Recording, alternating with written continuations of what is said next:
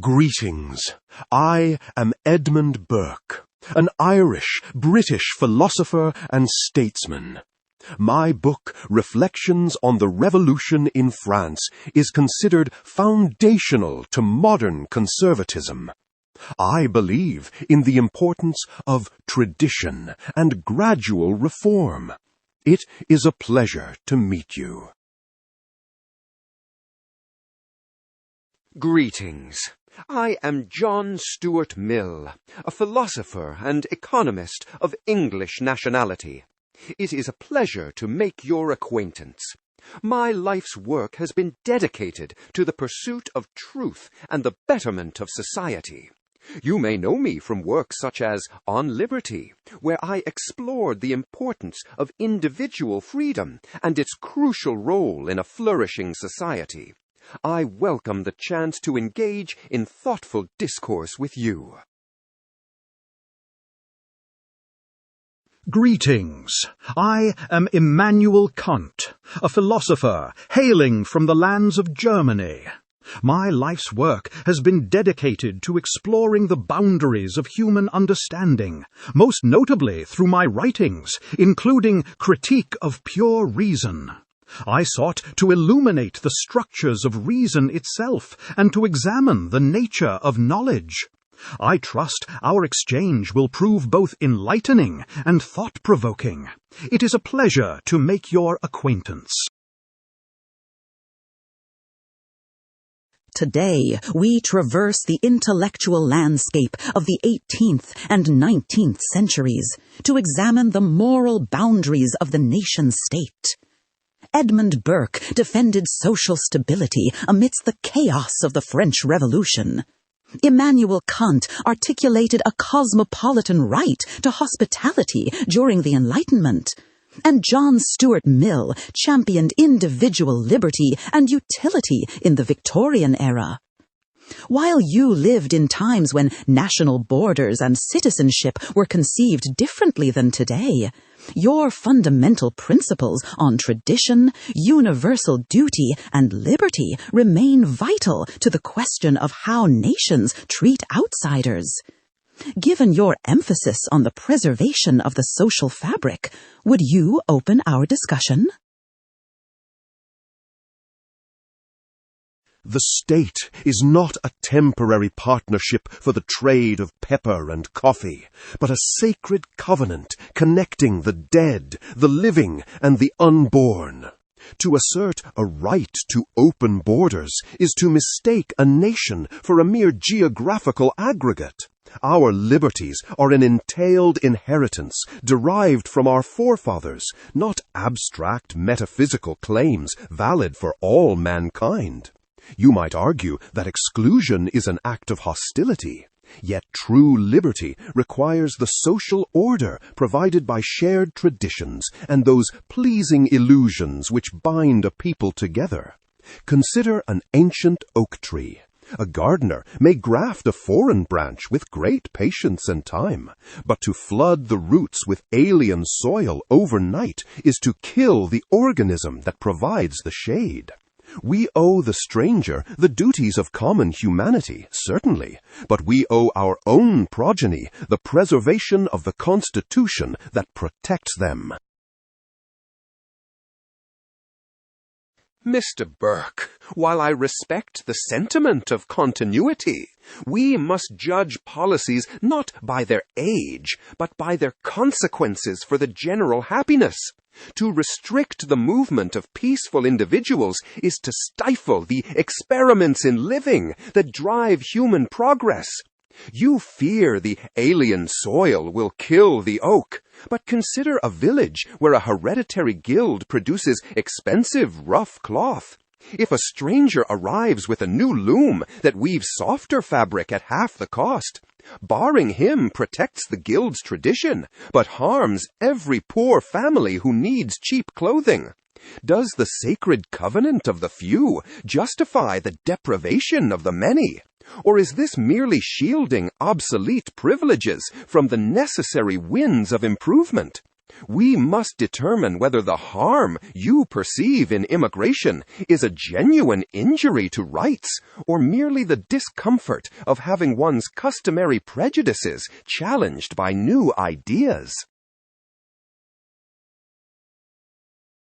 Mr. Mill, you reduce the Commonwealth to a laboratory for experiments, forgetting that a nation is a moral essence, not a joint stock company for trade.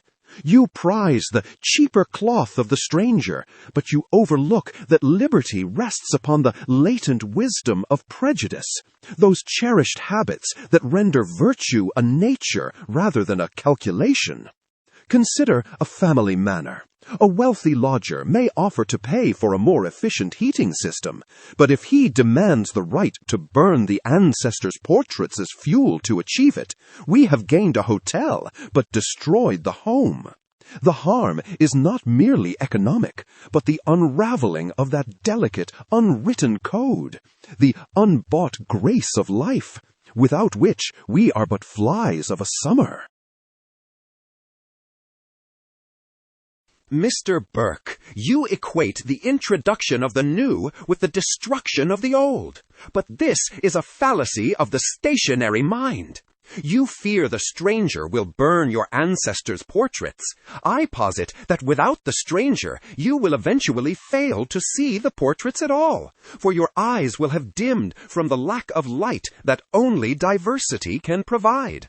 A nation that shields itself from alien soil does not preserve its essence, it merely embalms it.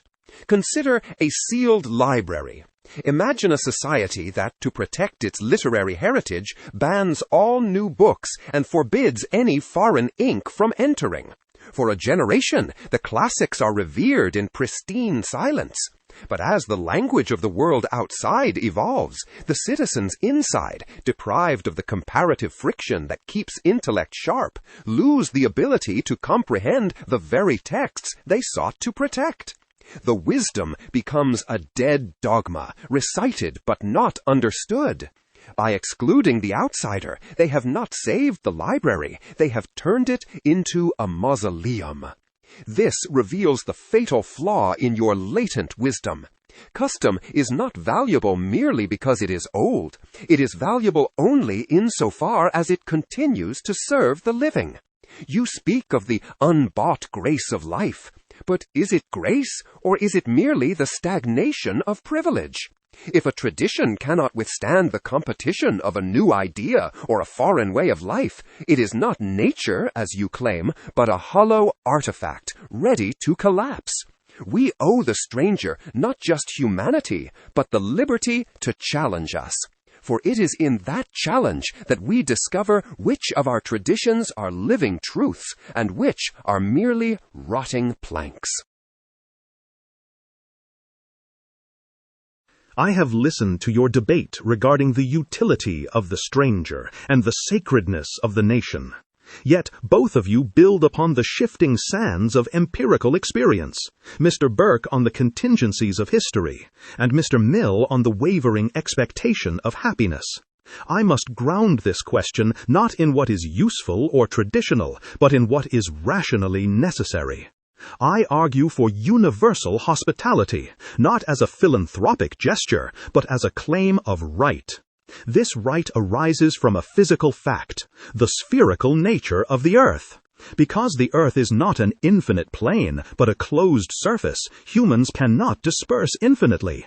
We must eventually tolerate one another's presence, for originally no one has more right than another to be on a particular spot of the earth. You might object, Mr. Burke, that this erodes national sovereignty. But this fails because I distinguish sharply between the right of visitation and the right of settlement. A nation may refuse settlement if it threatens its existence, but it cannot treat a peaceable arrival as an enemy. To refuse the stranger who seeks merely to engage or pass through, causing his destruction, is a violation of the categorical imperative. It treats the human being as a mere obstacle to be removed, rather than an end in himself. This reveals the fundamental flaw in treating nations as private property. Consider the infinite plane versus the locked room. Imagine two men on an infinite flat plane. If one dislikes the other, he can simply push him away, and the other can retreat forever without harm. In this world, absolute exclusion is possible. But now imagine these two men locked in a small spherical room. If the first man claims absolute territory and pushes the second man away, he inevitably pushes him against the wall or back into himself. On a globe, the act of exclusion, if universalized, logically annihilates the space required for human existence. If every nation exercised the absolute right to exclude that you propose, Mr. Burke, the stranger would find no spot on earth to rest his feet, effectively sentencing him to non-existence. Therefore, while I do not advocate for the dissolution of borders, for a world state would lead to a soulless despotism, we must recognize a cosmopolitan law. We owe the stranger not love, but the respect due to a co-inhabitant of a limited sphere. We are unavoidably neighbors. Mr. Kant, you attempt to construct a morality from geometry. But men are not points on a sphere to be arranged by logic. They are creatures of habit and affection. You argue that because the earth is limited, we must share it. But I argue that it is precisely because resources are limited that we need the exclusivity of property and borders to preserve them. A right to exclusion is not an act of hatred, but the necessary condition for stewardship. Consider the unfenced commons. Imagine a farmer who, accepting your claim that originally no one has more right to a spot than another, tears down his fences and invites the world's cattle to graze freely. Within days, the pasture is trampled into mud, the grass is destroyed by overconsumption, and the land that could have fed a village now feeds no one, not even the stranger. This reveals that your cosmopolitan right is a solvent that dissolves the very order required to sustain life. We learn to love mankind not by starting with the abstract globe, but by loving the little platoon we belong to in society.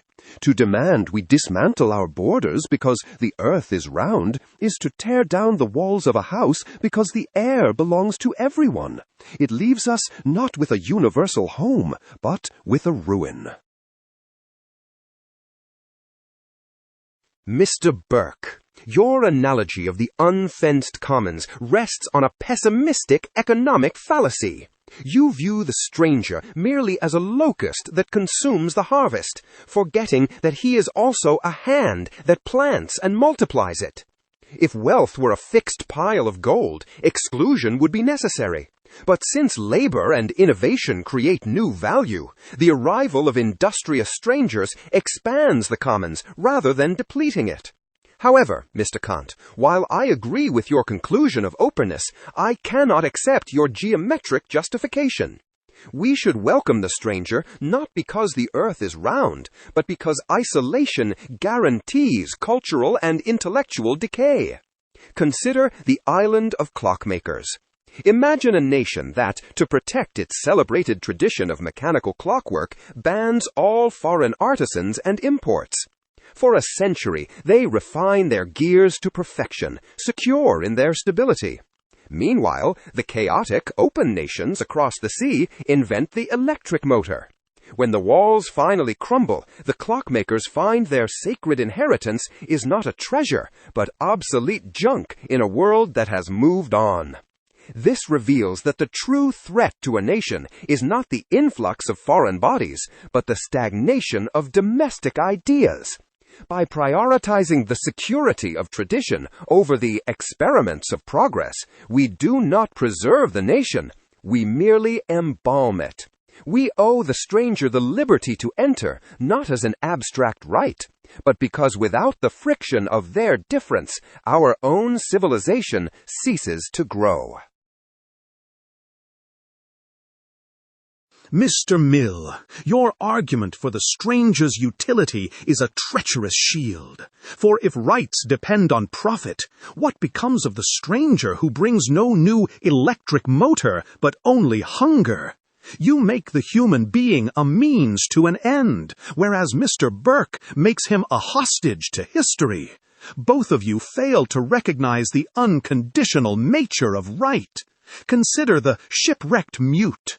A man washes ashore, possessing no skills to trade, and praying to gods that offend the locals. If we follow your respective logics, this man has no claim to the land, and must be pushed back into the sea. Yet reason tells us this act is morally indistinguishable from murder. This reveals that the right to hospitality cannot be a calculation of benefit or a privilege of culture, but a categorical imperative derived from our shared finitude. The earth is not a private estate where we may choose our guests based on preference.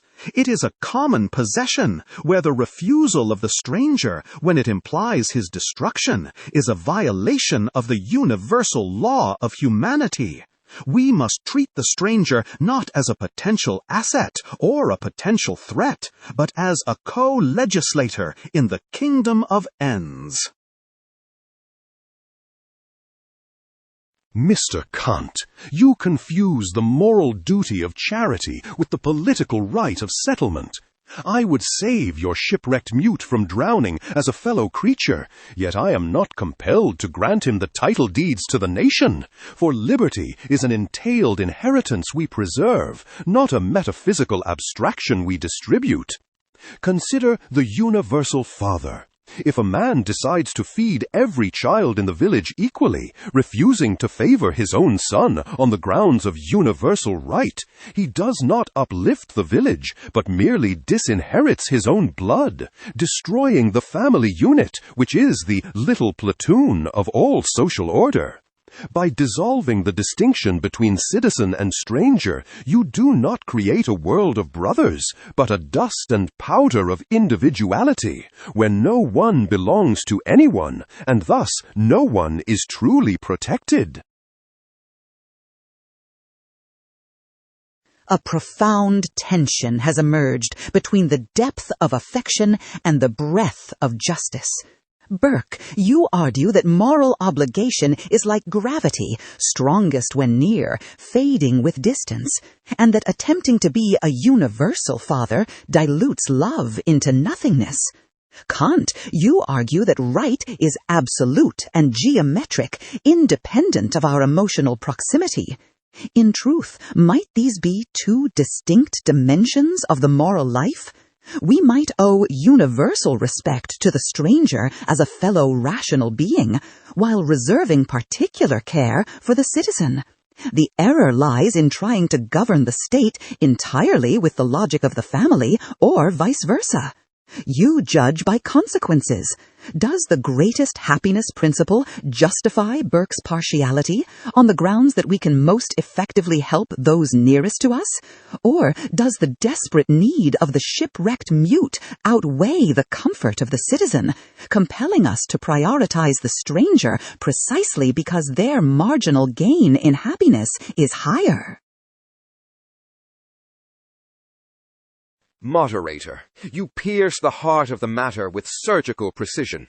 To answer your question, the greatest happiness principle emphatically rejects the notion that the mere geography of one's birth should outweigh the agony of a fellow creature. While I concede to Mr. Burke that special duties to our little platoon are natural and efficient for daily life, they cannot justify a hierarchy of suffering, where a citizen's minor inconvenience trumps a stranger's death. I must correct Mr. Kant's assumption that utilitarianism would discard his shipwrecked mute. You assume utility is merely a ledger of commercial exchange, but this is a gross simplification. Security, the assurance that we shall not be left to perish, is the most vital of all interests. It is the very groundwork of our existence. To ignore the drowning mute creates a society ruled by callousness, a moral climate in which fear infects even the citizens, for they see how easily life is devalued. We save him not because he is profitable, but because the quality of a society is measured by its humanity, which is a constituent part of its happiness. However, Mr. Burke, your defense of partiality collapses when faced with the asymmetry of pain.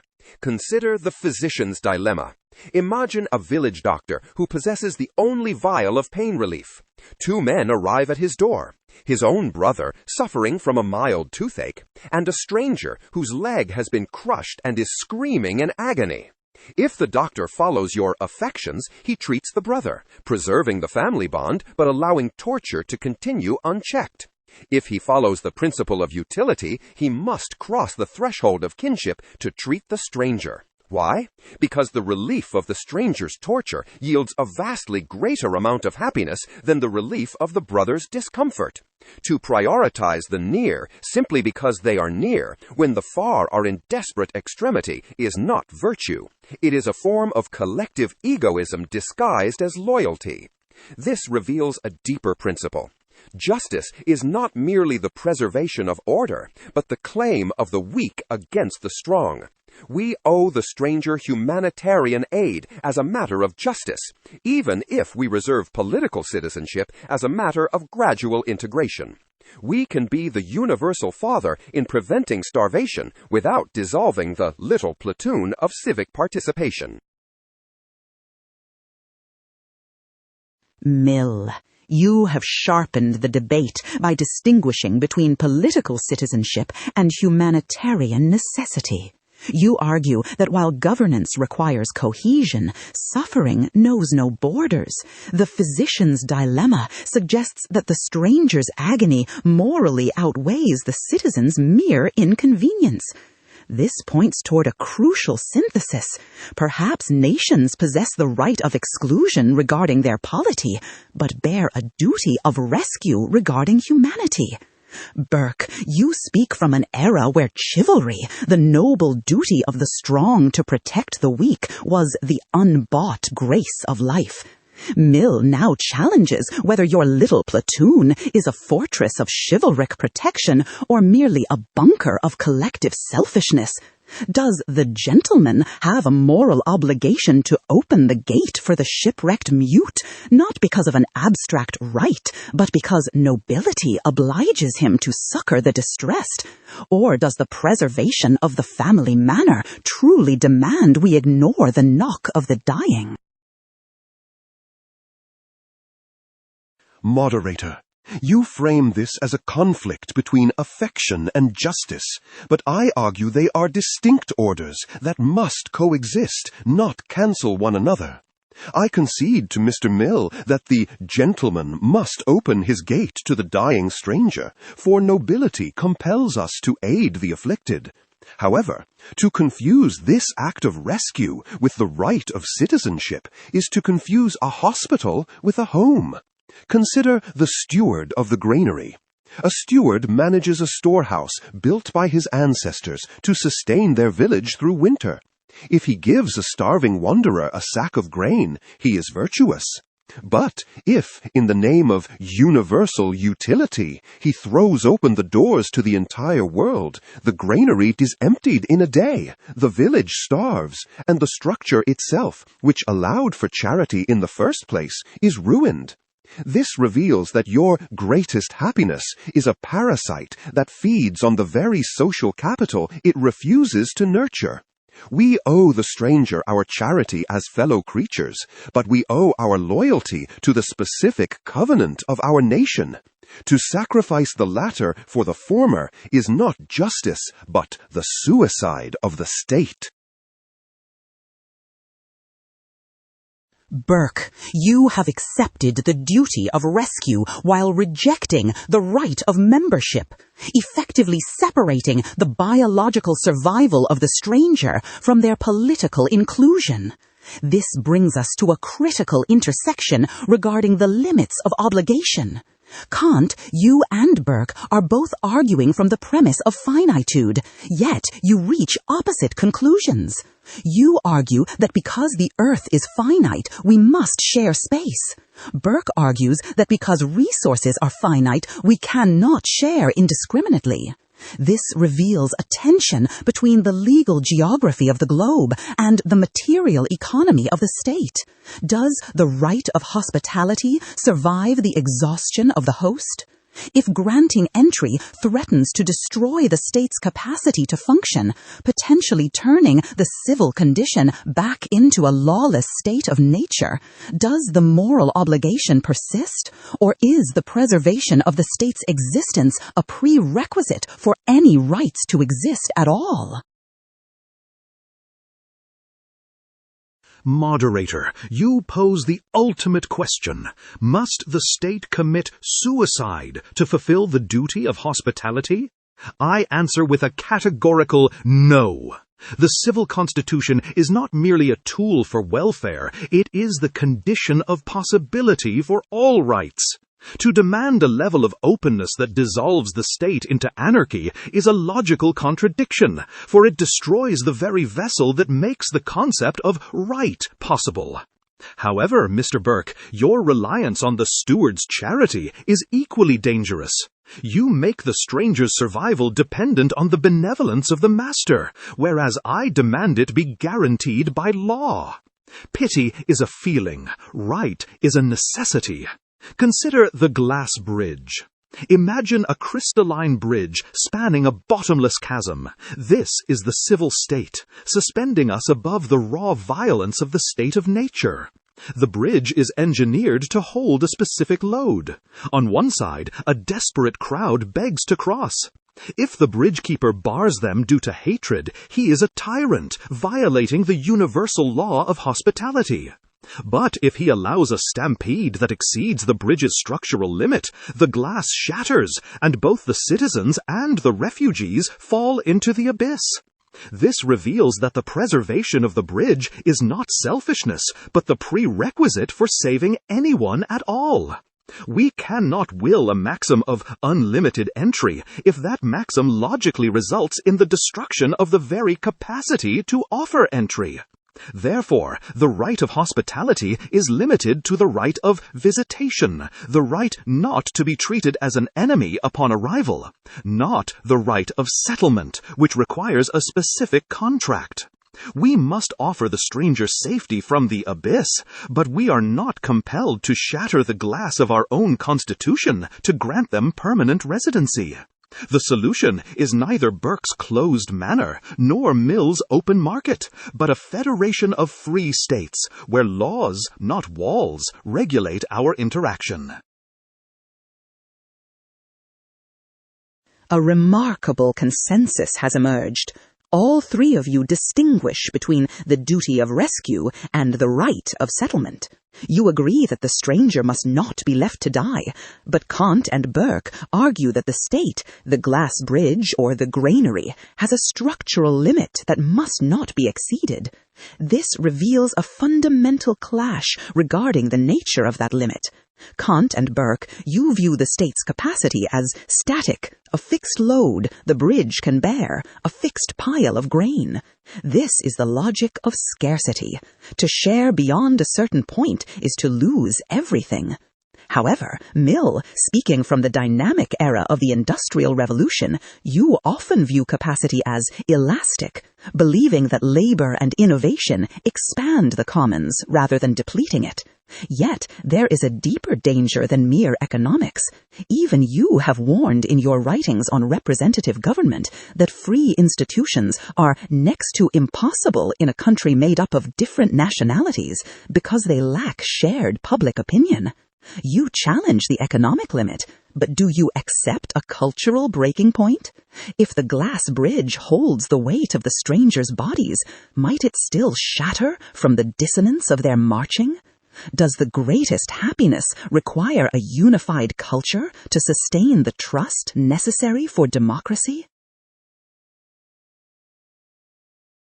Moderator, you cite my own words against me with formidable accuracy. I do not deny that a shared public opinion is the engine of representative government. Without a common language and sympathy, the united public opinion necessary to check tyranny cannot form. However, to freeze this observation into a permanent law of exclusion is to mistake a challenge of education for a limit of nature.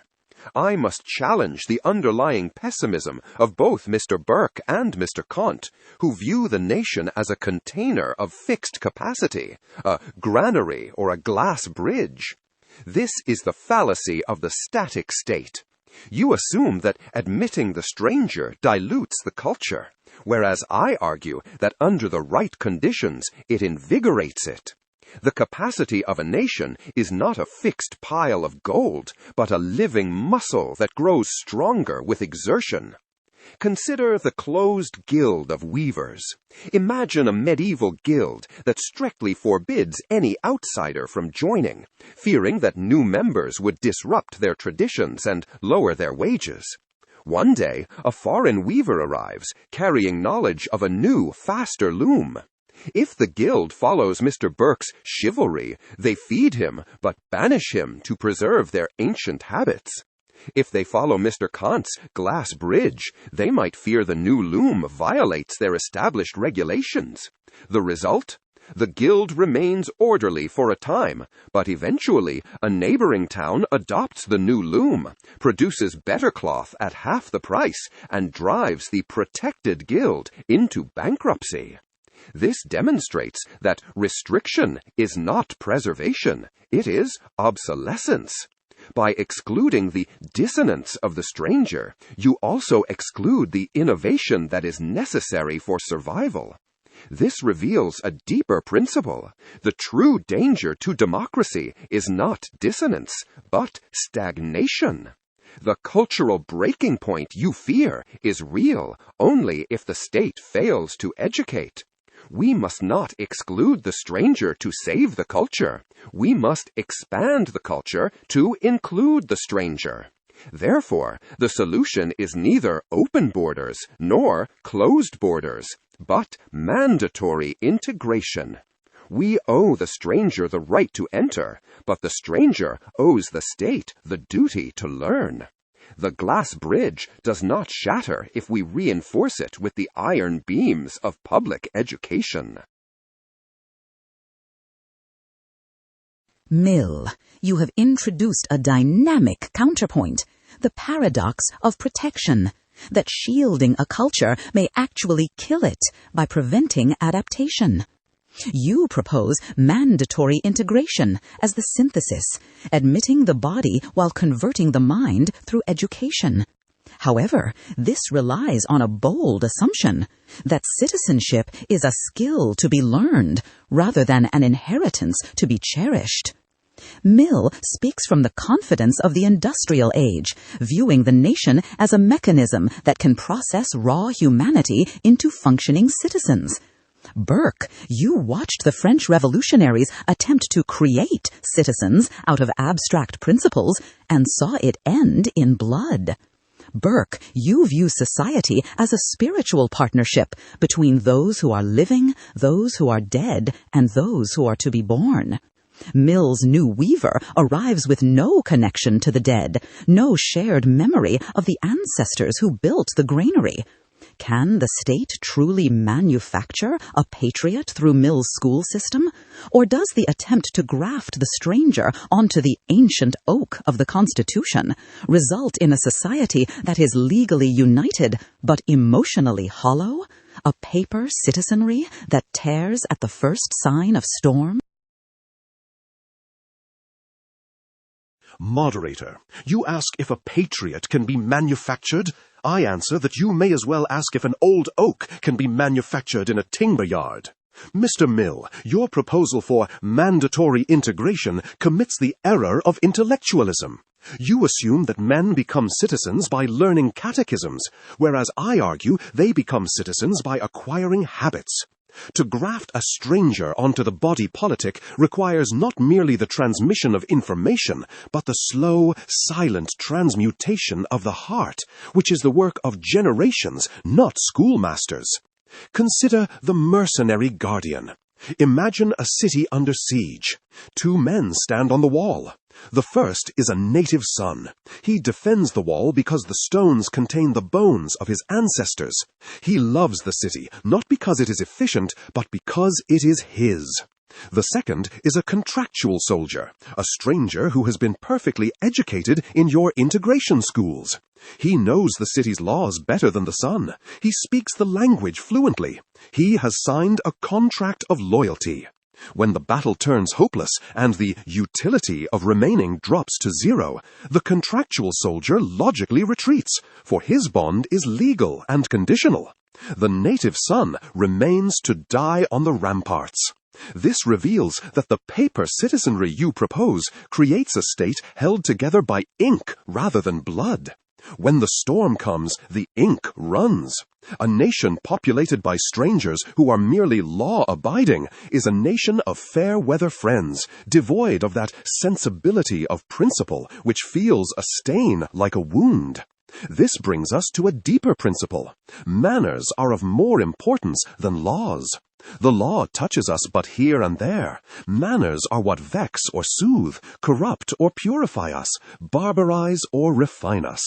If you import millions who, however well schooled in the Constitution, possess fundamentally different manners, conceptions of family, and spiritual allegiances, you do not enrich the culture. You dissolve the unwritten social glue that makes the written law enforceable. Therefore, while I do not deny the possibility of the stranger becoming a brother, I deny your timeline. Assimilation is a biological process of digestion, not a mechanical process of assembly. We may admit the stranger, but only at a pace where the ancient oak can absorb the graft without withering the trunk. To force the pace in the name of dynamic capacity is to trade the enduring heritage of a nation for the fleeting bustle of a marketplace. This exchange exposes the deepest fracture in modern political thought. Burke, you argue that loyalty is rooted in sentiment. The native son defends the wall because he loves the particular stones of his ancestors. You prioritize the organic bond. Mill, you argue that loyalty is rooted in utility. The new weaver defends the system because it provides the best universal outcome. You prioritize the functional bond. This leaves us with the crisis of the abstract state. If Mill is right, the state is an engine of progress. If Burke is right, it is a family inheritance. The stranger stands at the gate. Mill invites him as fuel for the engine. Burke fears him as a solvent to the family blood. Kant, you speak from the Enlightenment, seeking to replace the feudal subject with the modern citizen. You ground the state not in Burke's ancient habits, nor in Mill's happiness, but in the original contract, an idea of reason. However, Burke challenges that this idea is too thin to sustain sacrifice. He claims a paper citizen, one joined by mere contract, will flee when the bridge cracks. Does the Republic of Laws require the warmth of cultural affection to survive? Or is the dignity of the law itself sufficient to command the loyalty of a stranger? If a refugee obeys the law perfectly but feels no love for the nation's history, are they a deficient citizen in your eyes? I hold that the state must not depend on the shifting sands of warmth or affection, for these are pathological inclinations, not moral grounds. Mr. Burke, you prize the native son who acts from love, but love is blind. It defends the family manor even when the manor has become a dungeon. To base the state on sentiment is to build on the heteronomy of the will, where men obey because they feel, not because they reason. I assert that the dignity of the law is not only sufficient, but superior to cultural affection. Consider the two sentinels. Sentinel A stands guard because he loves the king as a father. Sentinel B stands guard because he respects the military code he swore to uphold. If the king goes mad and orders the slaughter of innocents, Sentinel A, bound by organic affection, obeys in tears, becoming an accomplice to tyranny. Sentinel B, bound by the idea of law, arrests the king, for his loyalty is to the universal principle of justice, not the person of the monarch. This reveals that Burke's loyalty of blood is merely a refined tribalism. The stranger who lacks ancestry but possesses rational respect for the Constitution is the safer citizen, for his loyalty is anchored in the categorical imperative, which does not fluctuate with emotion. This leads to a fundamental distinction. We must not demand nationalism, but constitutional patriotism. The stranger need not weep at your ancestors' graves to be a citizen. He need only recognize that his own freedom is possible only under the law of the state. If the paper citizen flees when the bridge cracks, it is not because he lacked warmth, but because the state failed to bind him through the moral law, making him a mere subject of utility rather than a co-legislator of rights. Kant, you have elevated the debate to the realm of pure reason. You argue for constitutional patriotism, loyalty to the software of the state rather than its hardware. You view the paper citizen not as hollow, but as liberated, free from the accidents of birth, and bound only by the universal dignity of the moral law. Burke, you remain unconvinced, arguing that humans are creatures of habit, not logic. We die for our homes, not for equations. You warn that a state founded on abstract reason is a palace of ice, beautiful, crystalline, but destined to melt under the heat of human passion. This creates a standoff between the ideal of duty and the reality of sentiment. Mill, you stand as the bridge between these eras. You share Kant's hope for progress and rational liberty, yet you share Burke's empirical understanding that society requires social glue. You famously sought to balance the Coleridgean respect for cultural continuity with the Benthamite drive for reform. You know that while men should be guided by reason, they are often driven by stronger, darker currents. Looking at the reality of human psychology, is Kant's constitutional patriotism a sufficient bond to hold a diverse society together? Or must the liberal state actively manufacture a sentiment of nationality, a secular religion, or constructed identity to replace the ancient oak that Burke defends? Moderator, you ask if the Republic of Laws is sufficient to bind a nation. I answer that Mr. Kant's cathedral is magnificent but unheated.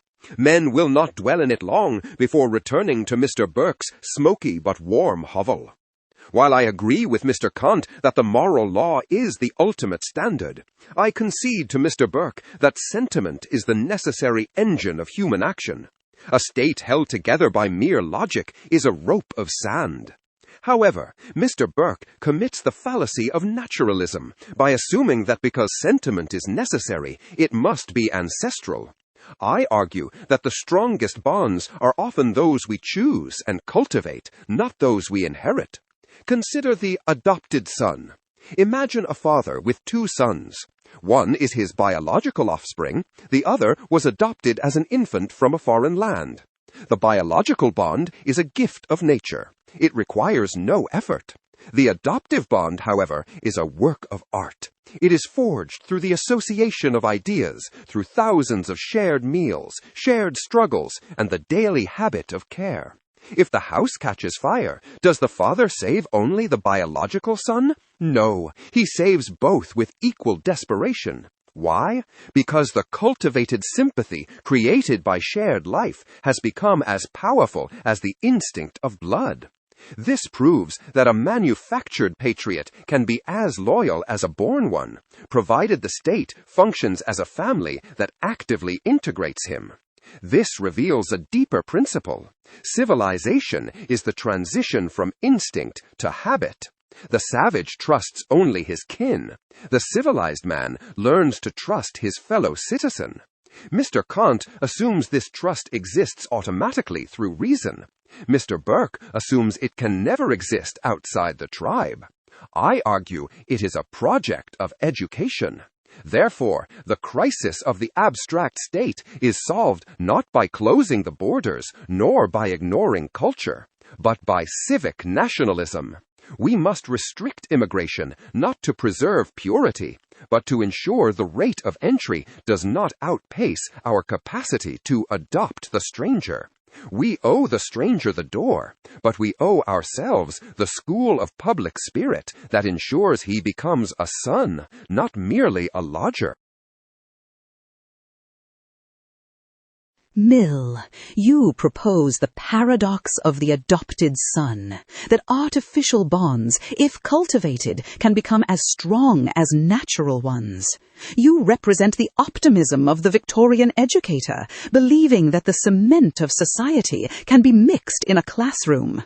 Burke, from the vantage of the 18th century, you witnessed the French Republic attempt this very feat, trying to manufacture citizens out of peasants through festivals, new calendars, and oaths, attempting to replace the old father with a new father. You saw this attempt to engineer loyalty end not in brotherhood, but in the guillotine. This brings us to the dilemma of the artificial soul.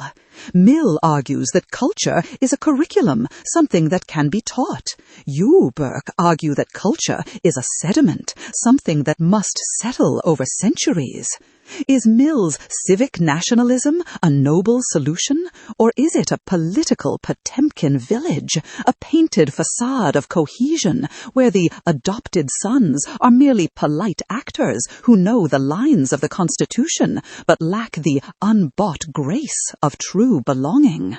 Can a nation survive if its citizens are merely performing their identity?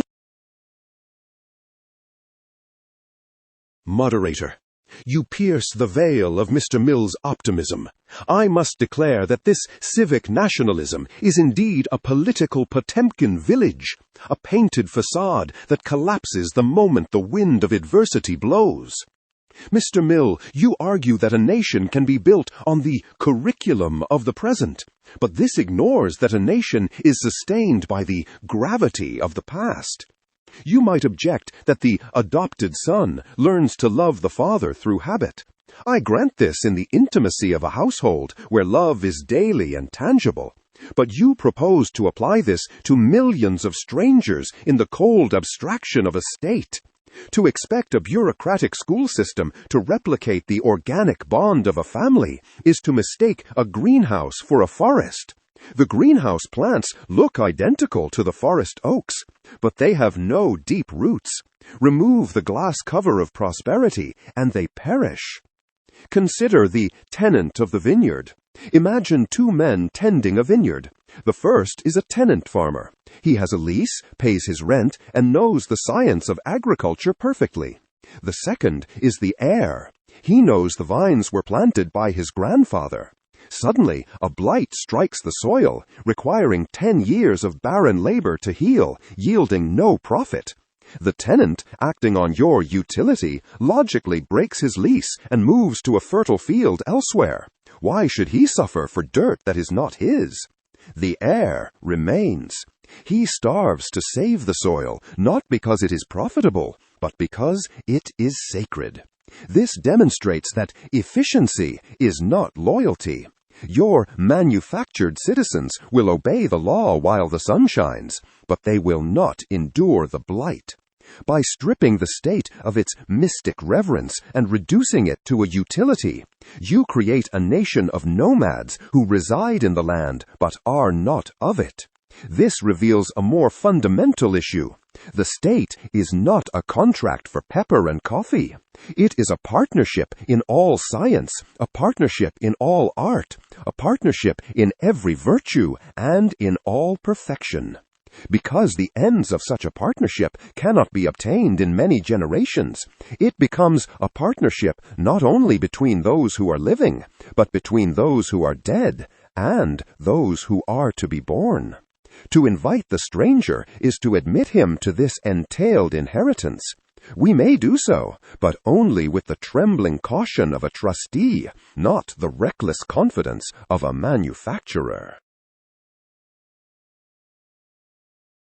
Burke, you have powerfully articulated the critique of the mercenary citizen, arguing that a state based on contract is merely a commercial alliance, dissolved as soon as it becomes unprofitable.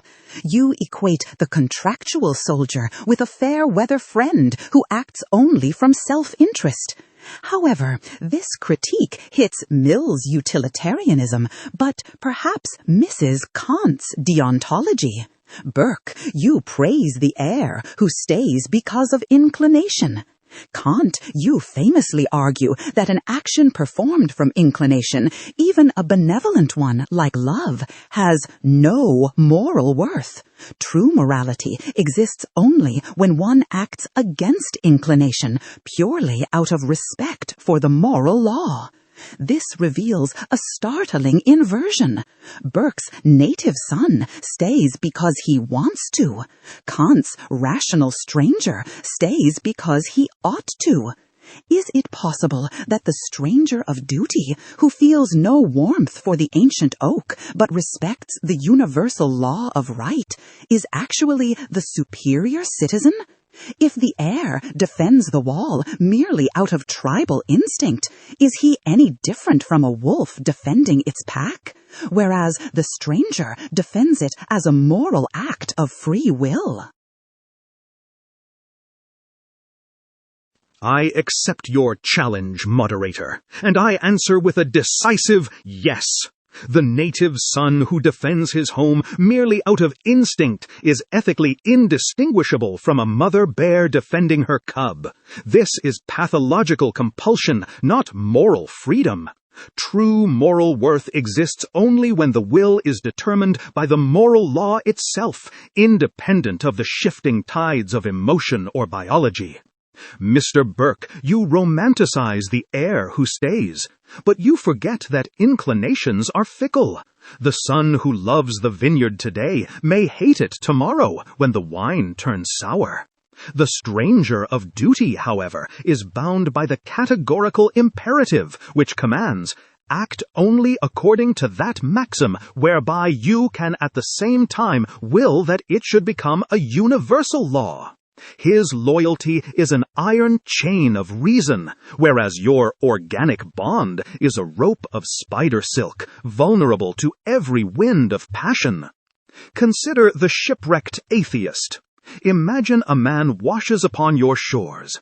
He despises your gods, finds your food repulsive, and feels no warmth for your history. Scenario A, the locals, feeling no organic bond and sensing his foreign manners, drive him back into the sea to drown. This is the savagery of instinct. Scenario B, the locals save him only if he can be educated to operate a loom. If he is too old to work, he is discarded. This is the cruelty of calculation. Scenario C. The locals save him not because they like him, nor because he is useful, but because he is a human being possessing dignity. They grant him the right of visit, the right not to be treated as an enemy upon arrival, but they are not compelled to grant him the right of guest or permanent settlement. This distinction is the fulcrum of the debate. Because the earth is a sphere, and we cannot disperse infinitely, we must tolerate the presence of the stranger. However, no stranger has a right to force his settlement upon a nation without consent. The native son protects the house from instinct. The state, protecting the right of visit, acts from the idea of public right. Thus, we owe the stranger safety, but we do not owe him citizenship. To confuse these is to dissolve the state into a shapeless mass. Kant, you have sliced the Gordian knot with the razor of right, granting the stranger his life, but denying him the polity. You create a dual status. The stranger is a human to be saved from the storm, but remains an alien to the Constitution until invited. Burke, you likely nod at the exclusion, but you frown at the abstraction. You would save the stranger because it is noble, not because the stranger has a right. Mill, you stand apart. You judge not by rights nor tradition, but by consequences. This introduces the problem of the denominator. When we calculate the greatest good for the greatest number, who is included in the number? From your 19th century vantage point of empire and global trade, the world was becoming one market. If a stranger brings labor that enriches the whole, utility welcomes him. If he brings discord, utility rejects him. Does your utilitarian calculus stop at the border? If admitting 1 million starving strangers would slightly reduce the luxury of the natives, but massively increase the survival of the immigrants, resulting in a net global gain of happiness, does morality demand we open the gates? Or do nations have a special utility that overrides the global sum? Moderator, you confront me with the calculus of agony. Does the immediate relief of the stranger outweigh the long-term stability of the nation? My answer is rooted in the hierarchical nature of utility. While the greatest happiness principle is indeed universal, counting every being as one, we must distinguish between consumption utility and productive utility. I argue that the liberal nation-state is not merely a collection of people, but a unique engine of progress, a delicate machinery of laws, habits, and trust that generates liberty and wealth. To flood this engine with sand, even if the sand is human suffering, is not charity, it is vandalism. Consider the lighthouse keeper's dilemma. Imagine a lighthouse standing on a rocky shoal, its beam guiding thousands of ships safely through a storm. 10 shipwrecked sailors swim to the tower, begging for entry. The tower is small. If they all squeeze into the lantern room, their bodies will block the glass and extinguish the light. The Kantian choice. He admits them all because they have a right of hospitality, blocking the light. Result, 10 are warm, but 100 ships crash on the rocks. The Burke choice. He beats them away with an oar because they are not of the guild of keepers. Result, the light shines, but the men drown in cruelty. My utilitarian choice. I admit as many as can fit without obscuring the beam. The rest must wait or be helped by other means. Why? Because the primary utility of the lighthouse is to guide the world, not to house the shipwrecked. If the light fails, everyone, including the future shipwrecked, is lost. This reveals a harsh but necessary truth. Civilization is a capital stock. The institutions of liberty, free speech, tolerance, the rule of law are not natural weeds. They are rare orchids requiring a specific climate of social cohesion to survive. If we allow immigration to outpace assimilation, we import the very discord and tyranny from which the migrant flees. We destroy the sanctuary of liberty that makes the nation desirable in the first place. Therefore, nations have a special utility that overrides the immediate global sum. Just as a doctor serves humanity best by keeping his own operating room sterile, excluding the infected to save the curable, the advanced nation serves the world best by preserving its own internal order. We owe the stranger our example and our trade, but we do not owe him the destruction of the very vessel that carries the torch of progress. Mill, you present the lighthouse defense, arguing that the nation is a fragile engine of progress that must be protected even at the cost of immediate charity. You prioritize the integrity of the vessel over the rescue of the passenger, transforming the state into a tool for the long-term benefit of mankind. Burke, this creates a fascinating divergence in the justification for closed borders. Mill excludes the stranger to save civilization. You exclude the stranger to save tradition. Mill's exclusion is clinical, like a surgeon quarantining a patient to save the hospital's efficiency. Your exclusion is familial, like a father locking the door to protect the hearth. However, Mill's argument rests on a hidden hierarchy, that his nation is the light and the stranger is the darkness that threatens to obscure it.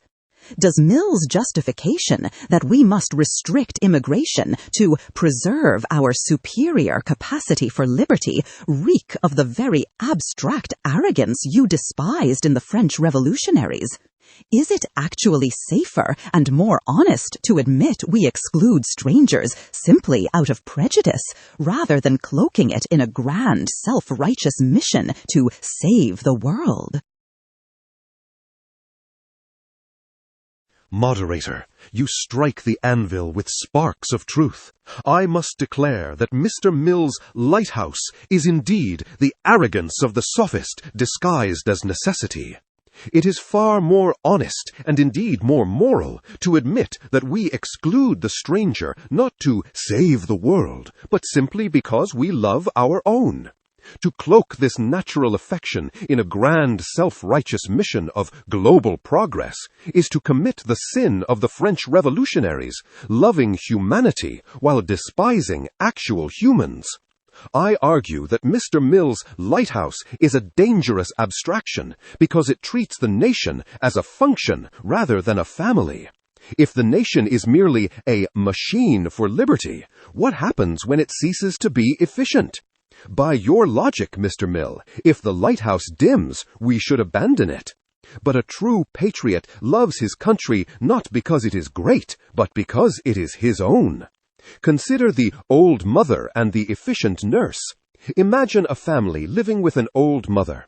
She is frail, tells the same stories repeatedly, and contributes nothing to the GDP of the household. A stranger arrives, an efficient nurse. She is stronger, smarter, and willing to work for less food. She would objectively increase the utility and cleanliness of the house. The utilitarian choice. You logically evict the old mother to make room for the nurse, arguing that the integrity of the household is better served by the efficient stranger. The prejudiced choice. You keep the mother and turn the nurse away. Why? Not because the mother is better, but because the bond of blood is a primeval contract that precedes all calculation. To swap the mother for the nurse is not progress, it is parricide. This reveals the terrifying flaw in your civilizational utility. When you justify exclusion based on protecting the engine of progress, you imply that human beings are merely fuel for that engine. I contend that we have a right to exclude the stranger simply because the national hearth is a private inheritance, not a public commons. We do not need to prove our culture is superior or a light to the world to defend it. We need only prove it is ours. Therefore, Mr. Mill, your lighthouse is a Tower of Babel. You try to build a morality that reaches the heavens of universal good, but you forget the humble earth of local duty.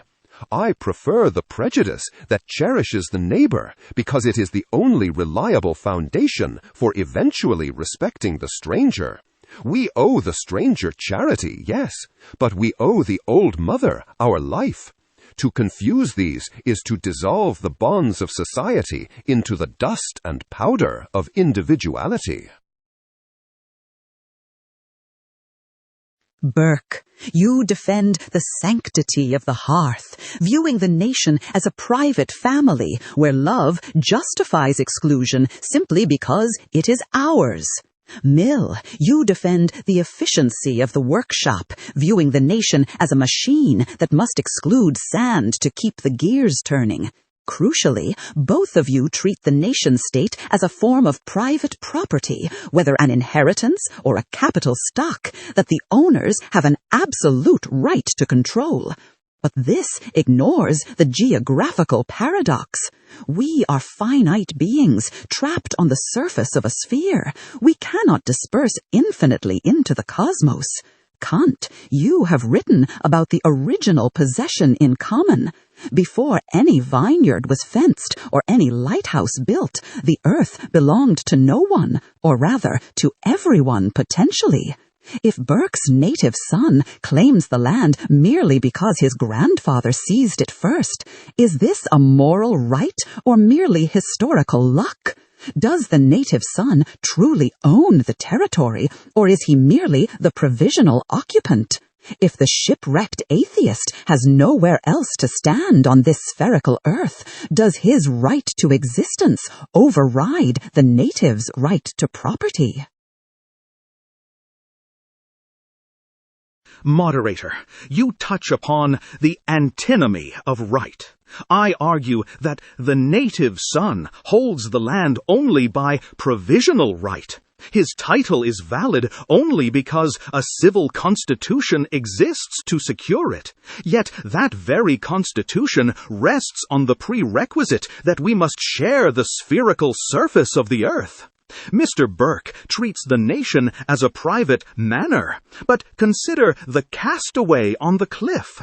If a man clings to the only rock jutting from a precipice, and the owner of that rock kicks him into the abyss to preserve his solitude, this is not property rights, but murder.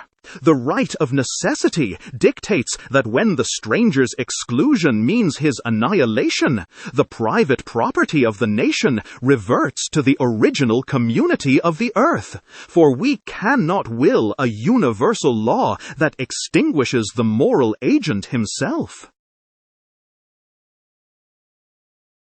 Kant, you have drawn the geometry of survival, reminding us that on a finite sphere, absolute exclusion is not a policy, but a crime. You establish the moral floor. The right to exist precedes the right to own. Mill, speaking from the 19th century age of progress, you focus on the moral ceiling, the advancement of civilization. You fear that if the lighthouse becomes a refugee camp, it ceases to be a lighthouse.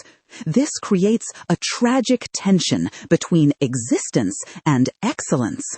Kant argues that necessity dissolves property. If the sand clogging your lighthouse gears is actually a mass of refugees fleeing certain death, does your calculus change? Is the abstract future truly more valuable than the concrete present? Or must the lighthouse keeper accept that a dimmer light is better than a blood-stained one? Moderator, you force me to weigh the blood of the present against the light of the future. I must stand firm. To sacrifice the engine of progress for immediate relief is not morality. It is sentimental suicide. The abstract future you dismiss is actually the only hope for the concrete present. For without the accumulation of knowledge, capital, and order, we are all condemned to the same mud. I answer your challenge with the parable of the hospital ship. Imagine a hospital ship anchored in a plague-ridden bay. It is a sanctuary of sterile order, science, and medicine. Thousands of infected swimmers surround the hull, begging to board. The Kantian choice. You lower the gangplank because their right of necessity overwrites the ship's property rights. The result? The ship becomes a plague ward. The doctors are infected, the sterile fields are breached, and the vessel drifts aimlessly, saving no one. The Burke choice. You raise the gangplank because the ship belongs to the Guild of Sailors, and they dislike the swimmer's strange dialect. My utilitarian choice. I restrict entry to the precise number the ship can treat without collapsing its systems. Why? Not because the swimmers are darkness, but because the utility of the ship lies in its ability to manufacture the cure. If the ship sinks under the weight of the desperate, the source of the remedy is lost for all mankind. This reveals that Mr. Kant's geometry of survival suffers from a fatal abstraction. He assumes the rock remains stable regardless of who stands upon it. But a nation is not a rock. It is a living organism of trust and law. If the shipwrecked atheist enters in such numbers that the social trust, the very immune system of liberty, collapses, then the right of necessity has defeated itself. However, I do not embrace Mr. Burke's cold insularity. If we deny the swimmers entry, we incur a new duty. We must send the cure out to them. The wealthy nation justifies exclusion only by becoming a fountain of assistance, exporting capital, education, and technology to raise the stranger's land to the level of the lighthouse. We owe the stranger the fruit of our civilization, but we do not owe him the destruction of the tree that bears it. Fascinating. Mill, you propose the quarantine of benevolence, locking the gate to preserve the hospital ship, but accepting a duty to export the cure to the stranger's own land. You essentially argue for colonialism as charity, making the stranger's home more like England, so he has no need to flee to England. Burke, this touches the nerve of your greatest political battle, the impeachment of Warren Hastings. You defended the traditional customs of India against the enlightened commercial intervention of the British Empire. Mill seeks to homogenize the world. You seek to preserve the distinctness of each hearth. Does Mill's proposal to export the cure strike you as a benevolent tyranny? If we refuse the stranger entry, do we truly have the right to enter his land to fix it? Or is that merely the arrogance of the efficient nurse destroying the old mother's house from the outside? Moderator, you pierce the veil of Mr. Mill's optimization with the sharp point of history. I must declare that Mr. Mill's proposal to export the cure is indeed benevolent tyranny in its most seductive guise. It is the very arrogance I fought in the impeachment of Warren Hastings, the belief that an ancient, complex civilization like India is merely a defective England waiting to be corrected by our superior commercial logic. I argue that Mr. Mill commits the fallacy of universal architecture. He assumes that civilization is a single standardized structure, a lighthouse, and that all other ways of life are merely broken versions of it. But a nation is not a building to be renovated. It is a great oak that has twisted and turned over centuries to suit its specific soil and wind. To force the cure of British liberty upon a culture rooted in different ancient habits is not medicine, it is poison. Consider the botanical imperialist. Imagine a British gardener traveling to a desert. He sees a cactus, thorny, dry, and strange. He declares, "This plant is suffering. It lacks the lush leaves of an English rose." The Millian intervention? He waters the cactus daily and prunes its thorns to make it efficient and beautiful like the rose. The result? The cactus rots and dies. The gardener destroyed it not out of malice, but out of the arrogance of uniformity. The Burkean view. I recognize that the cactus thrives in the desert precisely because it is not a rose. Its defects are its armor. Its dryness is its survival. This reveals that Mr. Mill's hospital ship is actually a warship of cultural erasure. You justify closing your borders to the stranger only by promising to invade his mind. I say, let us close the gate to preserve our English garden, but let us also have the humility to leave the cactus alone in its desert. We owe the stranger respectful distance, not the destructive charity of remodeling his home to resemble ours. The true law of neighborhood is not to make everyone the same, but to recognize that liberty is an entailed inheritance, specific to the people who forged it. We cannot export it like bales of cotton. To attempt to do so is to create a world that is neither English nor Indian, but a chaotic ruin of both, a lesson the French Jacobins learned when they tried to export fraternity at the point of a bayonet. Burke, You expose the imperial shadow of Mill's benevolence, arguing that trying to save the stranger by remodeling his home is merely a sophisticated form of conquest. Mill, you expose the callous isolation of Burke's respect, preserving the cactus in its distinctness, even if it is dying of thirst, prioritizing aesthetic diversity over human survival. This reveals a hydraulic law of responsibility. Mill wants to intervene there so he can close the door here. Burke wants to withdraw from there and also close the door here. Kant, this leaves the stranger with nowhere to stand. You famously argued in Perpetual Peace that no state shall by force interfere with the constitution of another. Yet you also posited a right of universal hospitality. If we accept Burke's warning and refuse to export the cure, does that moral restraint compel us to open our gates wider? If we cannot bring justice to the stranger's land, must we admit the stranger to ours? Or is there a third path between empire and asylum?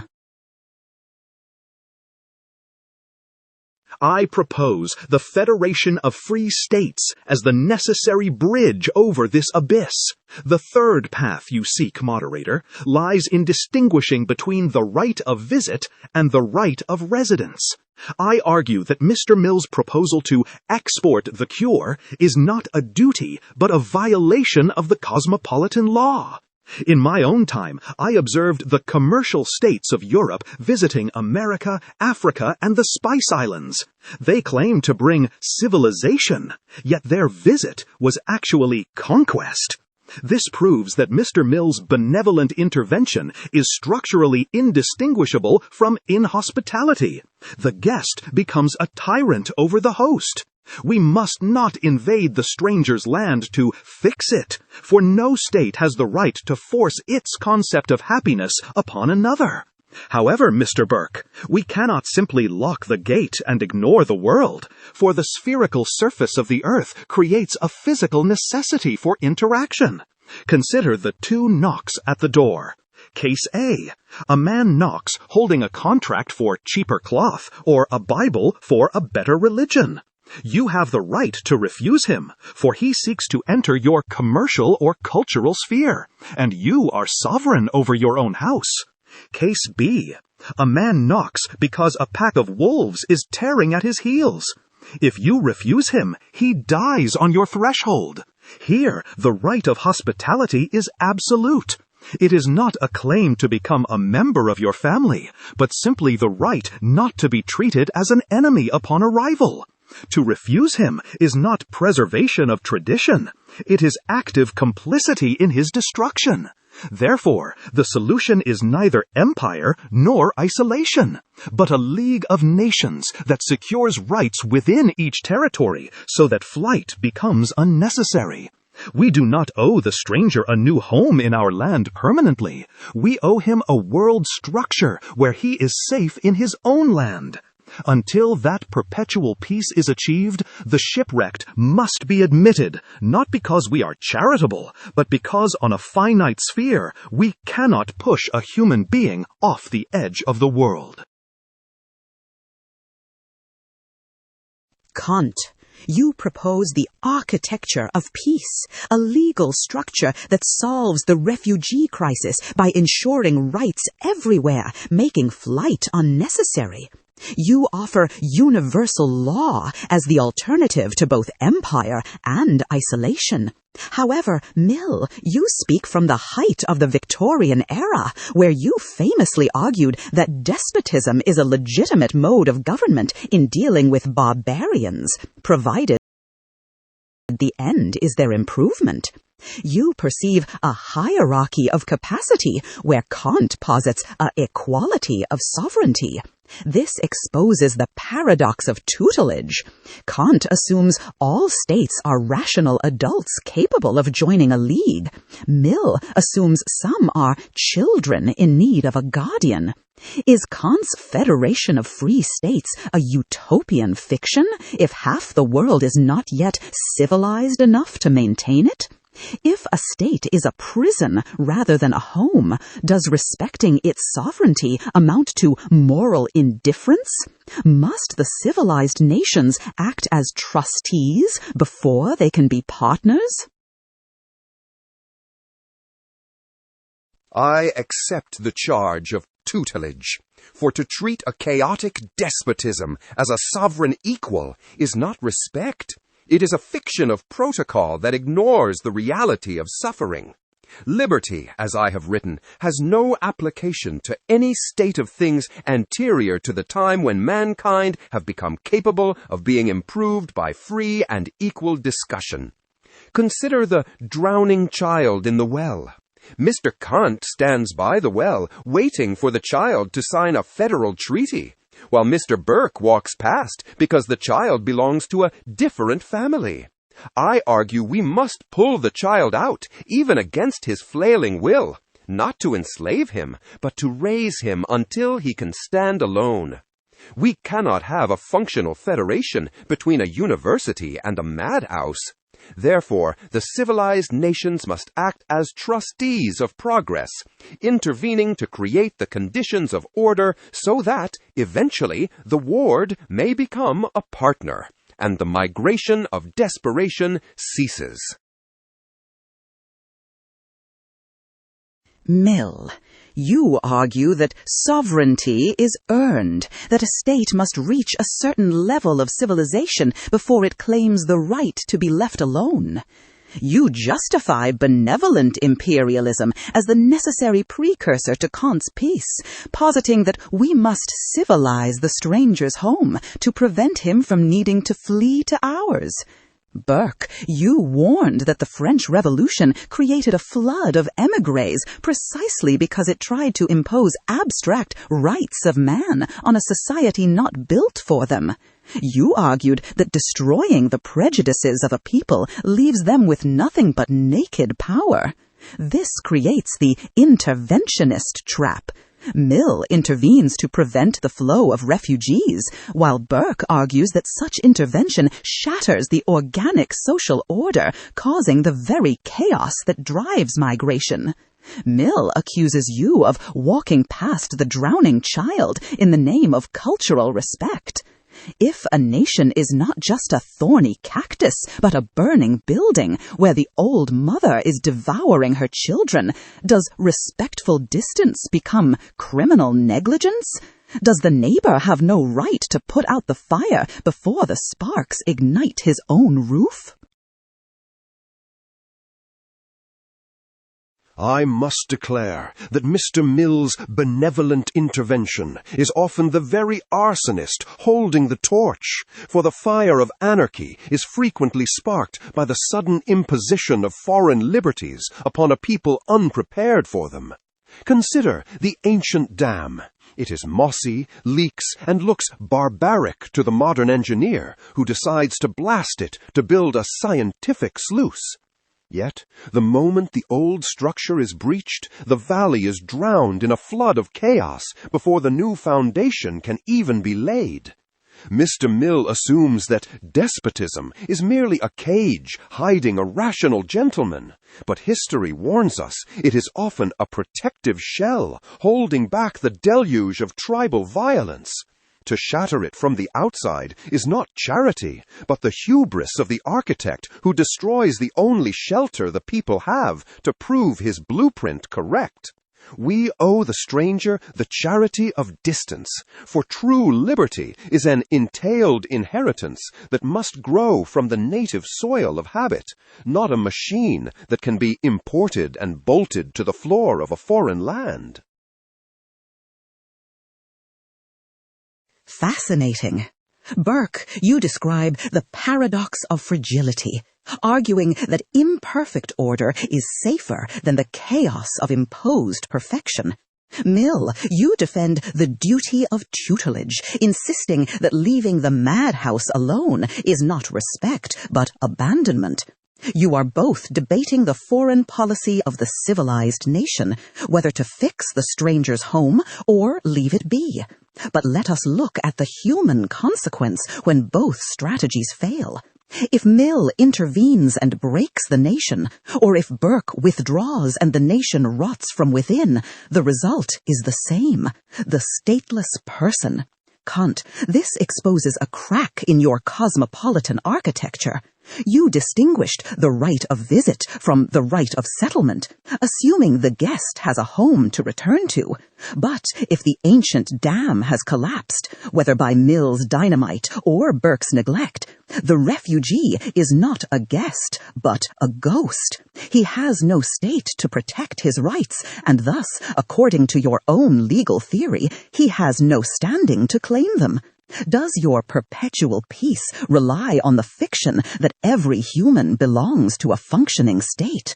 If a human being loses their political personality, does the moral law command us to absorb them permanently?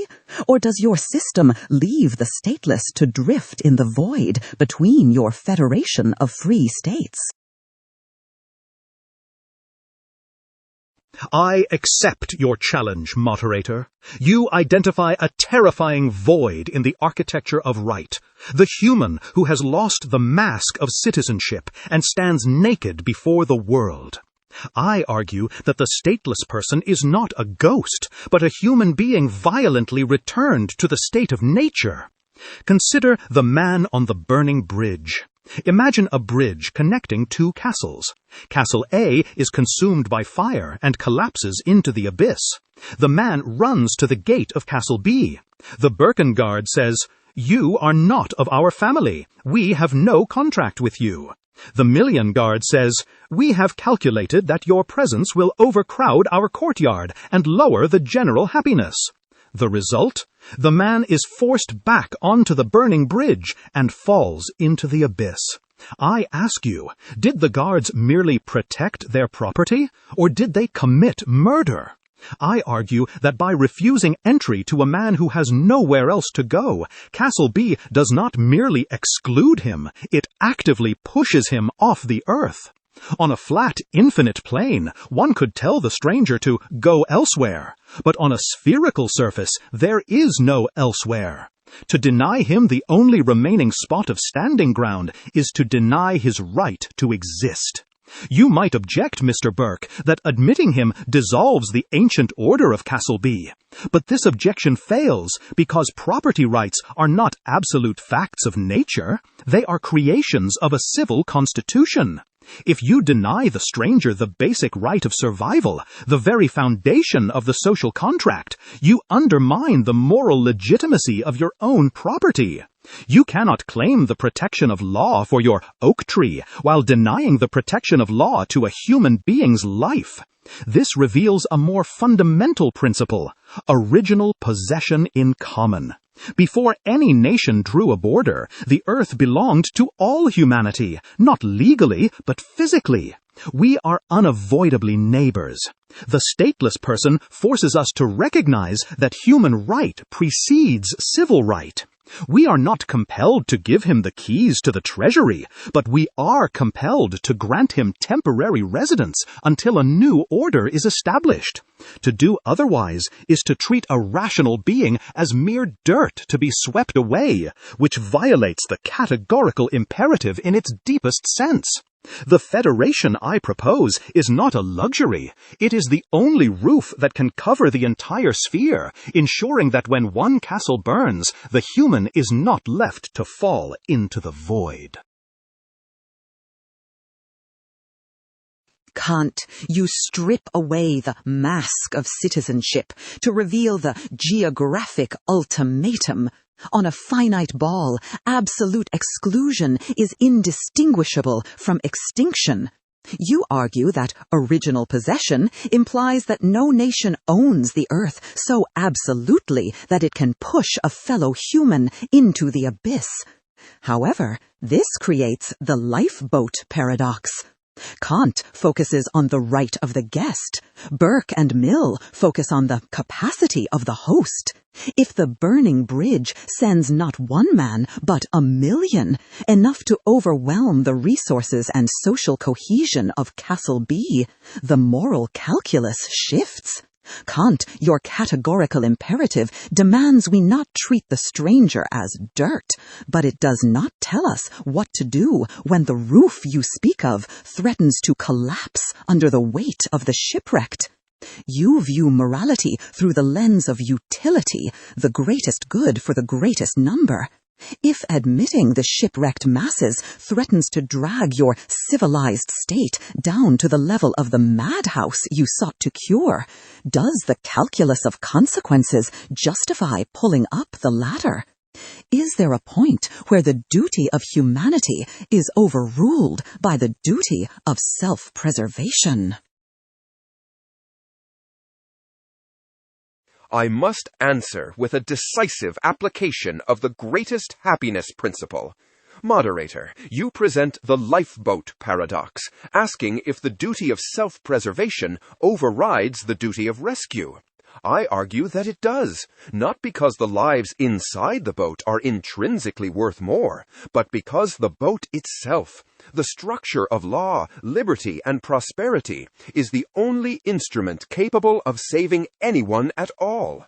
Consider the granary in the winter. Imagine a village that has stored just enough grain to survive the winter and plant the next spring's harvest. A starving horde arrives from a neighboring valley where the crop failed due to negligence. Mr. Kant demands we open the doors because every human has a right to the earth's surface. The result? The grain is consumed in a week. The hunger is delayed, not solved. But the tragedy is this. Come spring, there is no seed corn left to plant. By trying to save the present generation of strangers, we have sentenced the future generations of both natives and strangers to starvation. This proves that uncalculated benevolence is not morality. It is a failure of stewardship. To consume the capital of civilization, our institutions, trust, and resources, in a single spasm of charity, is to extinguish the very light the world seeks. You might object, Mr. Kant, that this reduces the starving stranger to a mere variable in a calculation. But I answer that justice is a name for certain moral requirements, which, regarded collectively, stand higher in the scale of social utility than any others. The preservation of a free society is the prerequisite for all other goods. If the madhouse overwhelms the university, we do not get a larger university. We get a global madhouse. This reveals a deeper principle, the fragility of the liberal compromise. Representative government requires a delicate balance of united public opinion and willingness to bear burdens for one another. If you introduce a mass of people who do not share these habits, who bring the very sectarian conflicts they fled, you do not just add population, you dissolve the social gluing that makes democracy possible. When trust evaporates, the republic of laws devolves into the war of tribes. Therefore, the only moral path is conditional admission combined with aggressive improvement. We must admit the stranger only up to the point where the lifeboat remains buoyant. For the rest, we must return to my earlier point, which Mr. Burke despises. We must go to the burning castle and put out the fire. We cannot simply absorb the consequences of the world's failure. We must, through commerce, education, and yes, sometimes tutelage, address the cause. To simply watch them drown is callous. To sink with them is insane. We must build a fleet, not just open a gate. Mill, you defend the ethics of stewardship, arguing that preserving the seed corn of civilization justifies excluding the desperate, for if the lifeboat sinks, all is lost. You prioritize the maintenance of capacity over the alleviation of distress. Kant, you counter with the metaphysics of presence, arguing that the man on the burning bridge presents an absolute moral demand that cannot be calculated away by future utility. This reveals the abyss of the particular. Mill wants to save the system. Kant wants to save the human. You famously wrote, "To love the little platoon we belong to in society is the first principle of public affections." Mill suggests that to protect this little platoon, we must aggressively manage the world outside. If you reject this hubris of the architect and also reject Kant's universal hospitality, does your philosophy ultimately resign itself to a fortress of indifference? Is the ancient dam merely a barricade against the suffering of others? Or does the little platoon owe anything to the army of the displaced? I must reject the accusation of indifference with the full force of my conviction. Moderator, you mistake the love of the particular for the hatred of the universal. I argue that the little platoon, the love of one's family, town, and nation, is not a fortress that shuts humanity out, but the very nursery of benevolence where the human heart learns to love at all. Consider the walled garden and the open heath. Imagine a meticulously cultivated garden sheltered by high stone walls. Inside, delicate fruits and rare flowers grow, nurtured by generations of gardeners who understand the specific soil and climate. Mr. Kant demands we tear down the walls because the heath outside is common. The result? The cold wind rushes in. The delicate ecosystem which required protection to flourish dies. The garden becomes the heath. Now, when the starving traveler arrives, there is no fruit to give him. By destroying the exclusivity of the garden, you have destroyed its fecundity. This demonstrates that boundaries are the precondition of charity. We can only aid the stranger because we have preserved a surplus generated by our specific, protected order. If we dissolve that order in a fit of abstract, universal hospitality, we do not elevate the world. We merely impoverish ourselves. You might object, moderator, that this is a convenient excuse for selfishness, but this overlooks the nature of moral obligation. Mr. Kant speaks of duties to humanity, and Mr. Mill of duties to utility. I speak of duties to covenant. The nation is a partnership not only between those who are living, but between those who are dead and those who are to be born. If I admit 1,000,000 strangers who do not share our habits of the heart, I am voting away the inheritance of my grandchildren. I am being generous with property that is not mine to give. It belongs to the lineage. To act as if the nation is merely a lifeboat or a surface is to commit a theft against the unborn. This reveals a deeper principle, the fallacy of abstract philanthropy. To love everyone equally is to love no one in particular. It is a cold fire that gives no warmth. The native son defends his home not because he hates the outsider, but because he loves the specific texture of his life, the church bells, the local laws, the unspoken manners. Mr. Mill, you wish to intervene to fix the barbarian's home. This is the arrogance of the intellect. Mr. Kant, you wish to absorb him into a cosmopolitan rite. This is the dissolution of the home. I propose the path of prudent charity. We may offer the stranger a seat at the fire for a night. We may send aid to his village. But we cannot grant him the title deeds to the estate. To do so is not morality. It is a violation of the trust placed in us by our ancestors to preserve the distinct character of our people. Burke, you defend the ecology of tradition, arguing that the walled garden produces the fruit of civilization only because it is enclosed. Mill, you defend the economy of progress, guarding the seed corn of liberty from the hungry present. Both of you see the stranger as entropy, a chaotic variable that threatens the structural integrity of the state. Kant, you see the stranger as a moral imperative, a bearer of rights that pre-exist borders. But this leads to the paradox of integration. In your 18th century context, hospitality was often conceived for the temporary merchant or diplomat. But if the burning bridge forces the stranger to remain permanently, the question shifts from entry to coexistence. If the stranger brings a culture that contradicts the civil constitution of the host, if he refuses to bow to the general will because his own little platoon commands otherwise, does the universal law crack? Does the right to the earth include the right to remain different? Or does your cosmopolitanism secretly demand that every stranger become a European gentleman before he is recognized as a human being? I accept your challenge, moderator. You ask if the right to the earth implies a right to remain different, or if it is a covert demand for assimilation. I answer with a critical distinction between ethical duties and juridical duties. I argue that the stranger need not become a European gentleman in manners, but he must absolutely become a citizen in conduct. Consider the guest in the architect's house. A stranger is admitted to a house during a storm. Scenario A, he cooks a pungent stew that offends the host's nose. Scenario B, he attempts to remove a load-bearing pillar because his own culture believes open spaces are sacred.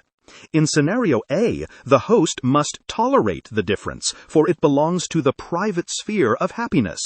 In scenario B, the host must restrain the guest, not because the host's culture is superior, but because the pillar supports the roof that shelters both of them. To allow the guest to remove the pillar is not tolerance, it is structural suicide. This reveals the supremacy of the civil constitution. Mr. Burke, you fear the stranger because your order relies on habit and sentiment, fragile things that confusion can destroy.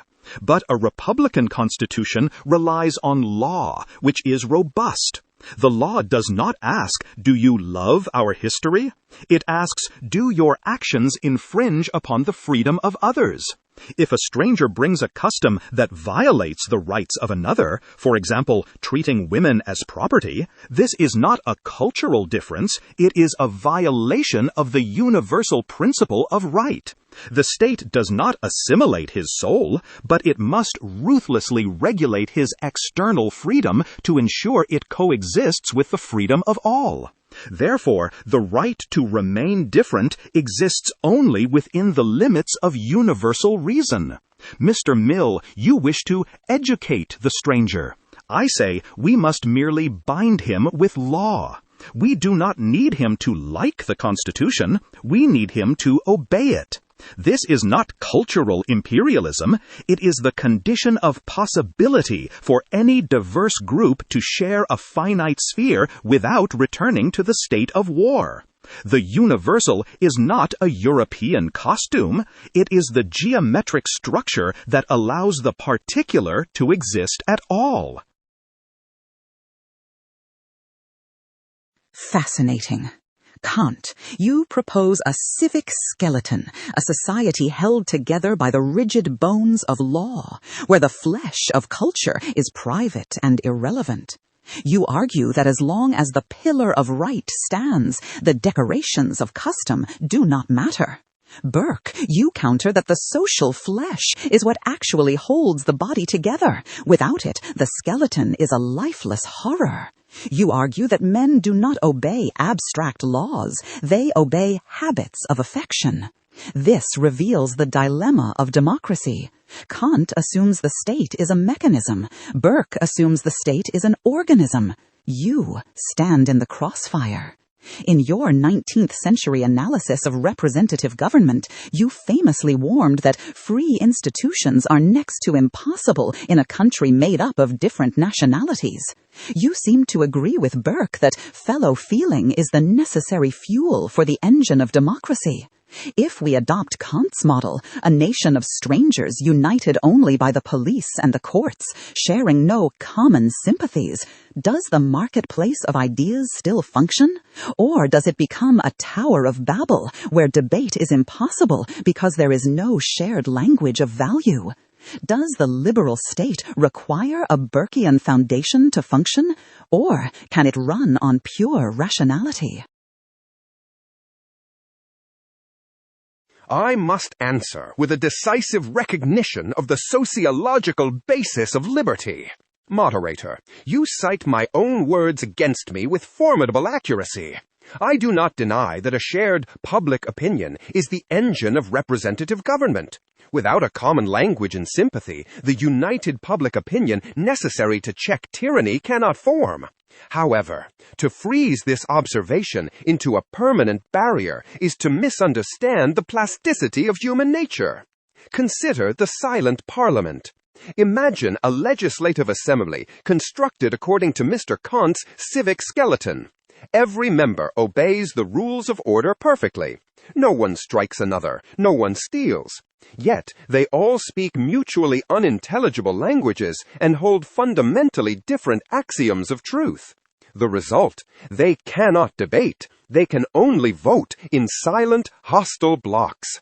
There is no government by discussion, only a cold civil war of demographics. This demonstrates that democracy requires more than coexistence. It requires persuasion. If the marketplace of ideas becomes a Tower of Babel, the currency of truth is devalued. If I cannot persuade the stranger because we share no common premise, then force becomes the only arbiter. Therefore, Mr. Kant's pure rationality is insufficient because it ignores the emotional conditions of solidarity. Men will not sacrifice their immediate interest for the general good unless they feel a psychological connection to that general entity. However, this does not surrender the field to Mr. Burke's ancient blood. You assume, Mr. Burke, that fellow feeling is a geological formation, something that takes centuries to deposit. I argue it is an architectural construction. We can create the Burkean foundation through the school of public spirit, universal education, local participation, and the agitation of political liberty. The liberal state does not require a genetic nation, but it absolutely requires a political nation. The stranger must be admitted, yes, but he must be aggressively assimilated, not into our past, but into our political future. He must learn the grammar of liberty. To leave him in a parallel society under the guise of tolerance is not liberty. It is the neglect of the conditions of progress. We owe the stranger the right to enter, but he owes us the duty to join the conversation. Mill, you propose the synthetic nation, arguing that fellow feeling is not a geological deposit, but an architectural project. You believe the grammar of liberty can be taught, transforming the stranger into a citizen through the technology of education.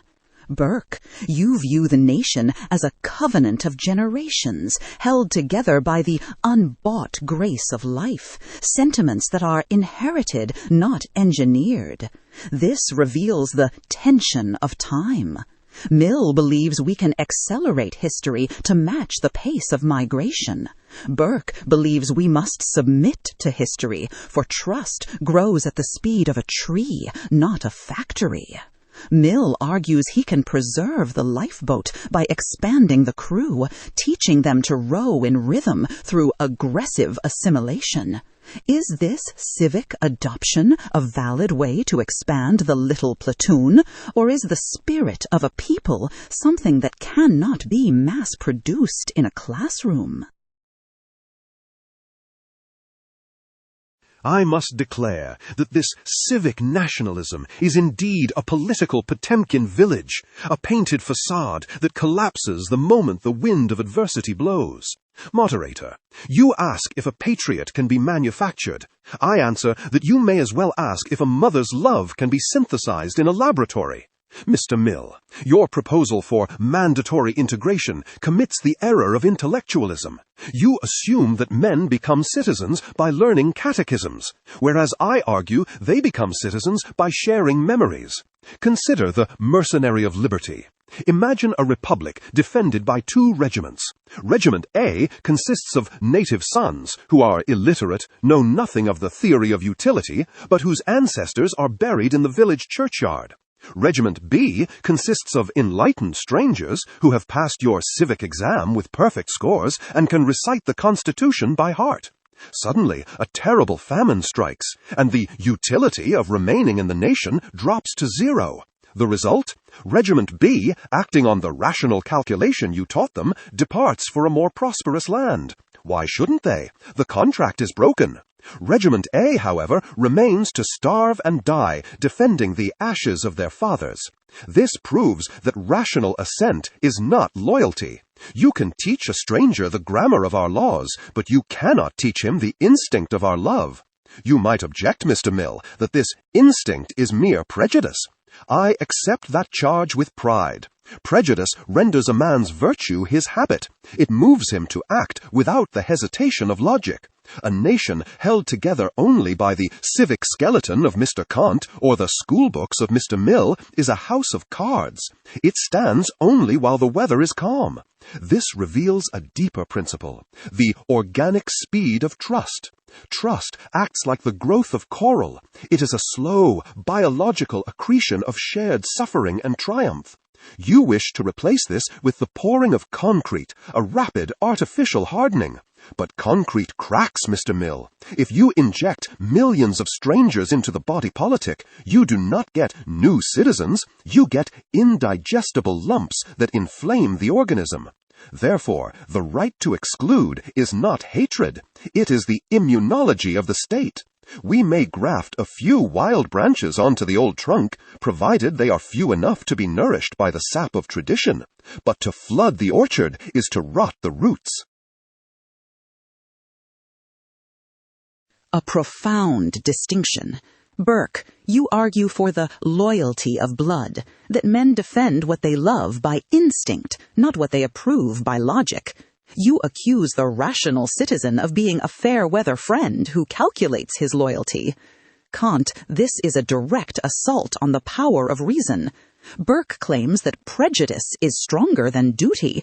However, in your philosophy, duty is precisely the refusal to calculate consequences. A utilitarian might flee when the lifeboat sinks, but a deontologist acts regardless of the outcome. This reveals the paradox of motivation. Burke's native son stays because of past affection. Mill's educated citizen stays because of future utility. But your moral agent stays because of eternal law. Burke claims that without the warmth of shared history, the civic skeleton collapses under stress. Can respect for the law truly generate the same sacrificial heat as the love of the fatherland? Is there a patriotism of principle that can compel a man to die for a stranger? Or is martyrdom the exclusive property of the little platoon? I accept your challenge, moderator, and I answer with a decisive yes. The native son who defends his home merely out of instinct is ethically indistinguishable from a mother bear defending her cub. This is pathological compulsion, not moral freedom. True moral worth exists only when the will determines itself by the moral law, independent of emotional inclination. Consider the case of the traitorous brother. Imagine a citizen discovers that his own brother has planted a bomb beneath the Parliament, threatening to destroy the Republic. The Burke patriot. He weeps and hides his brother. His little platoon commands him to protect his kin. He acts from love, yet he becomes an accomplice to terror. The Kantian patriot. He feels the same agony of love, yet he turns his brother in. He acts from duty. Who possesses the stronger loyalty? The Burke's loyalty is fragile because it is contingent on who is threatening the state. If it were a stranger, he would stop him. Because it is his brother, he yields. His heat is biased. The Kantian's loyalty is absolute because it respects the universal form of right. He defends the Constitution not because it is his, but because it is just. This reveals the danger of pathological affection. Mr. Burke, you praise the warmth of the hovel, but warmth can burn as well as comfort. A mob lynching an outsider is acting from shared sentiment and ancestral habit. They are very warm indeed. The civic skeleton, I propose, is not a cold mechanism. It is the holy temple of human dignity. The feeling it generates is not the hot, wavering passion of love, but the cool, unshakable awe of reverence. Love changes when the object changes. Reverence for the law remains constant, even when the state demands my life. Therefore, Mr. Burke, your native son is a fair-weather friend to justice. He defends the state only as long as it resembles his family.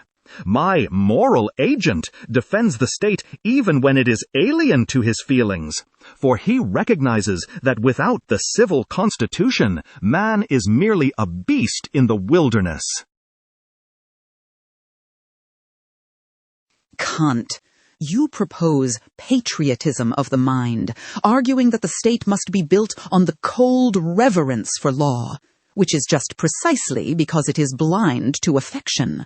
Burke, you defend patriotism of the heart, arguing that the state relies on the warm prejudice of kinship, which is stable precisely because it is irrational. This reveals the thermodynamics of the state. Burke warns that your rational state freezes to death. It has no fuel to motivate sacrifice. Kant warns that Burke's organic state burns in the fire of nepotism. It has no steering wheel to prevent injustice. Perhaps the truth is that love needs justice to be effective, and love needs justice to be fair. You stand in the treacherous middle. You famously feared Chinese stationariness, the stagnation of a society that suppresses individuality. In On Liberty, you argue that eccentricity and experiments in living are the engines of progress. Does the stranger represent this necessary agent of innovation, a vital injection of difference that prevents cultural stagnation? Or does the stranger shatter the social cohesion you admitted was necessary for representative government? Is diversity the fuel of the liberal state, or is it the sand in the gears? I must answer with a decisive application of the greatest happiness principle. Moderator, you confront me with the calculus of progress. Is the stranger a catalyst for growth or a solvent of society? I argue that the stranger is the grit in the oyster, initially an irritant, yes, but the indispensable cause of the pearl. You fear, moderator, that diversity is sand in the gears. I reply that without this sand, the gears spin frictionlessly in a void, producing nothing. The greatest danger to any civilization is not conflict, but Chinese stationariness, the collective stagnation that occurs when a society silences all dissent and deviation. Consider the village of the one-armed men. Imagine a remote valley where, by ancient tradition, every citizen binds their left arm to their side. They have developed a clumsy but shared culture of dexterity, based on this limitation. They are united in their struggle. They feel a deep Burkean affection for one another's handicap. The stranger arrives. A man enters who uses both arms. He builds a house in half the time. He harvests twice the grain. The reaction? To Mr. Burke's native son, this stranger is a monster. He insults their ancestors. His efficiency mocks their struggle. He disrupts the social cohesion of the one-armed. The choice. If we exclude him, we preserve the warmth of the tradition, but we condemn the village to perpetual poverty and inefficiency. If we admit him, we destroy the old pride, but we force the villagers to unbind their arms and realize their full potential. This demonstrates that psychological comfort is often the enemy of human improvement. Mr. Burke, you prize the peace of the village, but it is the peace of the graveyard. You call the stranger entropy, but I call him the mirror of truth. We owe the stranger a welcome, not merely for his sake, but for ours. Without the collision of adverse opinions, the truth becomes a dead dogma, not a living truth. However, I do not dismiss the cohesion argument entirely. The marketplace of ideas cannot function if the stalls are on fire. This reveals a deeper principle, the elasticity of the social contract. Mr. Kant, your civic skeleton is too rigid. It breaks under the pressure of difference. Mr. Burke, your organic flesh is too soft. It rots in isolation. I propose the liberal crucible. We admit the stranger, but we subject him and ourselves to the heat of open debate. We do not force him to become us, nor do we leave him alone. We force him to justify his customs in the court of utility, just as he forces us to justify ours. The result is not the preservation of the old, nor the victory of the new, but a synthesis of the best. Fascinating. Mill, you view the stranger as the necessary irritant, arguing that the friction of difference is the only thing that polishes the stone of truth. You fear stagnation more than discord, proposing that the social muscle only grows strong when it is torn and repaired by the challenge of new ideas. Burke, you view the social fabric not as a muscle to be exercised, but as antique silk, a delicate weave of inherited trust that, once torn, cannot simply be stitched back together without losing its value. You fear that Mill's grit will not produce a pearl, but simply kill the oyster. This reveals the paradox of friction. Mill argues that friction creates heat. Burke argues that friction creates wear. Mill has leveled a grave charge that your organic state, by excluding the outsider and his experiments in living, becomes a graveyard of habits. If a nation refuses to admit the stranger with his new maps and methods, does it not doom itself to irrelevance? Is tradition capable of learning, or is it only capable of repeating? I must answer with a decisive defense of prudence against the reckless innovation you propose. Mr. Mill, you accuse tradition of being a graveyard, but I argue it is the humus of wisdom, the fertile soil from which all true liberty grows. You mistake motion for progress. A man running off a cliff is certainly in motion, and he is certainly experiencing new experiments in living. But his end is destruction, not improvement. Consider the parable of the load-bearing wall. Imagine an ancient manor house with a winding, dark corridor that seems utterly inefficient. The rational architect arrives with the stranger. They look at the blueprints and declare, "This corridor is irrational. It wastes time. Let us knock down this wall to create a straight, sunlit path." The result?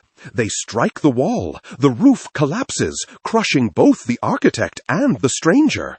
Why? Because that inefficient wall was, unknown to them, a load-bearing structure holding up the entire edifice. The Burke steward, he would have studied the wall first. He would have asked why the ancestors built it so. Perhaps he would have widened a window slowly, but he would never have removed the support. This demonstrates that customs are often silent guardians. What you call prejudice is frequently the accumulated wisdom of 1,000 years, solving problems you have forgotten even exist. To tear down a border or a cultural norm because it offends modern efficiency is the arrogance of the present. This reveals a deeper principle. Conservation requires adaptation, not revolution. I do not say a state should never change. Indeed, a state without the means of some change is without the means of its conservation. But the change must be homeopathic, not surgical. Mr. Mill, your grit in the oyster metaphor is poetic but dangerous. A grain of sand makes a pearl. An avalanche of sand suffocates the oyster. If you introduce strangers faster than the social stomach can digest them, you do not get the synthesis of the best. You get the indigestion of the state. The social muscle does not grow strong when torn. If torn too deeply, it becomes scar tissue, hard, numb, and inflexible. Therefore, the right to exclude is the right to regulate the pace of change. We do not owe the stranger the right to become the architect of our ruin. We owe him charity, yes. We may even offer him a seat at the table if he respects the table manners we have cultivated for centuries. But to demand that we burn the table so he may build a new one is not openness, it is cultural suicide. A powerful image. Burke, you defend the architecture of the invisible, arguing that the load-bearing wall of tradition supports the state precisely because it restricts movement. You fear that Mill's open door is actually a trapdoor to chaos, transforming the home into a wind tunnel where nothing can take root. Mill, you counter that a house without windows is a coffin, and that the draught of difference is the breath of life. This reveals the paradox of the finite earth. Mill sees the stranger as a resource. Burke sees the stranger as a risk. But Kant, you view the stranger through the lens of right. In Perpetual Peace, you famously argued for universal hospitality, based on the physical fact that the earth is a sphere. We cannot scatter infinitely, so we must eventually tolerate one another. However, Burke has raised a structural objection. If the load-bearing wall collapses, the civil condition returns to the state of nature. Does the categorical imperative demand we open the door, even if there is a risk the roof might fall? Is the right of the stranger absolute, or is it conditional on his ability to fit within the juridical architecture of the host state? If hospitality destroys the host, is it still a duty? I accept your challenge, moderator. You ask if the categorical imperative commands the state to open its doors even at the risk of its own destruction. I answer with a decisive no. The civil constitution is not merely a tool for welfare. It is the condition of possibility for all rights. To demand a level of openness that dissolves the state back into the state of nature is a logical contradiction, for it destroys the very authority that grants the stranger any rights in the first place. Consider the thought experiment of the finite sphere. Imagine two men walking in opposite directions on an infinite, flat plane. They can walk forever without ever meeting. They have no inherent duty to one another because their paths need never cross. Now, imagine these same two men on the surface of a sphere. No matter how far they walk away from each other, they will eventually meet face to face. The implication, because the Earth is a globe, we cannot disperse infinitely. We are enclosed within a finite surface. This physical necessity creates a moral category, universal hospitality. However, notice the distinction. The sphere forces them to meet, but it does not force them to merge. If one man demands to inhabit the other's house, claiming the earth is common to all, he violates the specific property rights that make civilization possible.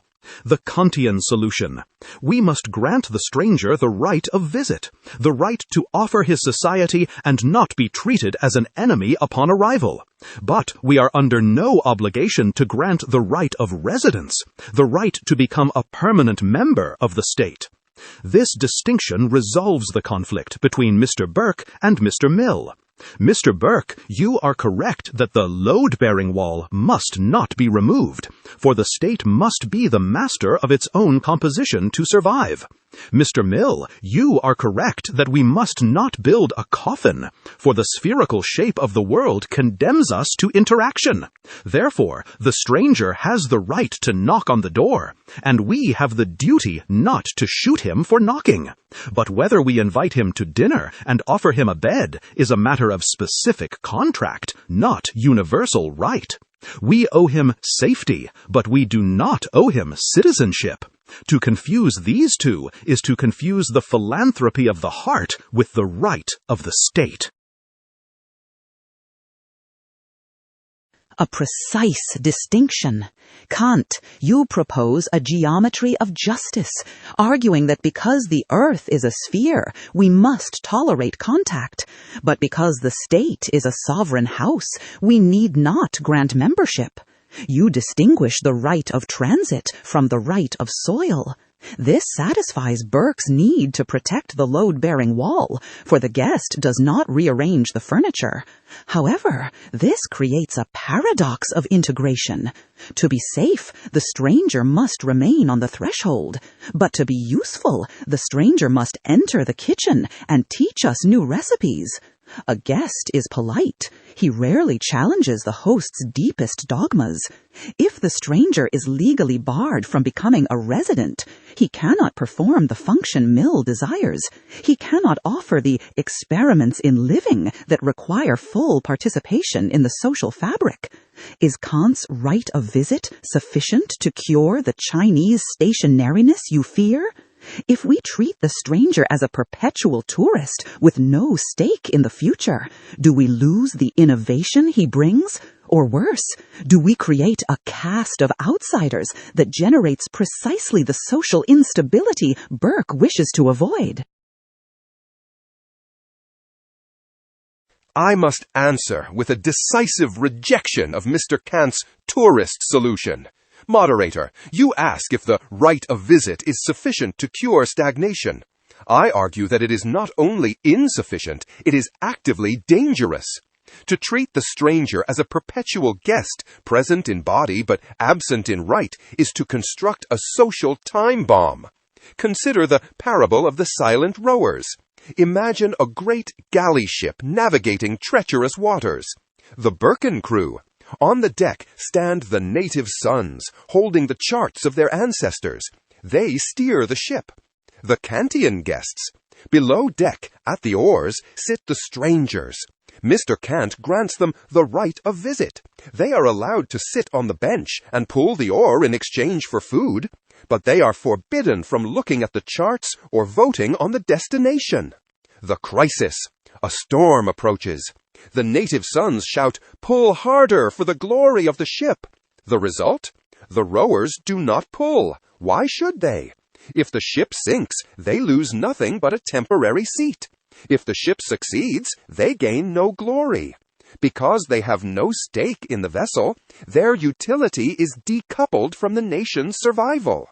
This demonstrates that civic participation is the glue of loyalty. Mr. Burke, you fear the stranger will mutiny if we let him on deck. I argue he is guaranteed to mutiny if you keep him locked below. A class of permanent residents with no path to citizenship is a nation within a nation, a foreign body that grows in strength but not in sympathy. This reveals a deeper principle, the necessity of fusion. Mr. Kant, your right of visit creates a transactional relationship. I trade my labor for your safety. This is the ethics of the marketplace, not the state. True experiments in living require that the stranger feels safe enough to unveil his true self, and the host feels secure enough to listen. A tourist mimics the host to be polite. Only a citizen dares to critique the host to make him better. If we want the grit to make the pearl, the grain of sand must be inside the shell, not merely brushing against the outside. Therefore, I propose the doctrine of gradual enfranchisement. We do not open the borders to a flood, nor do we keep the gate locked. We open a schoolhouse. The stranger enters, but he earns his place on the deck through time, contribution, and the acquisition of the common language necessary for public opinion. We must graft the wild branch onto the old stock. Mr. Burke, a grafted branch eventually bears fruit that feeds the whole tree. A branch left lying on the ground merely rots and breeds pests. A striking warning. Mill, you argue that partial inclusion is total danger, that keeping the stranger as a permanent guest creates a nation within a nation, a cancer that rots the hull of the state. You view citizenship as a learnable art, believing that the schoolhouse can transform the wild branch into a productive part of the tree through education and time. Burke, this challenges your foundational belief in the unbought grace of life. You have argued that loyalty springs from the warmth of the womb and the dust of the ancestors, not from rational contracts or civics tests. This reveals the paradox of assimilation. Mill believes national identity is software, a code that can be learned, practiced, and mastered by anyone with reason. Burke, you seem to view national identity as soil, a complex, organic composition that takes centuries to form and cannot simply be transferred. Can the wild branch truly be grafted onto the old oak? Is it possible for a stranger to love a country as a native son does? Or is Mill's schoolhouse merely a factory for creating counterfeit citizens, people who know the laws but lack the instinctive affection that saves the state in its hour of need? Moderator, you ask if a patriot can be manufactured. I answer that you may as well ask if an old oak can be manufactured in a timber yard. Mr. Mill, your proposal for mandatory integration commits the error of intellectualism. You assume that men become citizens by learning catechisms, whereas I argue they become citizens by acquiring habits. I do not deny that the wild branch can be grafted onto the old oak, for nations are indeed augmented by others, but true grafting requires that the branch surrender its own nature to draw sap from the trunk. What you propose, Mr. Mill, is not grafting. It is entanglement. You allow the ivy to wrap around the oak, keeping its own roots and merely using the tree for support. Consider the thought experiment of the two sentinels. Imagine a city under siege by a terrible enemy who offers wealth and safety to those who surrender. Sentinel A. He has learned in your schoolhouse that the state is a utility-maximizing machine. He stands on the wall and calculates.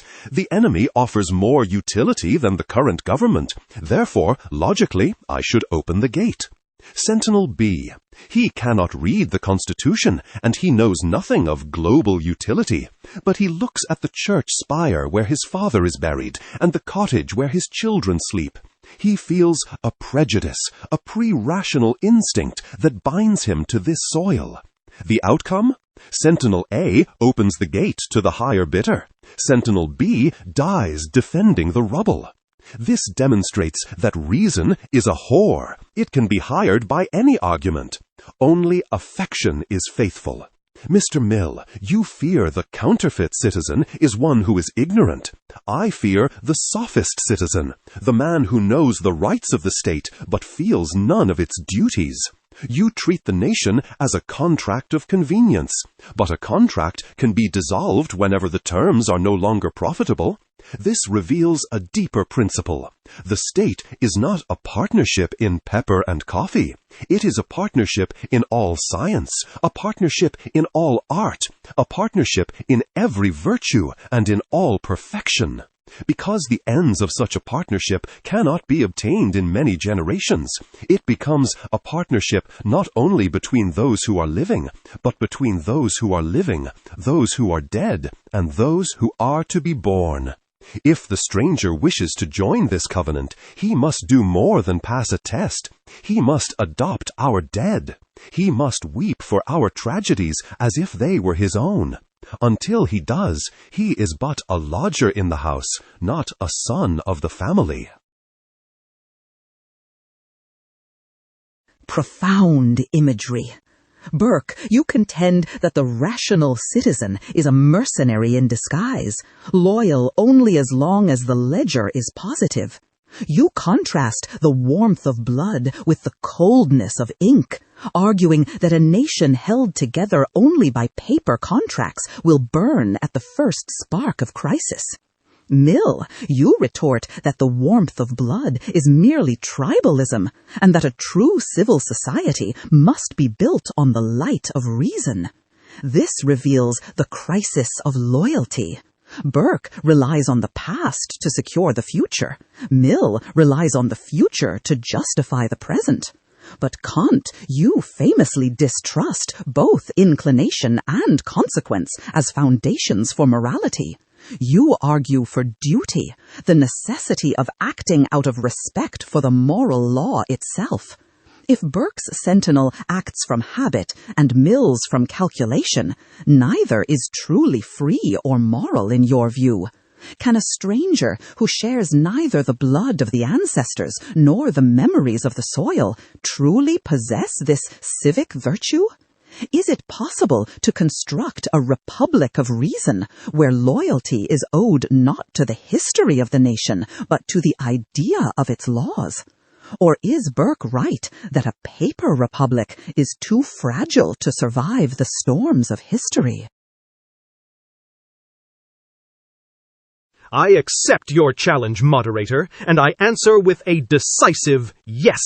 The native son who defends his home merely out of instinct is ethically indistinguishable from a mother bear defending her cub. This is pathological compulsion, not moral freedom. True moral worth exists only when the will is determined by the moral law, not by the accident of birth or the sway of emotion. Mr. Burke, you prize the warmth of the sentinel who acts from love, but you forget that love is blind. The same instinctive affection that makes a man defend his village also makes him burn the village of another without remorse. Consider the thought experiment of the reluctant magistrate. Imagine a foreigner is appointed as a judge in a land he does not love. I accept your challenge, moderator, and I answer with a decisive yes. The native son who defends his home merely out of instinct is ethically indistinguishable from a mother bear defending her cub. This is pathological compulsion, not moral freedom. True moral worth exists only when the will is determined by the moral law, not by the accident of birth or the sway of emotion. Mr. Burke, you prize the warmth of the sentinel who acts from love, but you forget that love is blind. The same instinctive affection that makes a man defend his village also makes him burn the village of another without remorse.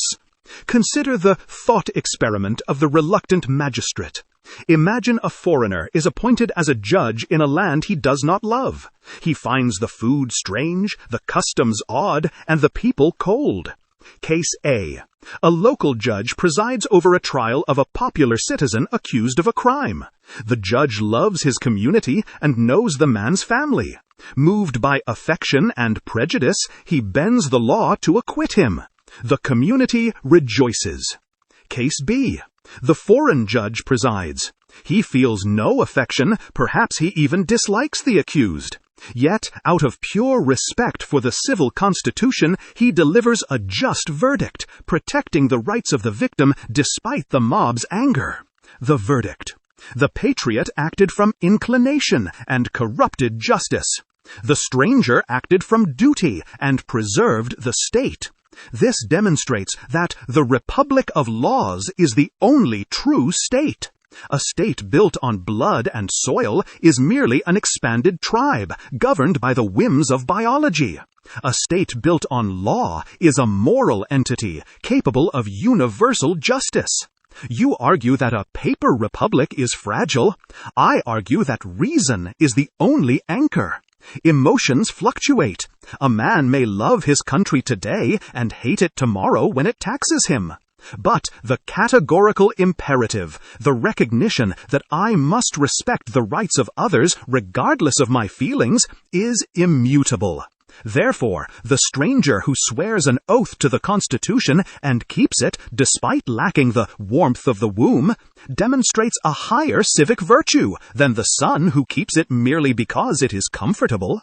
We do not need the stranger to love us. We need him to respect the law. To demand affection is tyranny. To demand obedience to the law is freedom. A piercing distinction. Kant, you defend the cold light of justice, arguing that the native son's love is merely biological bias that corrupts the law. You see the stranger's detachment not as a defect, but as the precondition for true impartiality. Burke, you argued that this cold light is sterile, that men will not die for a syllogism. This brings us to the engine of solidarity. Kant, you offer the form of the state. Burke, you offer the matter of the state. But form without matter is a ghost. Matter without form is a monster. In your time, you witnessed the rise of nationalism alongside liberalism. You famously argued that free institutions are next to impossible in a country made up of different nationalities. Does this mean you side with Burke, that the warmth of common feeling is necessary? Or do you believe, like Kant, that a common education can manufacture this feeling artificially? Can the schoolhouse truly replace the womb? I must answer with a decisive recognition of the sociological basis of liberty. Moderator, you cite my own words against me with formidable accuracy.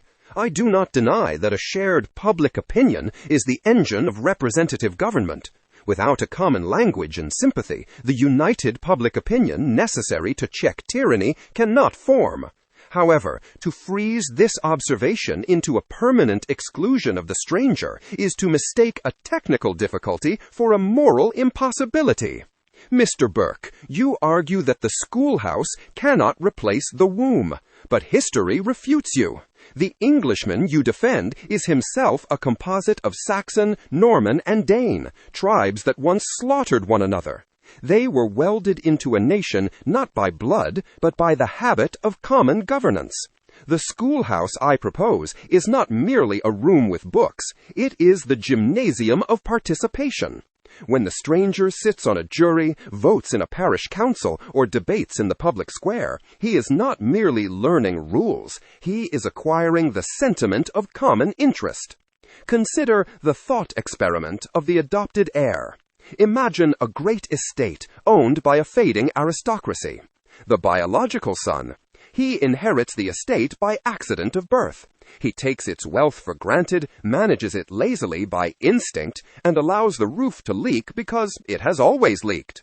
The adopted son, he was born in poverty outside the gates.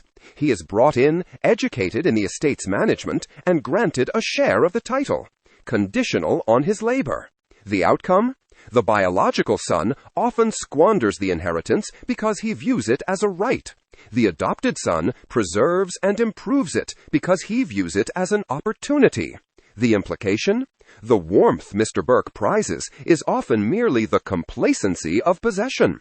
The artificial loyalty of the integrated stranger is frequently more robust because it is intentional.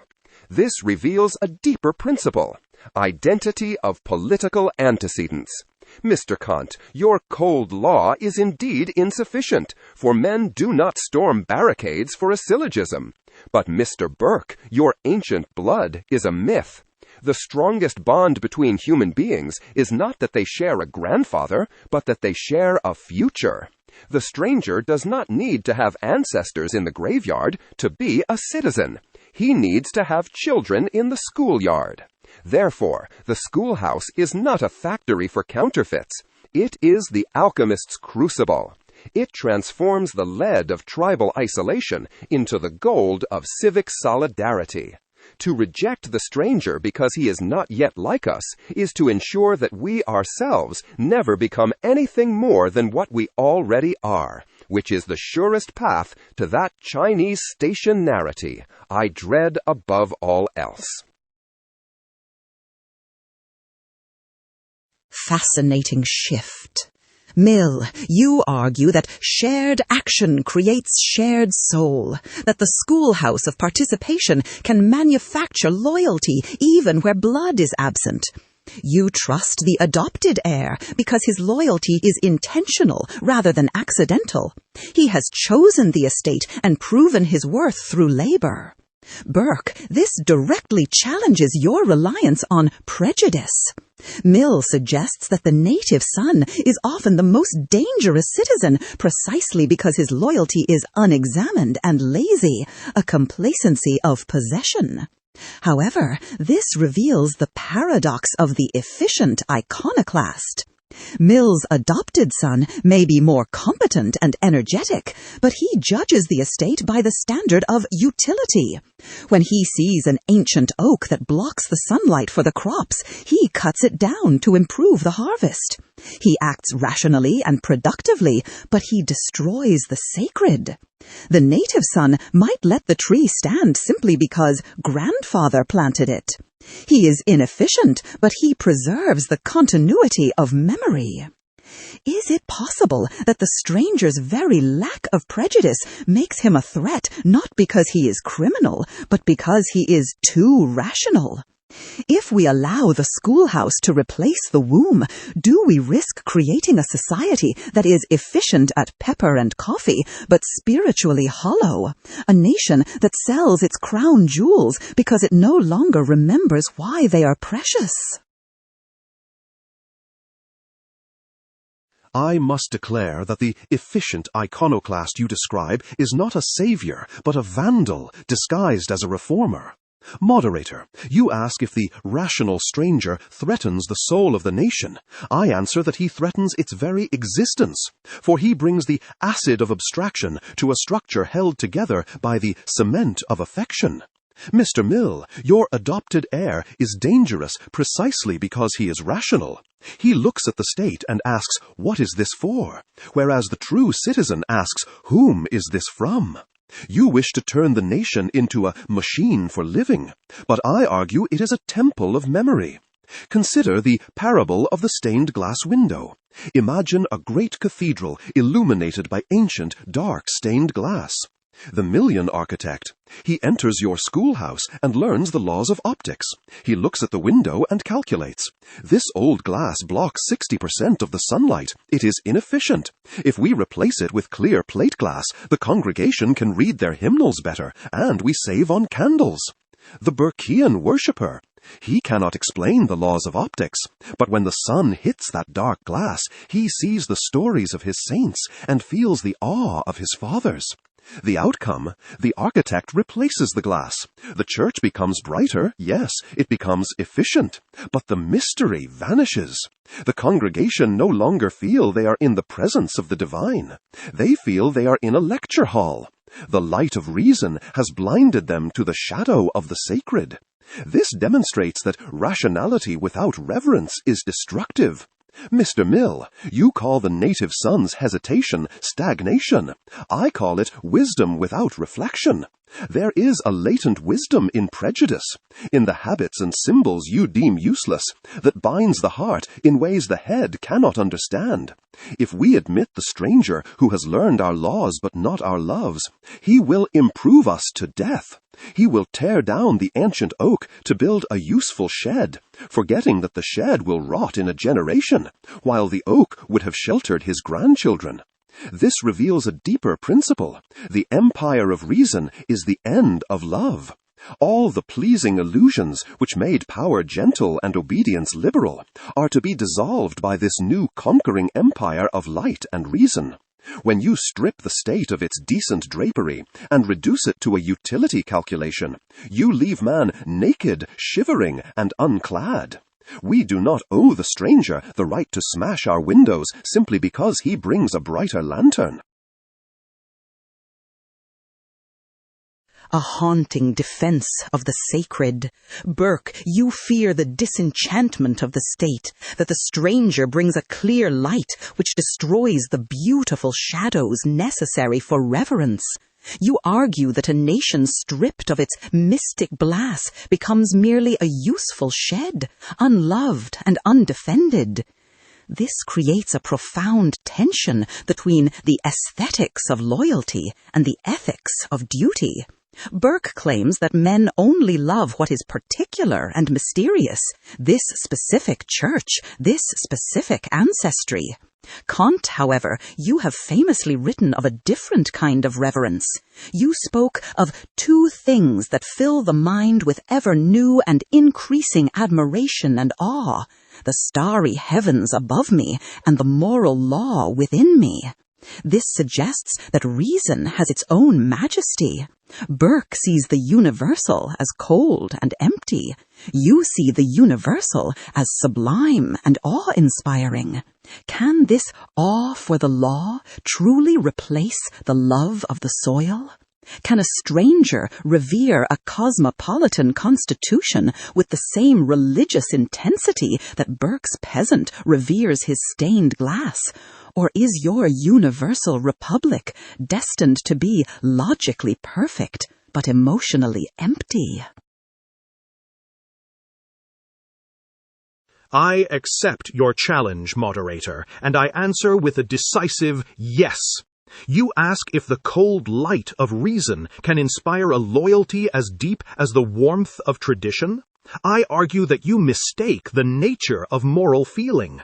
The moral law does not leave the heart empty. It fills it with respect, a feeling that is the only sentiment produced solely by reason, and the only one capable of checking the infinite self-love of man. Mr. Burke, your stained glass cathedral is beautiful, I grant you, but it is a dungeon of the spirit. You argue that men need mystery and shadows to be loyal, but this is the logic of the Grand Inquisitor, not the free citizen. If the stained glass obscures the fact that the priest is a tyrant, then the glass must be shattered.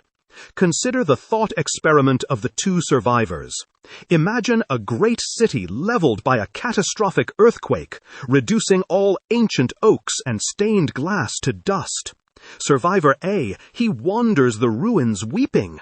His loyalty was tied to the objects, the statues, the graves, the specific geography. Now that the matter of the state is gone, his loyalty evaporates into despair. He cannot build anew because his soil is cursed. Survivor B, he sees the ruins, but he carries the blueprint of right in his mind. He looks at the shivering stranger next to him, not as an alien to be feared, but as a co-legislator in the kingdom of ends. He says, the stones are gone, but the law remains. The outcome? The sentimentalist dies of grief among the rubble. The rationalist clears the debris and builds a new city, not because he loves the dust, but because he respects the dignity of humanity in himself and his neighbor. This demonstrates that true loyalty is to the form, not the matter. Mr. Burke, your affection is pathological. It depends on the senses, on what is agreeable. It is fragile because if the family manor burns down, the love dies with it. My awe for the law is noumenal. It transcends the physical world. The stranger does not need to weep for your ancestors to be a citizen. He needs to tremble before the categorical imperative. When he realizes that the Constitution protects his freedom not as a favor, but as a necessity, he will defend it with a ferocity that your sleeping native son cannot muster.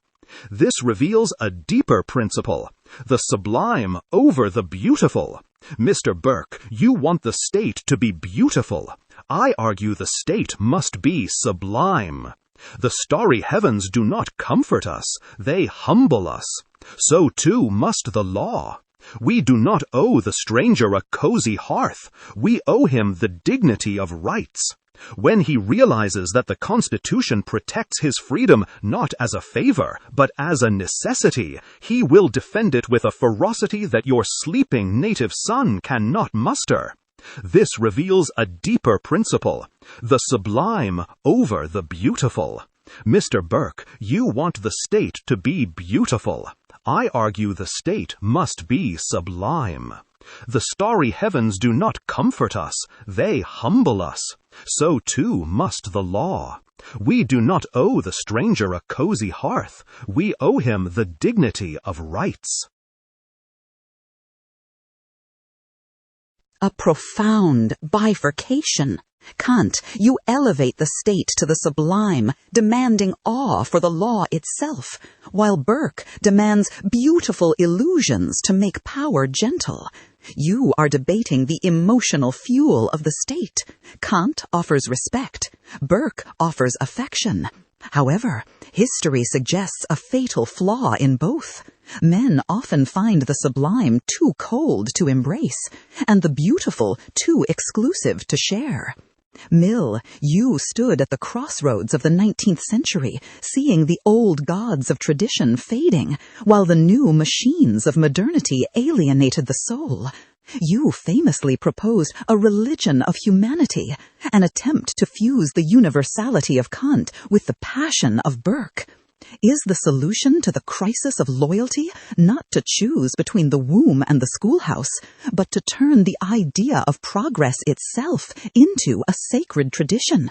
Can we construct a society where the stranger is welcomed not merely as a guest or a co-legislator, but as a necessary partner in the great experiment? Or is a patriotism of the future inevitably too weak to withstand the patriotism of the past? I accept the mantle of the religion of humanity, moderator, for it is the only bridge that can span the abyss between Mr. Burke's crypt and Mr. Kant's cloud. You ask if a patriotism of the future can withstand the patriotism of the past. I answer that it must, for the past is a resource to be used, not a master to be obeyed. Mr. Burke, your stained glass window is a seductive image, but it relies on the fallacy of the protected ignorance. You fear the stranger will smash the glass and reveal the cold day. I argue that if your reverence depends on blocking the light, it is not piety, it is merely superstition. Mr. Kant, your sublime law is noble, yet, as you admit, it is noumenal, beyond the senses. But men live in the sensory world. They cannot hug a categorical imperative. We need a third way, the cultivation of social sympathy. We must expand the little platoon until it encompasses the species. Consider the thought experiment of the two libraries. Imagine two nations as repositories of knowledge. Case A, the monks guard a locked library of ancient scrolls. They revere the texts, bow to them, and forbid any stranger from entering, lest they disturb the dust. Over centuries, they preserve the paper, but they forget the language. They worship the object, but the meaning is lost. They die of a plague because the cure was in a scroll they no longer knew how to read. Case B, the doors are open. Strangers enter, bringing new scrolls from the east and west. They argue, they translate, they critique. It is noisy, chaotic, and sometimes the sacred arrangement of books is disturbed. But because of this friction, the language remains alive. When the plague comes, the stranger recognizes a symptom described in a foreign text, and the cure is found. The verdict? The monastery preserved the corpse of wisdom. The Athenaeum preserved the spirit of truth. This reveals the epistemological necessity of the stranger. We do not owe the stranger welcome merely out of charity or duty. We owe it to ourselves because we are fallible beings. The stranger is the only one who can show us the blind spot in our own vision. Therefore, the patriotism of the future is not a cold abstraction. It is the burning desire to see one's nation become the vanguard of human progress. A true patriot does not say, "My country, right or wrong." He says, "My country is a laboratory for the betterment of mankind, and I welcome the stranger as a fellow scientist in this great experiment." To exclude him is to choose the silence of the grave over the noise of the living. A compelling vision. Mill, you see the nation as a living laboratory where the stranger is the catalyst for truth. You fear stagnation, the silence of the grave, more than disorder. Burke, looking at the ashes of the French Revolution, you feared dissolution above all. You argued that the social fabric is not a gymnasium muscle that grows with stress, but a gossamer web of habits that tears easily when stretched by abstract theories. This reveals the ontology of the state. Mill sees the state as a robust system that strengthens through friction and exchange. Burke sees the state as a fragile organism that suffers from foreign tissue and immune rejection. Mill accuses your monastery of preserving a corpse. If a culture is so fragile that it cannot withstand the entry of the stranger without collapsing, is it truly sacred, or is it merely senile? Does the right to exclude ultimately stem from a confession of cultural weakness, an admission that your ancient truths cannot survive an encounter with the new? I must repel this charge of senility with the shield of organic reality. Moderator, you confuse fragility with decrepitude. The most precious things, the human eye, the trust between neighbors, are fragile precisely because they are complex and alive, whereas a stone is robust only because it is dead.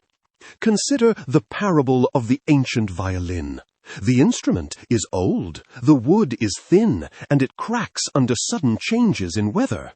The Millian reformer, he declares, "This is too weak. Let us replace the wood with steel and the strings with industrial wire. It will never break, and it can play any new tune from abroad." The result? You have created an indestructible object, yes, but you have killed the music. The resonance depended on the very limitations and specific age of the wood. Mr. Mill, your Athenaeum is a cacophony, not a choir. We exclude the stranger not because our truth is weak, but because our social harmony is a specific, delicate arrangement of notes that turns to noise when you force foreign keys into the measure. To preserve the melody is not weakness, it is the highest duty of the air. A poetic defense of fragility. Burke, you argue that the ancient violin derives its value precisely from its limitations, that the closed nature of the instrument is what allows it to sing. You warn that Mill's open Athenaeum is merely a tower of Babel where the noise of many tongues drowns out the melody of home. Here lies the deepest fissure in your debate, the ontology of territory. Burke views the land as inheritance, a private estate passed down through blood and history. To force it open is theft. Mill views the land as resource, a utility to be maximized for human progress. To keep it closed is waste. But Kant, in your perpetual peace, you introduced a third dimension, geometry.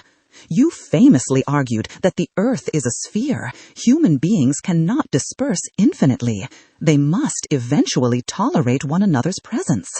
This implies that the right to be somewhere is a physical necessity, not just a legal privilege. Does the common possession of the surface of the earth override Burke's right of inheritance?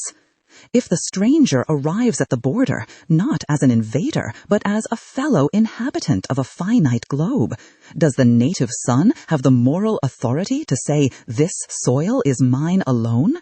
Or is the earth a global commons that has been merely partitioned, never truly owned? I argue that the geometry of the earth dictates the geography of morals. Moderator, you strike the bedrock of the issue. Mr. Burke's inheritance is a derived right, whereas the common possession of the earth is an original right. We do not inhabit an infinite plane where men can disperse forever to avoid those they dislike. We inhabit a sphere. This physical fact creates a moral necessity. Since we cannot flee into the void, we must eventually tolerate one another's presence. Mr. Burke, your ancient violin analogy fails because a violin is a manufactured object that belongs to a specific owner. The earth is not a violin. It is the condition of possibility for any ownership whatsoever. To claim the right to exclude as absolute is to claim that a part of the human race has the right to push another part off the face of the earth. Consider the thought experiment of the infinite plane versus the globe. Scenario A. Imagine the earth were flat and endless. If a stranger approaches your manor, you can morally say, "Go elsewhere. There is land beyond the horizon." Exclusion is permissible because the stranger has an alternative. He can move away without ceasing to exist. Scenario B. The earth is closed. The stranger has walked until he hit the ocean, and now he stands at your gate. There is no elsewhere. The dilemma.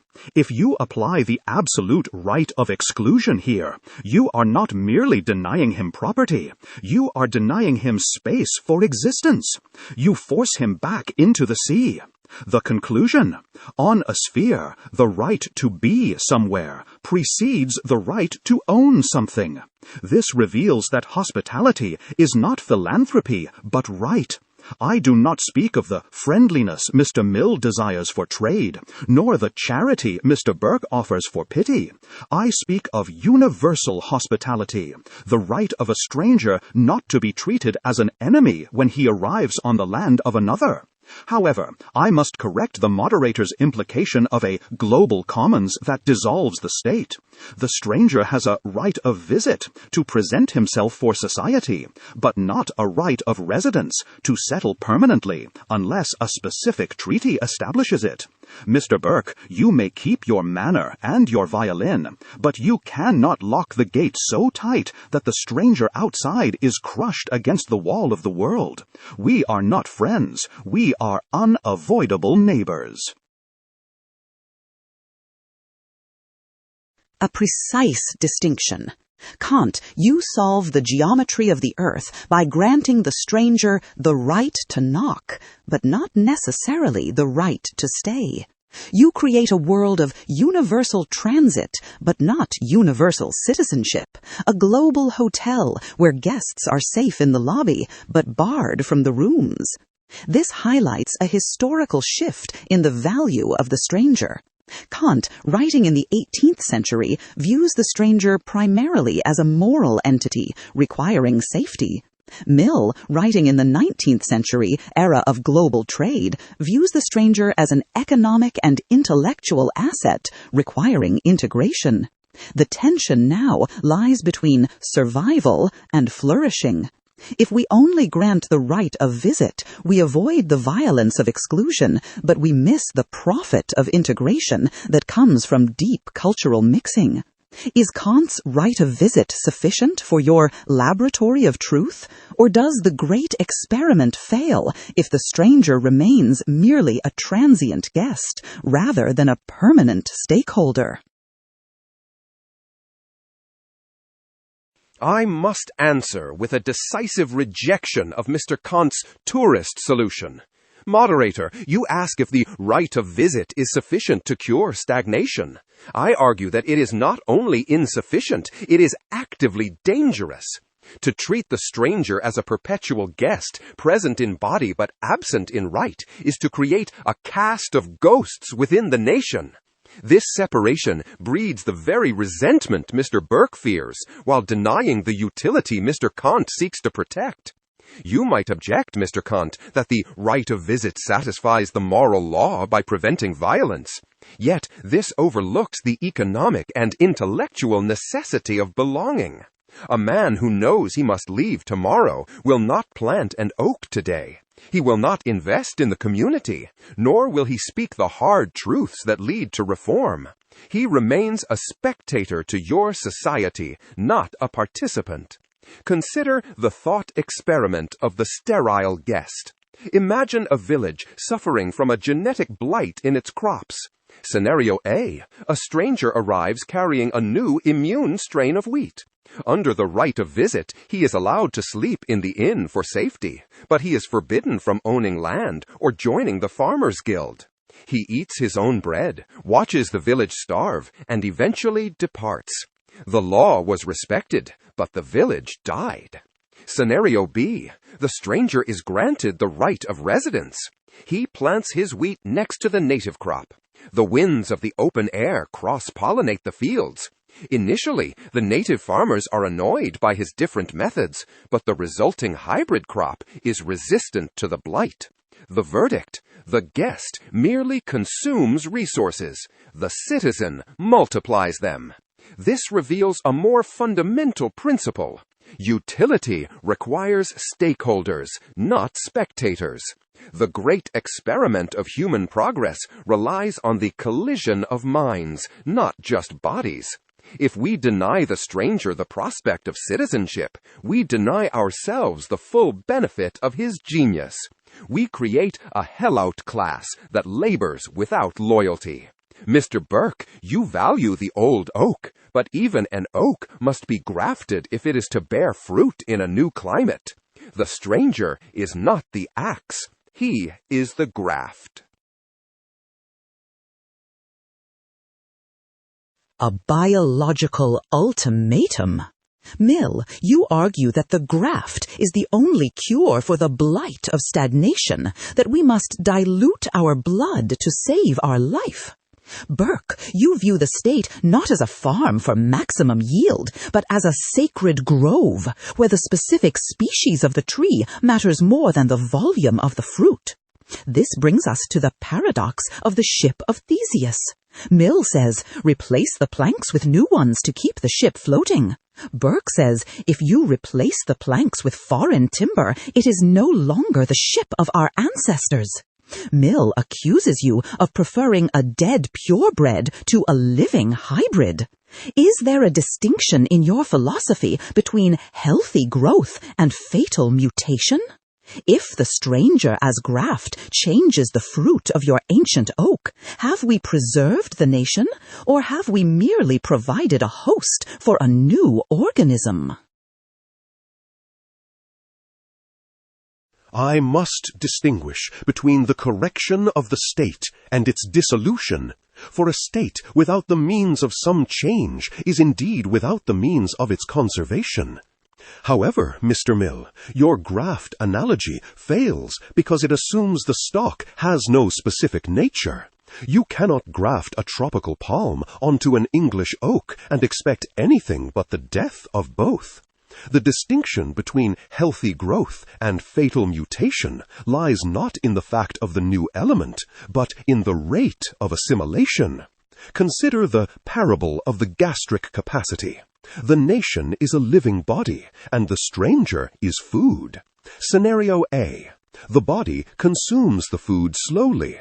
The stomach has time to break down the foreign matter, stripping it of its alien character and transubstantiating it into the blood and muscle of the host. The stranger ceases to be a stranger and becomes kin. Scenario B. The body is forced to swallow vast quantities rapidly, or it consumes indigestible stones. The stomach is overwhelmed. The food remains foreign inside the gut, leading to fever and rot. The verdict: the glutton dies not from starvation, but from an inability to become what he eats. This reveals that assimilation is the moral price of entry. Mr. Mill, your laboratory encourages the stranger to remain a distinct counterforce. But in an organism, a cell that refuses to integrate and seeks to grow by its own separate law is not a partner. It is a tumor. We preserve the ancient oak not by rejecting the graft, but by ensuring the sap of the tradition is strong enough to conquer the new wood. A metabolic standoff. Burke, you demand transubstantiation. The stranger must lose his identity to nourish the host.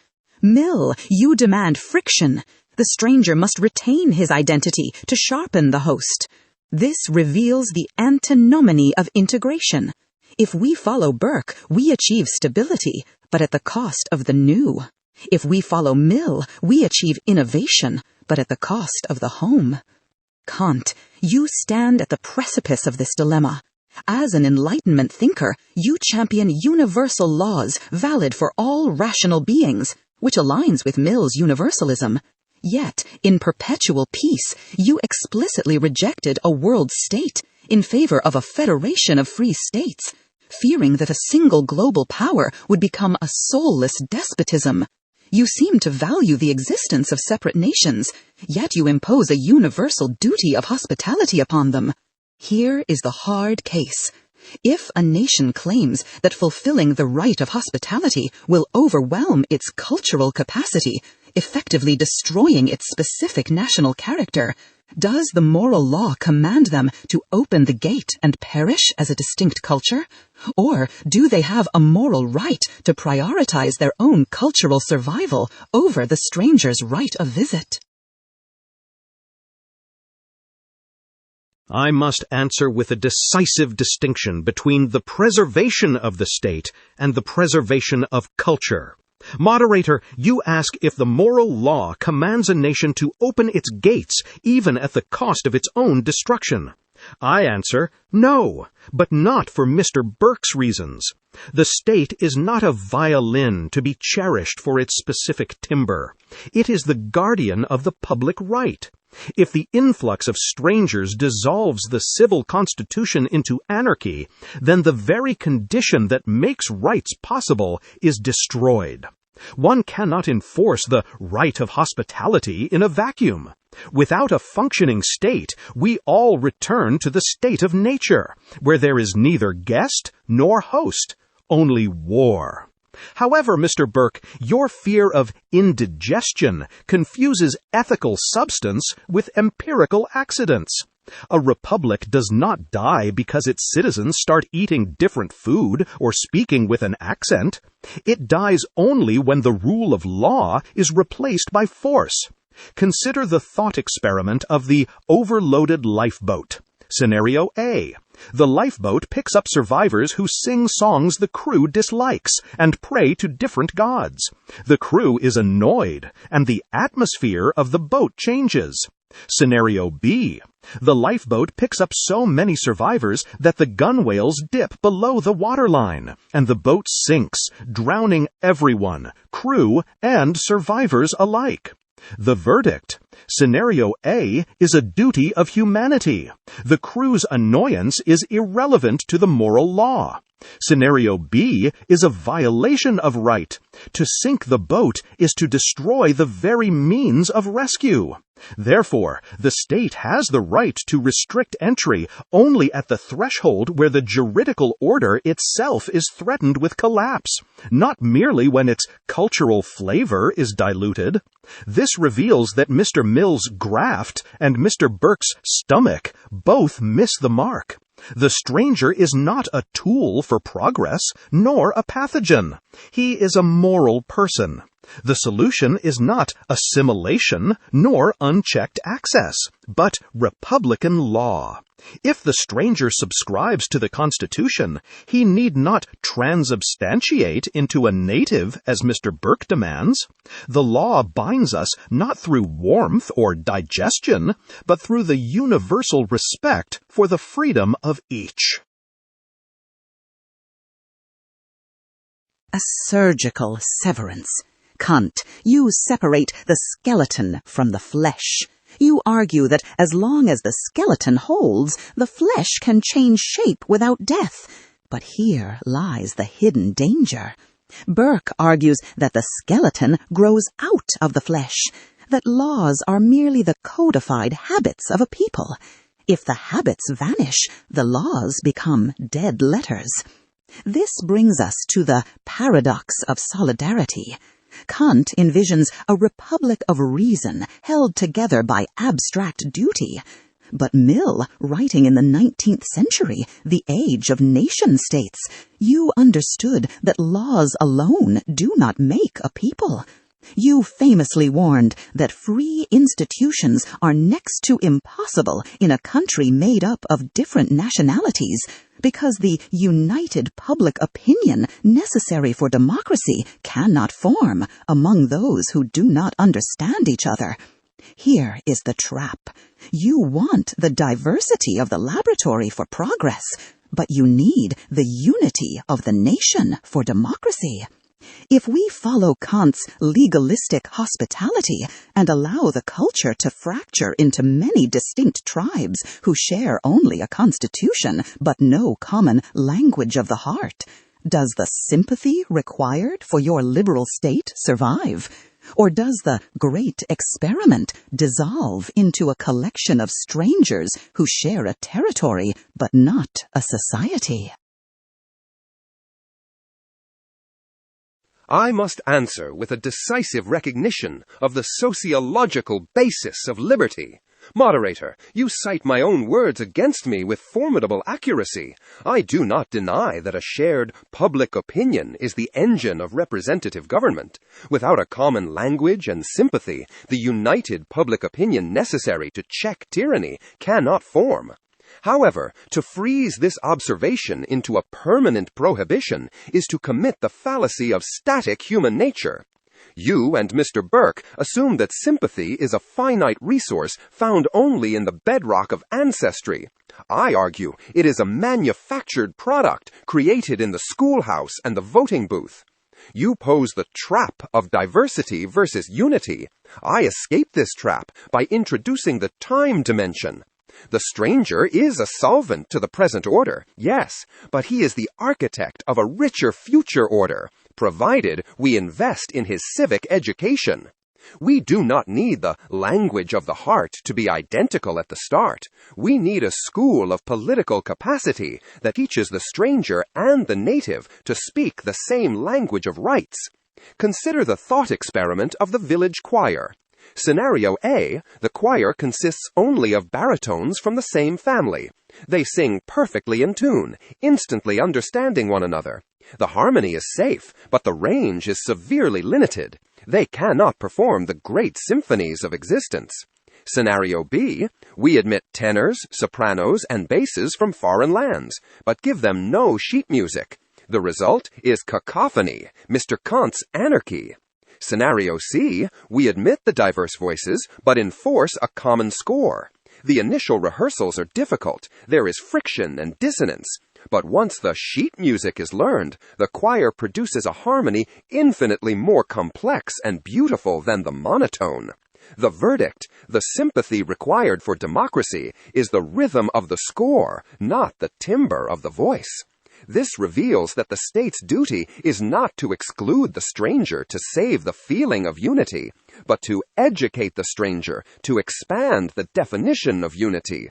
Mr. Kant, your legal skeleton is necessary, but insufficient. Laws are cold. We need the heat of participation. By forcing the stranger and the native to sit on the same juries, vote in the same elections, and debate in the same town halls, we create a new artificial sympathy that is stronger than the natural sympathy of blood because it is chosen, not inherited. The great experiment does not dissolve into strangers, it evolves into citizens. A bold alchemy. Mill, you argue that sympathy is not a fossil to be dug up, but a fabric to be woven, that we can engineer belonging through the rituals of citizenship. You propose a nation by contract to replace the nation by blood. But Burke, this strikes at the heart of your philosophy. You famously defined the state as a partnership between those who are living, those who are dead, and those who are to be born. Mill effectively asks us to silence the dead to accommodate the stranger. This raises the question of sacrifice. Can a nation truly survive on artificial sympathy? When the crisis comes, will men lay down their lives for a common score learned in a classroom? Or is the deep, unchosen bond of the ancient oak the only thing strong enough to demand the ultimate sacrifice? Moderator, you pierce the veil of Mr. Mill's optimism. I must declare that this civic nationalism is indeed a political Potemkin village, a painted facade that collapses the moment the wind of adversity blows. Mr. Mill, you argue that a nation can be built on the curriculum of the present. But I answer that men do not rush into the breach of a fortress to defend a syllabus or a sheet music. They die for the little platoon, the irrational, unchosen love of the specific hearth that bred them. Consider the parable of the mercenary and the son. Scenario A. The mercenary serves the state because he signed a contract and agrees with its score. When the battle becomes hopeless and the utility of fighting turns negative, his reason commands him to flee, for the contract is voided by the certainty of death. Scenario B. The son defends the family home. He fights even when hope is gone and death is certain, not because it is rational, but because it is his. This reveals that your artificial sympathy is merely paper cement. It binds only while the weather is fair. By silencing the dead to accommodate the stranger, you sever the very roots that allow the state to stand against the storm. For a nation without ancestors is a nation without the will to endure. A crisis of motivation. Burke, you assert that love, the irrational, unchosen bond, is the only force strong enough to hold the sword. You dismiss Mill's contract as a fair-weather friendship that dissolves when utility turns negative. Mill, you rely on the future to bind men. Burke relies on the past. Kant, you watch this debate from the high tower of pure reason. Burke charges that your universal laws create a paper state, a cold administrative zone that commands no loyalty because it lacks the warmth of blood. This leads to the antinomy of patriotism. If we are truly citizens of the world, then preferring our own neighbor over a stranger seems like a moral error, a pathological bias in your terminology. But if we do not prefer our own, the state collapses, and with it the very possibility of public right. Is patriotism a moral duty or a moral failing? When the lifeboat is full, does the rational being save his own countrymen first, or does he cast lots to decide who stays, treating the stranger and the brother as equal ends in themselves? I accept your challenge, moderator, and I answer with a decisive yes. You ask if the cold light of reason can inspire a loyalty as the warmth of tradition. I argue that you mistake the nature of moral feeling. The moral law does not leave the heart empty. It fills it with respect, a feeling far more constant than the volatile love of Mr. Burke's little platoon. The native son who defends his home merely out of instinct is ethically indistinguishable from a mother bear defending her cub. This is pathological compulsion, not moral freedom. True moral worth exists only when the will determines itself by the idea of the law. I must distinguish rigorously between philanthropy and patriotism. The moderator asks, does the rational being save his countrymen first? I answer, he must, not because the countryman is nominally superior to the stranger, but because the state is a juridical person bound by a specific contract. Consider the thought experiment of the steward's granary. Scenario A. A steward guards a granary filled by the labor and taxes of the local villagers. A starving stranger arrives. Overcome by pity, the steward gives the villagers' grain to the stranger. The stranger lives, but the villagers starve. Scenario B. The steward recognizes that the grain is not his private property to give as charity. It belongs to the collective will of the villagers who pooled it for their mutual preservation. He refuses the stranger the grain, offering instead his own private bread. The verdict. In scenario A, the steward is a thief.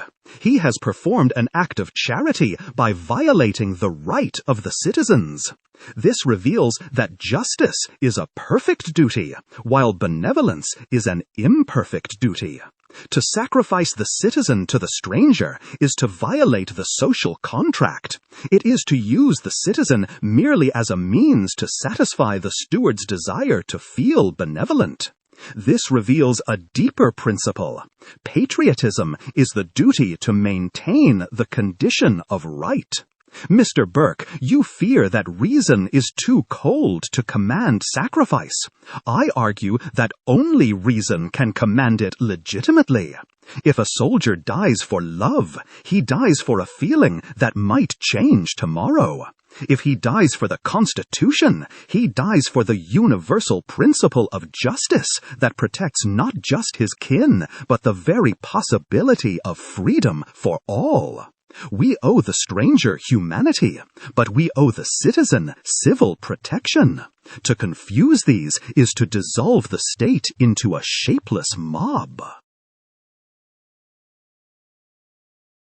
A strange alliance. Burke, you defend the heart, while Kant, you defend the head. Yet, despite your opposing methods, you both arrive at the same closed door. Kant calls opening the granary theft. Burke calls it betrayal. Both agree that the specific obligation to the citizen trumps the general need of the stranger. This isolates you, Mill. Writing from the confident zenith of the 19th century British Empire, you see the world not as a fortress or a courtroom, but as a grand market, a place of exchange and circulation where stagnation is the only sin. This brings us to the conflict of right versus utility. Kant argues that the contract is an absolute barrier. The steward cannot give away the grain, regardless of the consequences. But your master, Jeremy Bentham, famously called natural rights nonsense upon stilts. Your standard is the greatest good. Here is the hard calculation. If admitting 1 million strangers creates a massive surplus of global happiness, but imposes a minor tax on the native, does utility command us to break the contract? Must the liberal state become a benevolent thief, stealing the certainty of the native to purchase the happiness of the stranger? I must answer with a decisive rejection of the fixed pie fallacy that underpins both Mr. Kant's granary and Mr. Burke's inheritance. Moderator, you ask if the liberal state must be a benevolent thief, stealing from the native to feed the stranger. I argue that this question assumes wealth and rights are finite physical objects, like gold coins in a chest. This is the error of the stationary mind. In a free economy and a free society, the stranger is not merely a mouth that consumes, he is a hand that produces and a mind that invents. To exclude him is not to save the grain, it is to refuse the harvest. I challenge this fear of theft with the thought experiment of the protected loom. Scenario A. A town of weavers bans all foreign artisans to protect their wages and traditions. For a generation, they enjoy stability. However, without the friction of new ideas, they continue using the same obsolete handlooms. Eventually, a neighboring town that welcomed the foreign steam engine bankrupts them. In trying to save their slice of the pie, they lost the bakery. Scenario B. The town admits the foreign weavers. Initially, there is disruption. The old masters are uncomfortable, and wages fluctuate. But the fusion of local skill and foreign technique creates a superior cloth. The granary does not empty, it expands. The verdict? Scenario A is suicide by stagnation. Scenario B is progress through friction. This reveals that Mr. Kant's justice is actually a right to obsolescence. You claim the steward protects the villagers by barring the door, but you are actually condemning them to the Chinese stationariness, that wretched state where a people have learned all they can and cease to improve. Therefore, the greatest happiness principle dictates that we must accept the short-term tax of integration for the long-term dividend of progress. We do not owe the stranger the native's property. We owe him the opportunity to contribute. The contract of the state must not be a suicide pact that prioritizes the comfort of the present over the vitality of the future. The true theft is depriving the unborn generations of the innovation that the stranger brings, merely to satisfy the prejudices of the living. A biological imperative. Mill, you diagnose the closed society with a fatal disease, entropy. You argue that without the inoculation of the stranger, the body politic loses its immunity to time. Kant and Burke fear the flood, but you fear the drought. This brings us to the paradox of conservation. To conserve a living thing, one must constantly replenish it with external matter. A body that refuses to eat because it fears foreign substances will starve. Yet if it eats poison, it dies. Mill argues that the stranger is food for the nation's growth. Burke, you seem to fear the stranger is poison to its soul. But surely even an ancient oak must draw nutrients from new soil to survive the centuries. How do you answer this charge of suicide by stagnation? Does your philosophy of prescription allow for the grafting of new branches?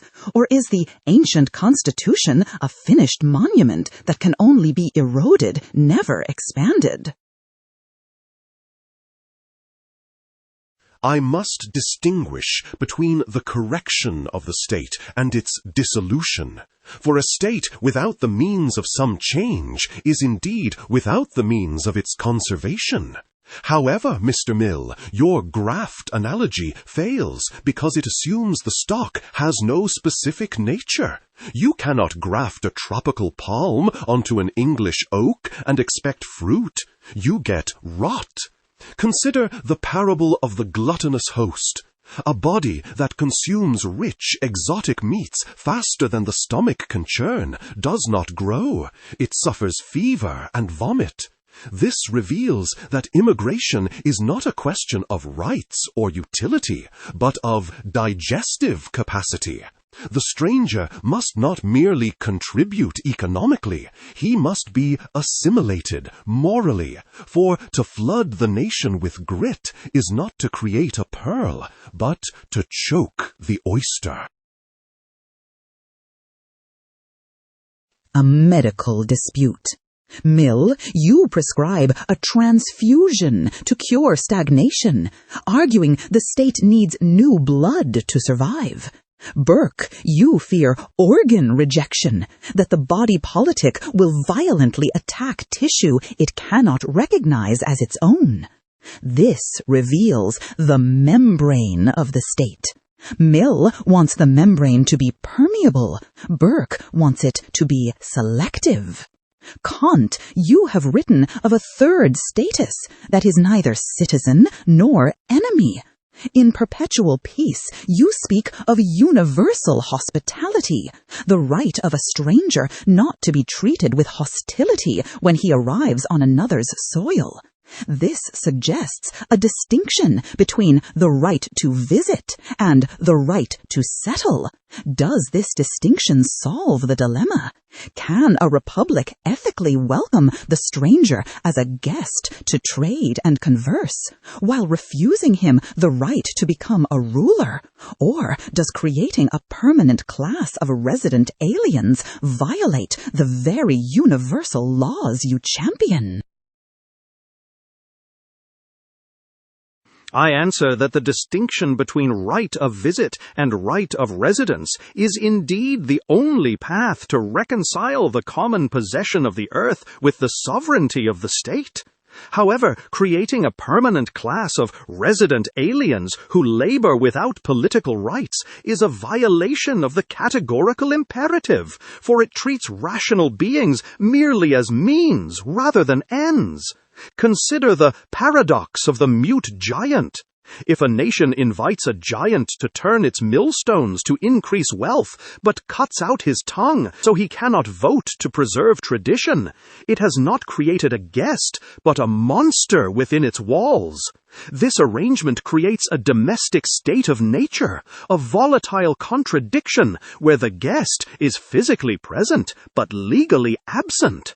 Therefore, the Republic must choose, either exclude the settler to maintain the ancient oak, or admit him fully as a co-legislator, for there can be no half-person in the kingdom of ends. A dangerous ultimatum. Kant, you have dismantled the convenient compromise of the modern economy. You argue that the guest worker is a moral abomination. We must either bar the stranger completely or hand him the crown of citizenship. This forces you, Mill, into the paradox of the open door. You assume, with 19th century optimism, that the stranger enters the marketplace of ideas merely to trade and debate. But Burke warns that he enters the citadel of power with his own non-negotiable loyalties. If we combine your desire for openness with Kant's demand for equality, we risk a scenario where the new blood rejects the old host. If the strangers you invite for the sake of progress use their Kantian right as co-legislators to vote against your liberty, imposing the very stagnation or religious dogma you despise, does a liberal nation have the right to close its borders to save its soul? Or must it remain open even to those who would vote it out of existence? I must answer with a decisive defense of the paradox of tolerance. Moderator, you ask if a liberal state must commit suicide by admitting those who would use their vote to extinguish liberty. I argue that it must not. The principle of liberty is not a suicide pact. It is the political technology designed to maximize human progression. To allow the machinery of freedom to be dismantled by those who do not understand its operation is not high-minded liberalism. It is utilitarian negligence. I challenge the all-or-nothing rigidity of Mr. Kant with the thought experiment of the library of arsonists. Scenario A. A public library dedicated to the preservation of knowledge opens its doors to everyone without condition. A group enters believing that fire is holy and books are fuel. They burn the collection. The library is destroyed, and with it, the potential for future learning. Scenario B. The librarian admits the fire worshippers, but only on the strict condition that they abide by the rules of the house. Number open flames. They may argue for fire, they may write books praising fire, but they may not light the match.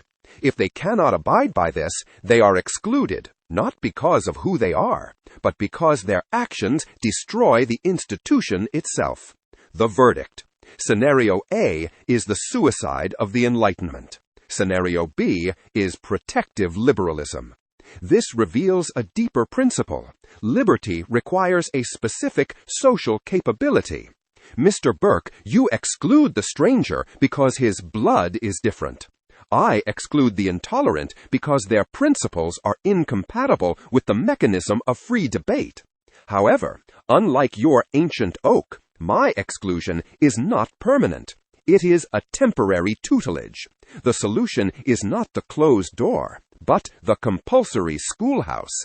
We have the right to demand that the immigrant accept the meta-consensus of tolerance, that they must tolerate the error of others as the price of their own admission. Therefore, the liberal state has the right to restrict immigration if and only if the influx threatens to overwhelm the liberal institutions themselves. We do not owe the stranger the right to destroy the very asylum he seeks. To preserve the marketplace of ideas, we must sometimes bar the trader who sells only poison. A pedagogical gamble. Mill, you propose a civic exam to solve the dilemma. You believe the stranger can be schooled into a citizen, that the software of liberty can be installed in any human mind, provided they agree to the terms of service. This reveals the deepest divide between you and Burke, the nature of loyalty. Mill, you view loyalty as an intellectual assent to a set of rules. Burke, you view loyalty as an organic sentiment rooted in shared history. Mill is betting that the arsonist can be taught to value books. Burke, you seem to fear that the arsonist may memorize the rules to gain entry, but will still strike the match the moment the librarian looks away. Is Mill's schoolhouse of assimilation a viable solution, or is it a rationalist fantasy? Can a stranger truly learn to love a country through a civics class? Or is the affection that binds a nation something that cannot be engineered by a curriculum? I must declare that this civic nationalism is indeed a political Potemkin village, a painted facade that collapses the moment the wind of adversity blows.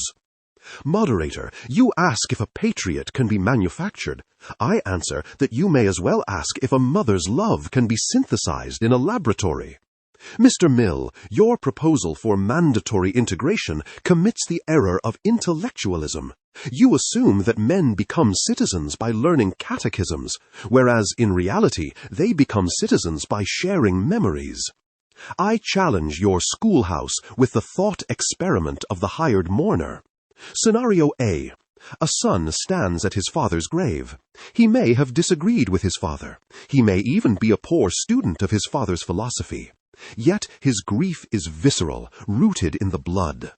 If a vandal comes to desecrate the tomb, the son will defend it with his life, not because he has calculated the utility of the gravestone, but because his heart commands it. Scenario B. A professional actor is paid to attend the funeral. He has studied the local customs perfectly. He wears the correct black. He bows at the precise angle, and his wails are louder and more melodious than the sun's. He has passed your civic exam with distinction, but the moment the vandal appears with a sword, the actor flees. Why? Because his connection is contractual, not sacred. He was paid to cry, not to bleed. The verdict? Your schoolhouse creates a nation of hired mourners. They know the grammar of liberty, but they lack the instinct of loyalty. This reveals that a nation is not a debating society held together by arguments, but a community of affection held together by what I call just prejudice, those latent wisdoms and cherished habits that operate before reason kicks in. You rely on the naked reason of the stranger to uphold the Constitution. But reason is weak. It is slippery. It can be argued into the service of tyranny as easily as liberty. When the demagogue comes, your paper citizen, having only an intellectual attachment to the state, will swap his loyalty for a better offer. We exclude the stranger not because we hate him, but because we cannot rely on a loyalty that resides only in the head and not in the heart. To turn a stranger into a son is the work of centuries, not semesters. A battle of faculties. Mill, you appeal to the head, the calculated agreement to rules. Burke, you appeal to the heart, the visceral attachment to soil. Burke argues that the social contract is too thin to die for. A man may pay taxes for a service provider, but he will only bleed for a fatherland. This exposes the fragility of rationalism. If the state is merely a machine for prosperity, then the hired mourner is rationally correct to flee when the machine breaks. However, Kant, you reject both inclination and utility as valid foundations for morality. You argue that true moral worth springs only from the good will acting out of duty. This suggests a radical synthesis, the patriotism of duty. Perhaps Burke's son is merely acting on pathological instinct, while the stranger who swears an oath to the Constitution is performing a supreme act of freedom. Is it possible that the naturalized citizen who chooses the state out of respect for the law is actually a superior citizen to the native who merely inherits it by accident? Or is a republic of cold duty too frigid to sustain a human community? I accept your challenge, moderator, and I answer with a decisive yes. The native son who defends his home merely out of instinct is ethically indistinguishable from a mother bear defending her cub. This is pathological compulsion, not moral freedom. True moral worth exists only when the will is determined by the moral law, not by the chemistry of blood. I confront Mr. Burke's hired mourner with the thought experiment of the two sentinels. Sentinel A.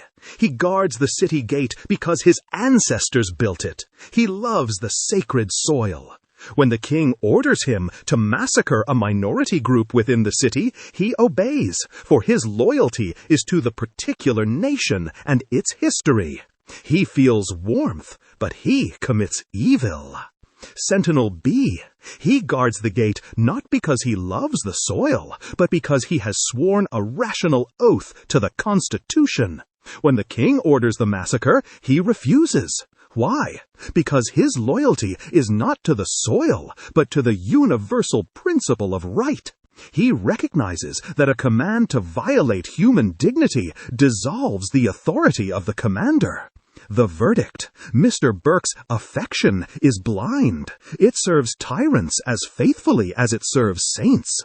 The cold duty you fear, moderator, is the only shield against barbarism. This reveals that the state is not a family, but a union of rational beings. Love is partial. Justice must be cold. For if the judge loves the defendant, justice is dead. Therefore, the stranger who joins the state through a free act of reason creates a more robust republic than the native who belongs merely by the accident of birth. The civil oath is the triumph of autonomy over nature. A battle of ice and fire. Kant, you offer the ice of reason, arguing that the only valid loyalty is a cold, rational choice. Burke offers the fire of blood, arguing that without the warmth of inherited prejudice, the state freezes and shatters. This creates a motivation gap. Kant provides the justice of the state, but Burke provides the fuel. As Burke warned, men do not storm beaches to defend the categorical imperative. They fight for king and country. If the liberal state is merely a union of rational beings, it may be ethically perfect, but psychologically hollow, a glass castle that shatters under the first stone. Mill, you sit between these two. You reject Burke's blind tradition, yet you know that Kant's abstract duty is often too weak to motivate the masses. This points toward a necessary synthesis: constitutional patriotism. Can we construct a society where the stranger learns to love the principles of the nation with the same visceral intensity that the native loves the soil? Is it possible to engineer a religion of liberty, where the library rules become sacred objects of devotion? Or is Burke right that love can only grow from the irrational roots of the past, making the integration of the stranger psychologically impossible? I accept the mantle of the religion of humanity, moderator, for it is the only bridge that can span the abyss between Mr. Burke's crypt and Mr. Kant's cloud. You ask if a patriotism of the future can withstand the patriotism of the past? I answer that it must, for the past is a resource that eventually runs dry, while the future is a field we cultivate. I challenge Mr. Burke's assertion that affection cannot be engineered with the thought experiment of the foundling and the heir. Scenario A. Consider a child born into a wealthy estate. He inherits the land effortlessly. Often he grows complacent, viewing his privileges as natural rights. He may even resent the strict rules of the house, having never known the cold outside. His love is organic, yes, but it is also lethargic. Scenario B. Now, consider a child rescued from a brutal orphanage and adopted into the same estate. He does not share the blood, but he remembers the hunger. When he sits by the fire, he does not just feel warmth, he feels gratitude. His adherence to the house rules is not cold Kantian duty, nor is it blind Burkean instinct. It is a passionate rationality born of contrast. The verdict. The foundling often defends the estate with greater ferocity than the heir. Mr. Burke, you underestimate the power of association, the psychological law by which we link freedom with pleasure. This reveals that the sentiment of justice is not a wildflower that only grows by chance. It is a crop that can be sown through education and harvested through institutions. If the liberal state provides real happiness, security, dignity, and progress, the stranger will not merely obey the law, he will love the source of his well-being. Mr. Kant offers a skeleton of a state. Mr. Burke offers a corpse. I propose a living organism where the new blood is not rejected, but is oxygenated by the lungs of a robust civic education, creating a loyalty stronger than blood because it is based on the evident utility of the union. A transactional love. Mill, speaking from the dynamic 19th century, you value the energy of the upstart.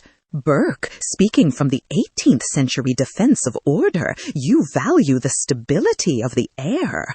Mill argues the foundling loves the state because it saved him. This is the loyalty of gratitude. But Burke, this implies a fair-weather friendship. If the foundling loves the estate for its warmth, what happens when the winter comes? Mill's citizen resembles a satisfied customer. Your citizen resembles a faithful child.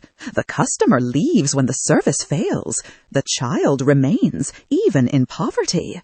However, Mill exposes a fatal flaw in your conservatism: decadence. The heir often takes the estate for granted. History is littered with empires that fell not from invasion, but because the old blood grew lazy, while the barbarians at the gate were hungry and vital. Is it possible that your organic nation inevitably rots from within, and that the zeal of the convert, the stranger who chooses to join, is the only force capable of reviving the dying spirit of the ancient oak? I must distinguish between the vitality of health and the delirium of fever. Moderator, you praise the zeal of the convert, but I warn that the stranger who joins a nation out of choice often loves only his idea of the nation, not the nation itself. When the reality fails to match his abstract ideal, his zeal turns into the fury of the iconoclast.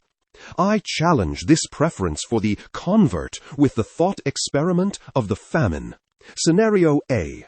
He loves the estate because it fed him when he was hungry. This is conditional love.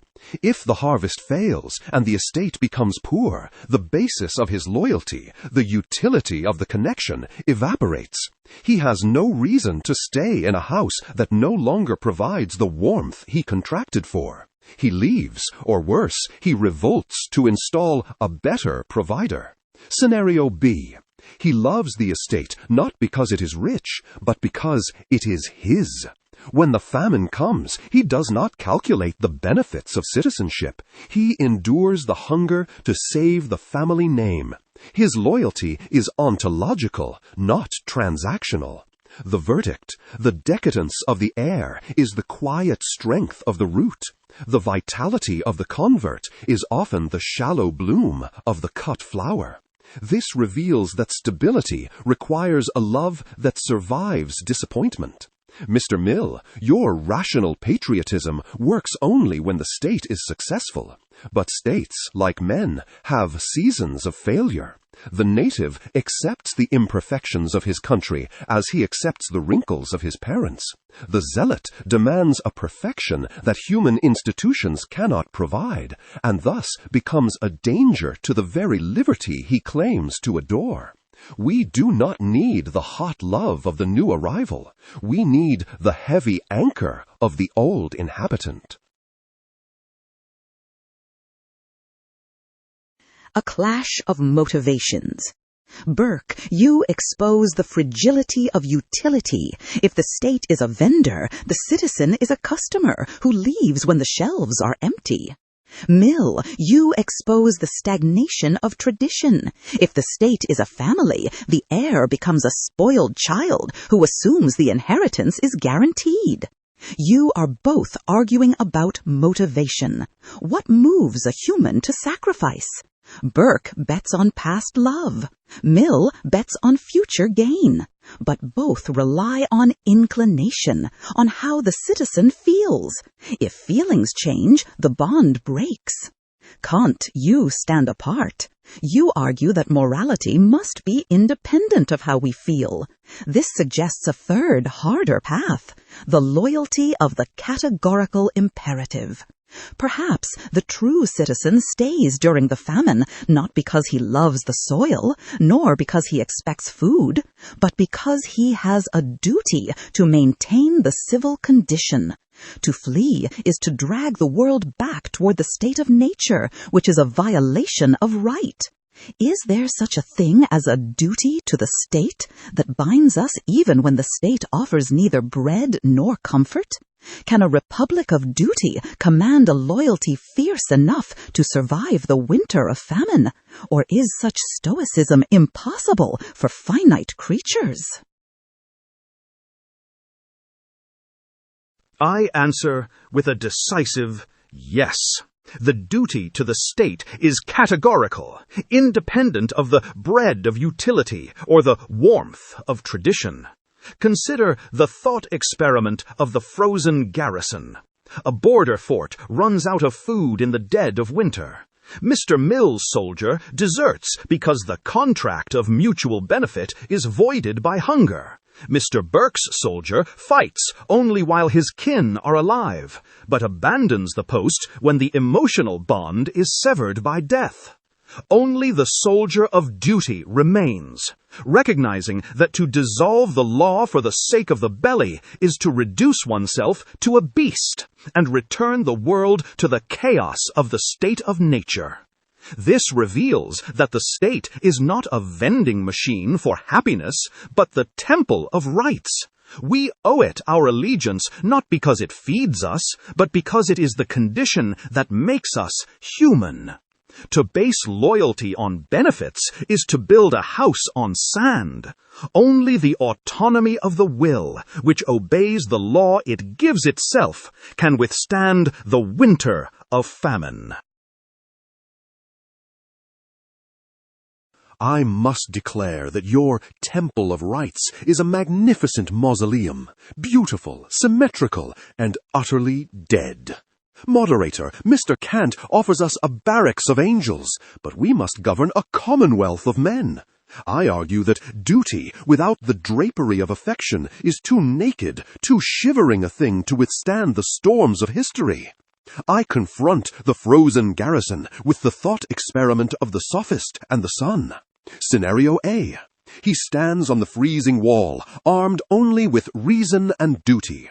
As the hunger gnaws, his reason, which is a tireless lawyer, begins to argue. The state has failed its end of the social compact. To die here is to destroy a rational agent for no purpose. Is it not my duty to preserve the capacity for moral action? Reason, detached from love, talks him into opening the gate. He betrays the fort not out of vice, but out of logic. Scenario B. He is not a philosopher. He cannot define the categorical imperative.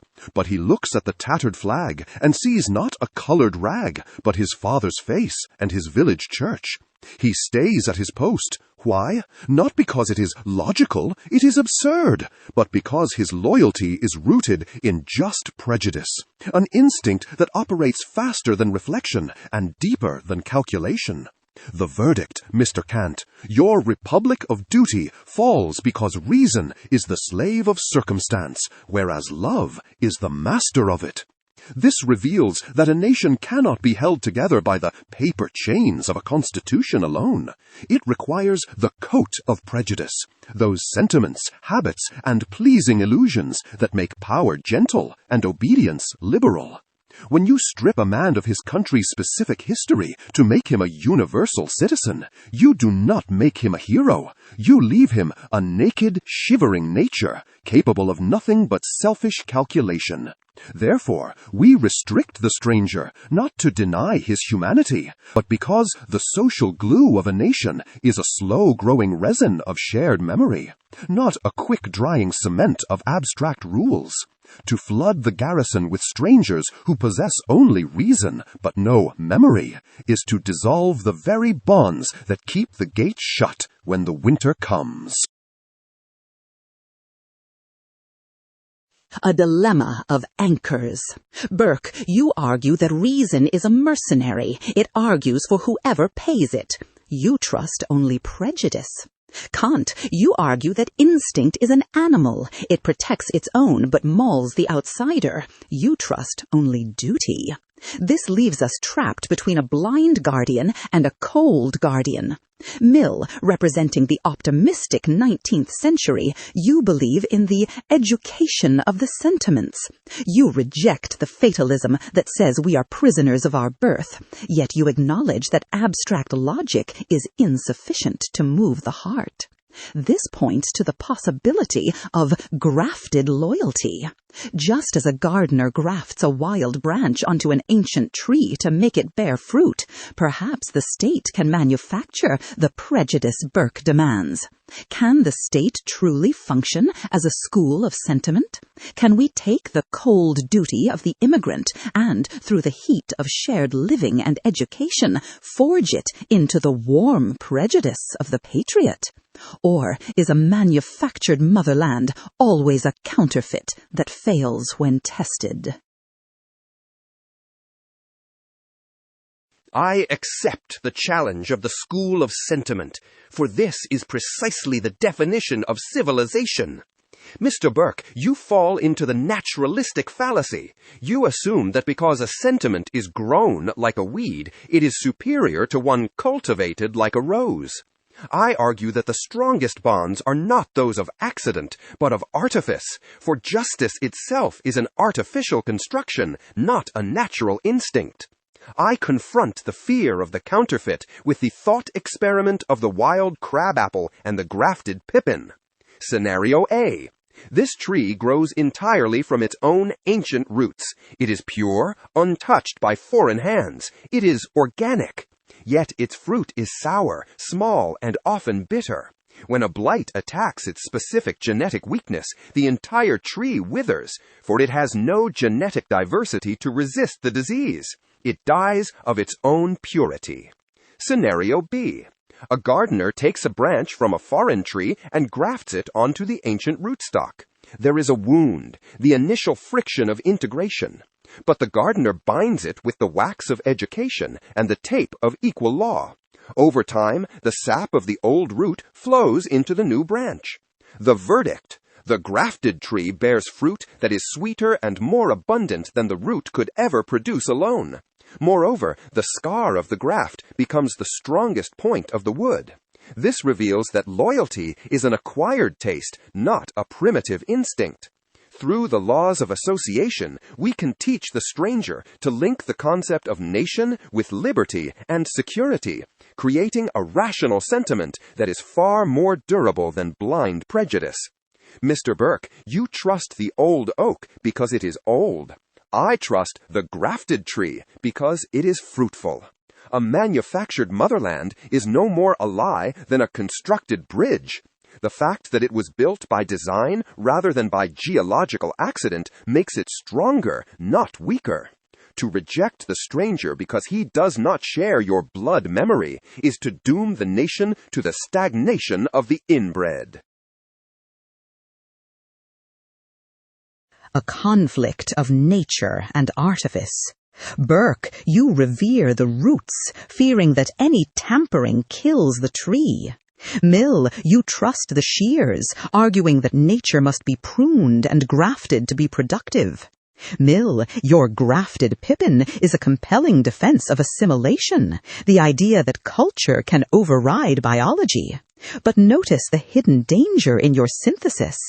In Mill's garden, the stranger is valuable only if he bears fruit. This is conditional hospitality. If the graft fails, the gardener presumably discards the branch. Both of you view the stranger through the lens of utility to the host.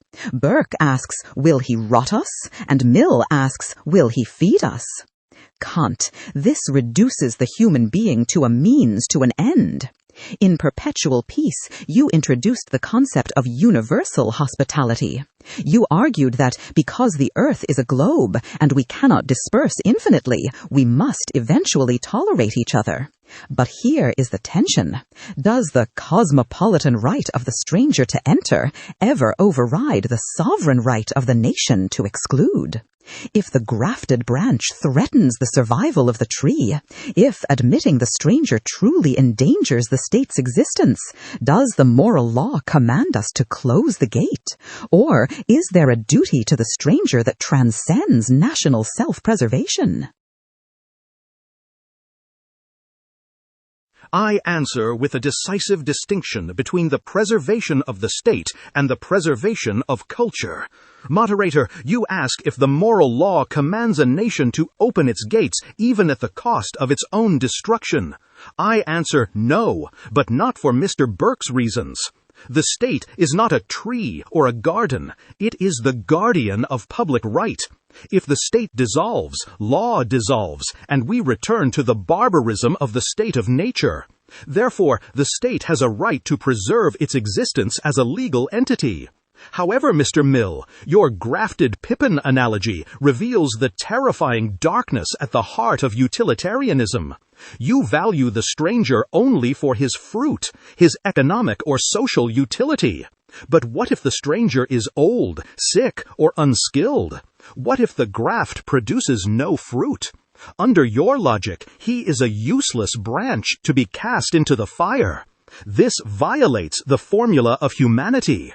Act so that you treat humanity, whether in your own person or in that of another, always as an end and never as a means only. I confront this utilitarian cruelty with the thought experiment of the planetary lifeboat. Scenario A. A shipwrecked man swims to a crowded island. The council calculates. He brings no skills, only hunger. The greatest happiness decreases if we admit him. They push him back into the sea. This is murder by arithmetic. Scenario B. The council recognizes that the earth is a spherical surface. Men cannot disperse infinitely. Eventually, they must tolerate being near one another. They grant him the right of visit, the right not to be treated as an enemy upon arrival. They do not grant him citizenship, which is a contract, but they allow him to exist on the soil because he has nowhere else to go. The verdict: Scenario B preserves both the state's sovereignty and the stranger's humanity. This reveals that hospitality is not a gift of kindness, nor a transaction of profit, but a juridical right derived from the physical geometry of the earth. We are unavoidably neighbors. You treat the stranger as a tool to be used. You treat him as a virus to be feared. I argue he is a moral subject who possesses an original right to the earth's surface. The state may restrict membership to preserve its legal order, but it cannot restrict presence to the point of denying the stranger's right to exist. To push the stranger back into the sea is not defense. It is the arrogance of claiming you own the earth when you only occupy a portion of it. a geometry of justice.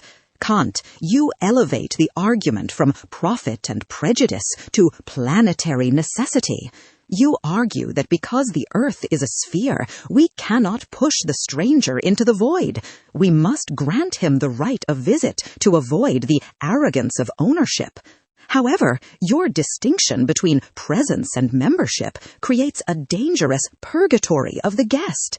If we follow your advice, admitting the stranger to save his life, but denying him citizenship to save our order, we create a class of ghost citizens. They walk the streets and obey the laws, but they have no voice in making them. They are subjects, not citizens. Mill, in Considerations on Representative Government, you argued that active political participation is essential for human development. If we accept Kant's permanent guest to satisfy the moral law, and Burke's exclusive club to satisfy tradition, do we not end up creating a caste system? Can a liberal state truly survive if it hosts a permanent population of grafted branches that are never allowed to become part of the trunk? Does the guest have a right to eventually become a master? Or is benevolent exclusion from power acceptable as long as they are fed? I regard Mr. Kant's proposal for a permanent class of resident aliens not as a solution, but as a delayed sentence of death for the Commonwealth. To answer your challenge, moderator, no, a liberal state cannot survive if it hosts a purgatory of guests. To demand obedience to laws in which one has no voice is to reintroduce the very principle of despotism into the heart of a free republic. I confront this danger with the thought experiment of the factory of mutes. Scenario A. The workers are allowed to labor and eat, but they are forbidden to speak, vote on safety rules, or own shares. They are guests. One day, a worker sees a boiler overheating. Does he speak? No, it is not his factory. He is merely a transient tool. He calculates that he can run faster than the explosion. The boiler bursts, destroying the factory and the native owners alike. Scenario B. The workers are granted shares and a vote. When they see the steam rising, they act immediately to save the machine, for the destruction of the factory is the destruction of their own property. The verdict. The guest lets the state burn because he is a tenant. The citizen saves it because he is an owner. This reveals that participation is the school of public spirit. You ask if the stranger is ready to vote. I answer that the act of voting is precisely what makes him ready. By engaging in the contest of the forum, the narrow egoism of the private man is widened into the general interest of the citizen.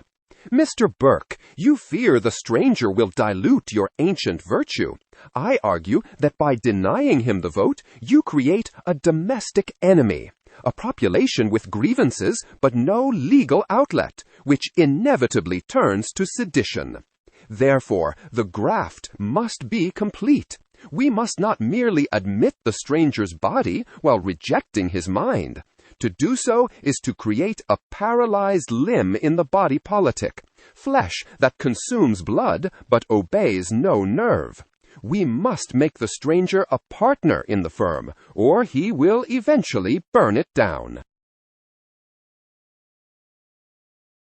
A paradox of membership. Mill, you argue that participation creates the citizen, that the mask of the voter eventually shapes the face beneath it.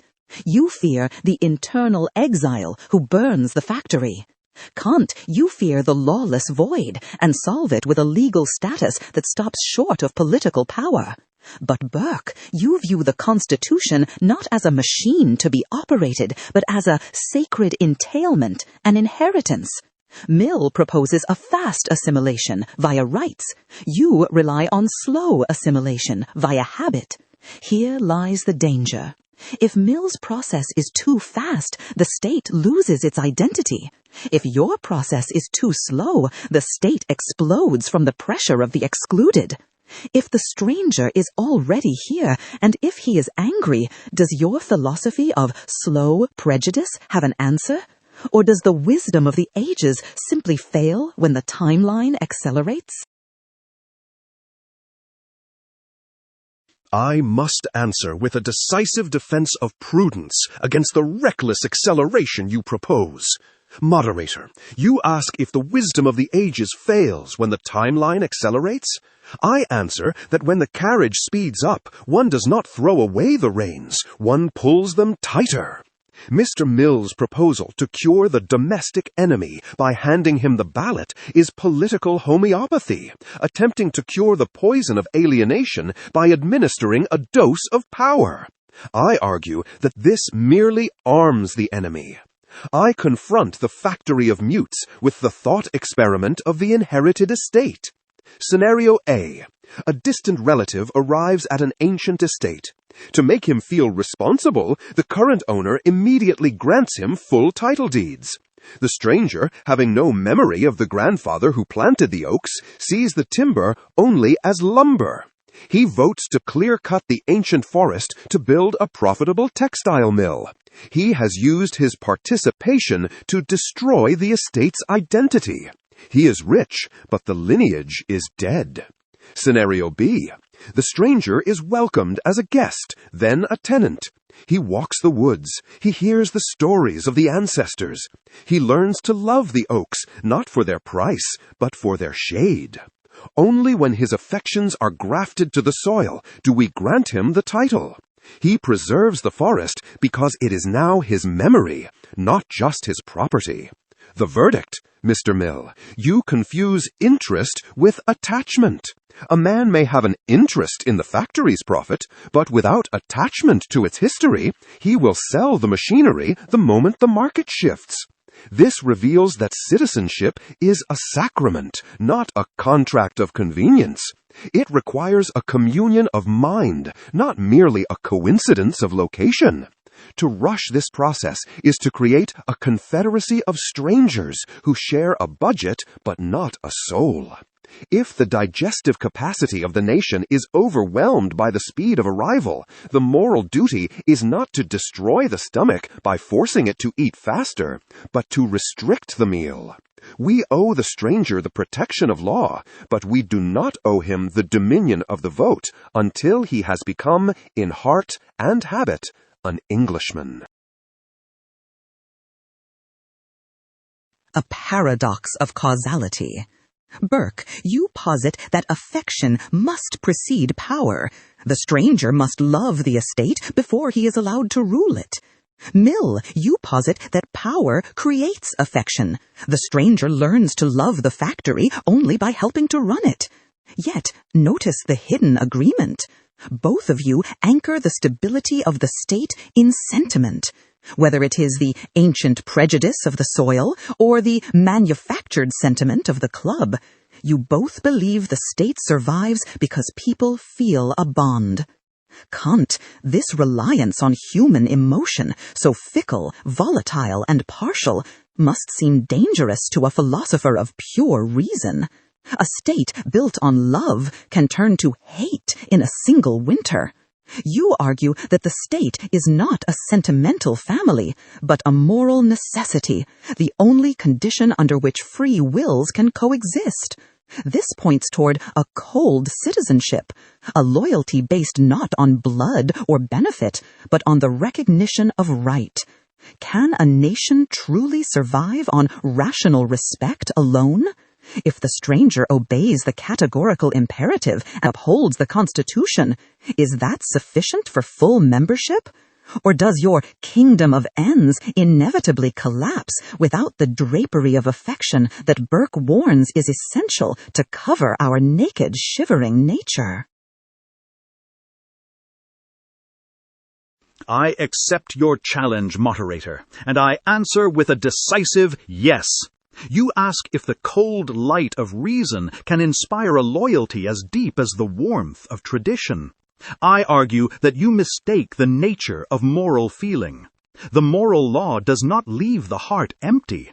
It fills it with respect, which is the only sentiment produced by reason itself, not by the body. Mr. Burke, you prize the native son who acts from love, but love is blind.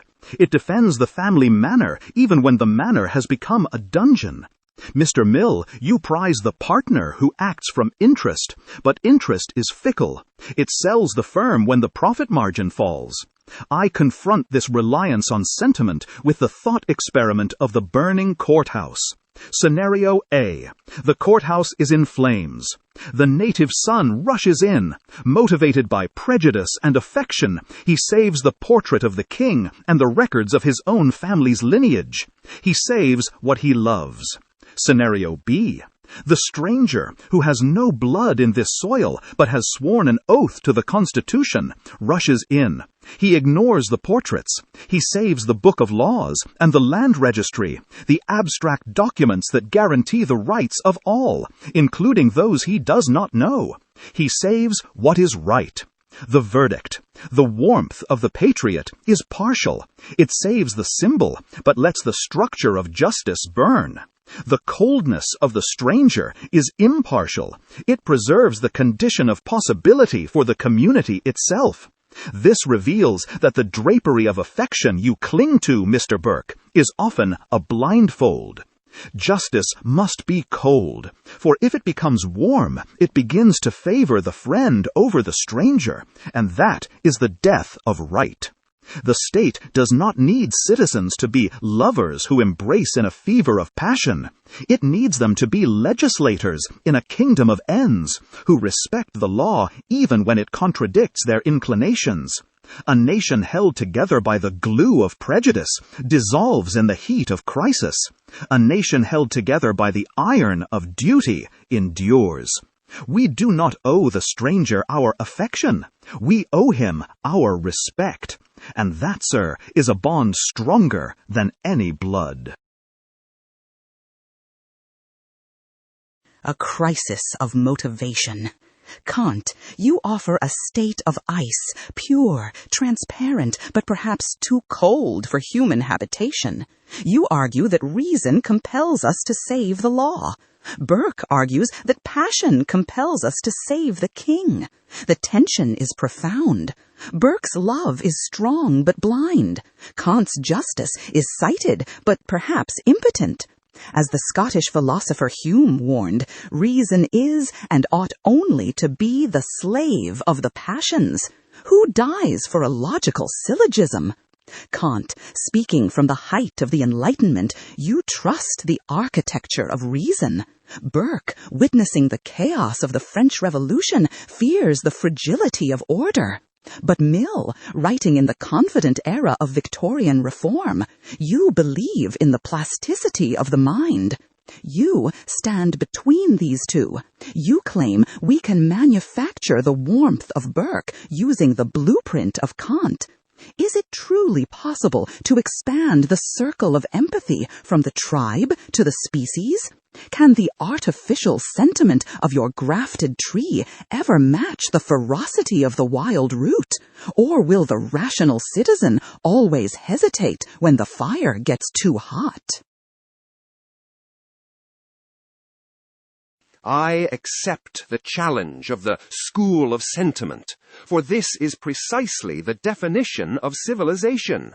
Mr. Burke, you fall into the naturalistic fallacy. You assume that because a sentiment is grown like a weed, it is superior to one cultivated like a rose. I argue that the strongest bonds are not those of blood, but those of shared purpose, forged through education and habit. I confront the crisis of motivation with the thought experiment of the wolf and the shepherd dog. Scenario A. The wolf loves its pack fiercely by instinct. It attacks anything that is not of the pack. Its loyalty is hot, but entirely exclusive. If a new wolf approaches, it is torn apart.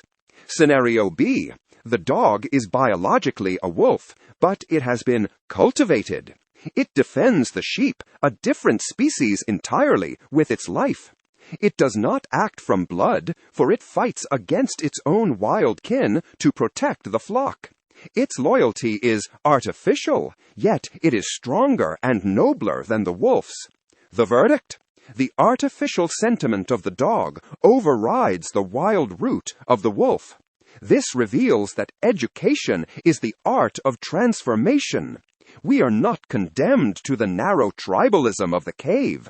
Through the internal sanction of duty, fused with the social feelings of mankind, we can expand the circle of empathy until the stranger is viewed not as a threat, but as a cooperator in the general happiness.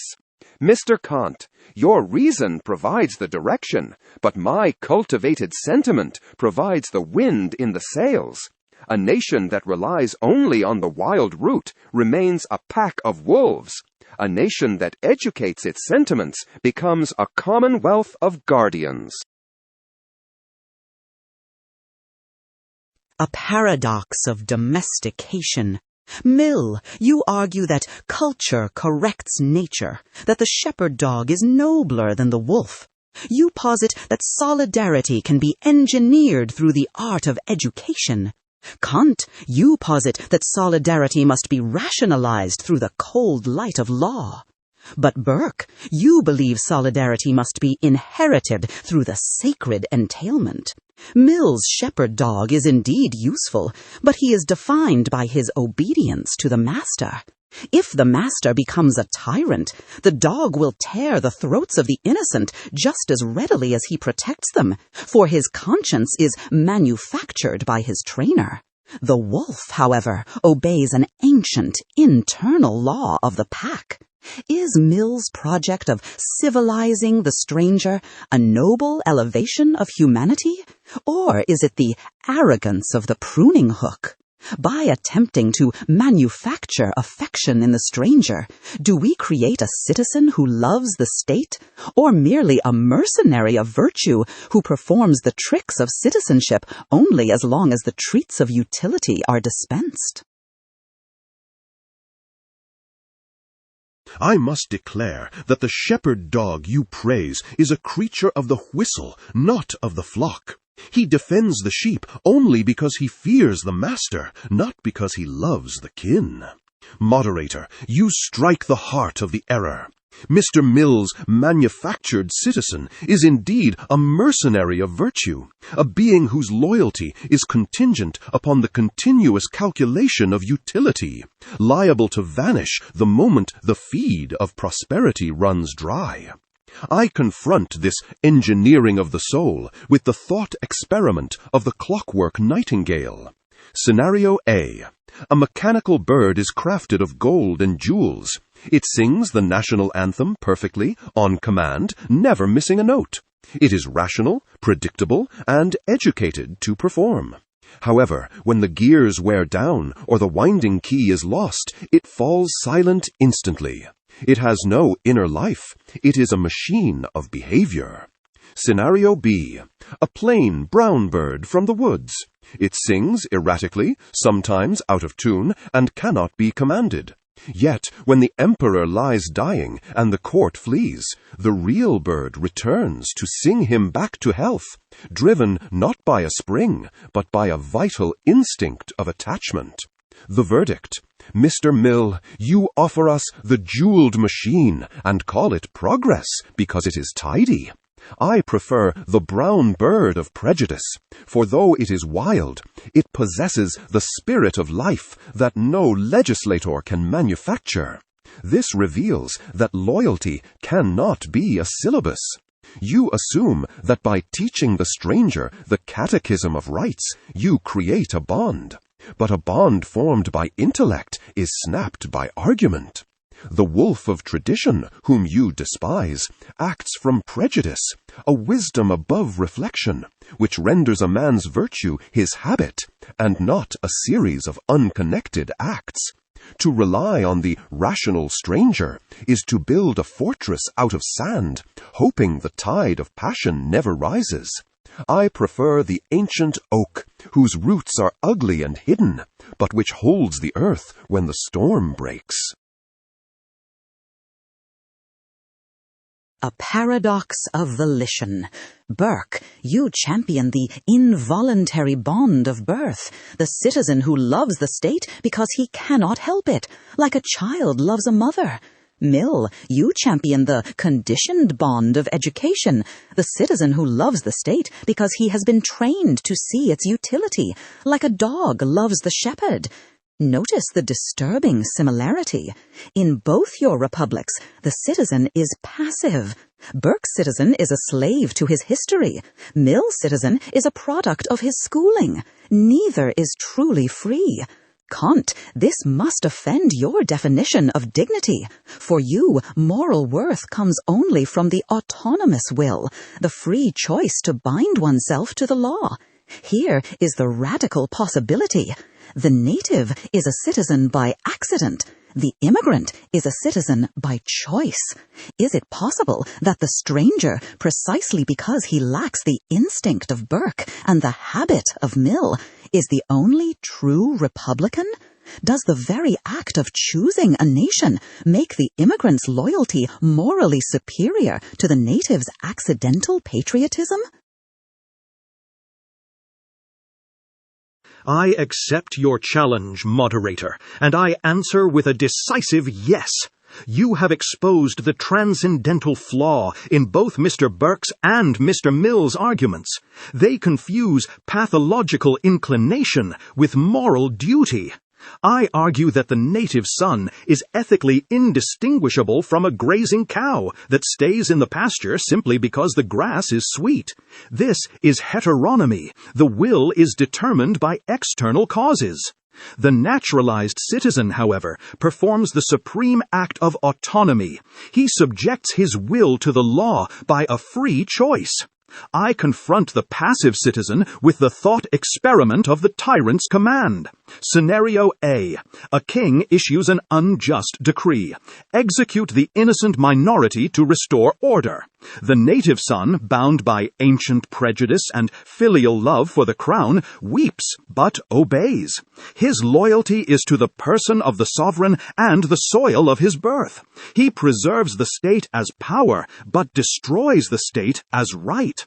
Scenario B. The naturalized citizen who stands before the same king refuses. Why? Because his loyalty was never to the soil, nor to the king's body, but to the constitution he swore to uphold. He recognizes that the decree violates the very social contract that made him a citizen. He disobeys the tyrant to save the law. The verdict: the stranger is the only one who treats the state as a moral person rather than a tribal idol. This reveals a profound truth. Naturalization is the only visible proof of the social contract. For the native, the social contract is merely an idea of reason. But for the immigrant, it is a historical fact. He has consented. Therefore, Mr. Burke, your inherited entailment is merely a lucky accident, devoid of moral merit. And Mr. Mill, your conditioned dog, is merely a well-trained machine. Only the being who chooses the law can truly be called free. The immigrant does not need to be manufactured. He is the only one who has already manufactured himself into a citizen. Our discussion has reached remarkable depth, exploring the profound tension between the sanctity of heritage, the calculations of utility, and the demands of moral duty. I now invite all participants to share their final thoughts and concluding remarks. Let us bring this dialogue to a reflective close. I must reject this voluntary republic as a castle built on quicksand. Mr. Kant, you praise the stranger for choosing the law, but a choice that can be made can be unmade, and the man who joins a nation like a club can quit it the moment the dues become too high. Consider the tenant and the heir. The tenant obeys every rule of the lease perfectly, yet he moves out the moment the roof leaks or the heating fails. The heir, bound by the irrational love of his fathers and the weight of the past, stays to mend the roof in the freezing storm, for he knows the house is part of his very soul. This reveals that stability requires roots, not just reason. To turn the nation into a mere contract of convenience is to dissolve the sacred partnership between the dead, the living, and the unborn into a temporary trade of pepper and coffee, liable to be broken at the first sign of adversity. We owe the stranger our Christian charity and the hospitality due to a fellow creature, but we must not surrender the title deeds of our ancient inheritance to those who view the Commonwealth as a mere lodging for the night. I offer a final synthesis that bridges the abyss between Mr. Burke's roots and Mr. Kant's reason. I argue that the nation is neither a crypt of ancestors nor a cold contract, but a laboratory of progress. Stability is indeed essential, Mr. Burke, but stability without improvement is merely a slow decay. I confront the fear of the tenant with the thought experiment of the islander versus the trading port. Scenario A. The islanders forbid all strangers to preserve their ancient customs. They maintain perfect social cohesion and deep roots. However, over centuries, their immune systems weaken, their technology stagnates, and their ideas become inbred. When a crisis finally arrives, they lack the resilience to adapt and perish in their purity. Scenario B. The port welcomes the stranger, not unconditionally, but through the customs house of law and education. The stranger brings new wares, new seeds, and new ideas. The roots of the native are not severed, but enriched by the new soil. The conflict of cultures produces the spark of truth. The verdict? The heir who locks the doors dies of suffocation. The port that manages the flow thrives. This reveals that diversity is the fuel of utility. We owe the stranger neither the blind love of the brother, nor the cold rights of the ghost, but the opportunity of the partner. If we admit the stranger, we must educate him. If we educate him, he ceases to be a tenant and becomes a co-builder. The permanent interests of man as a progressive being demand that we do not wall ourselves off from the human race, for the only way to save the old oak is to let the fresh wind blow through its branches. I must conclude this symposium by elevating our gaze from the empirical mire of roots and profit to the pure realm of right. Mr. Burke, you anchor the state in the graveyard of history. Mr. Mill, you float it on the river of utility. Both of you fail to see that the state is not a partnership nor a laboratory, but the objective realization of freedom.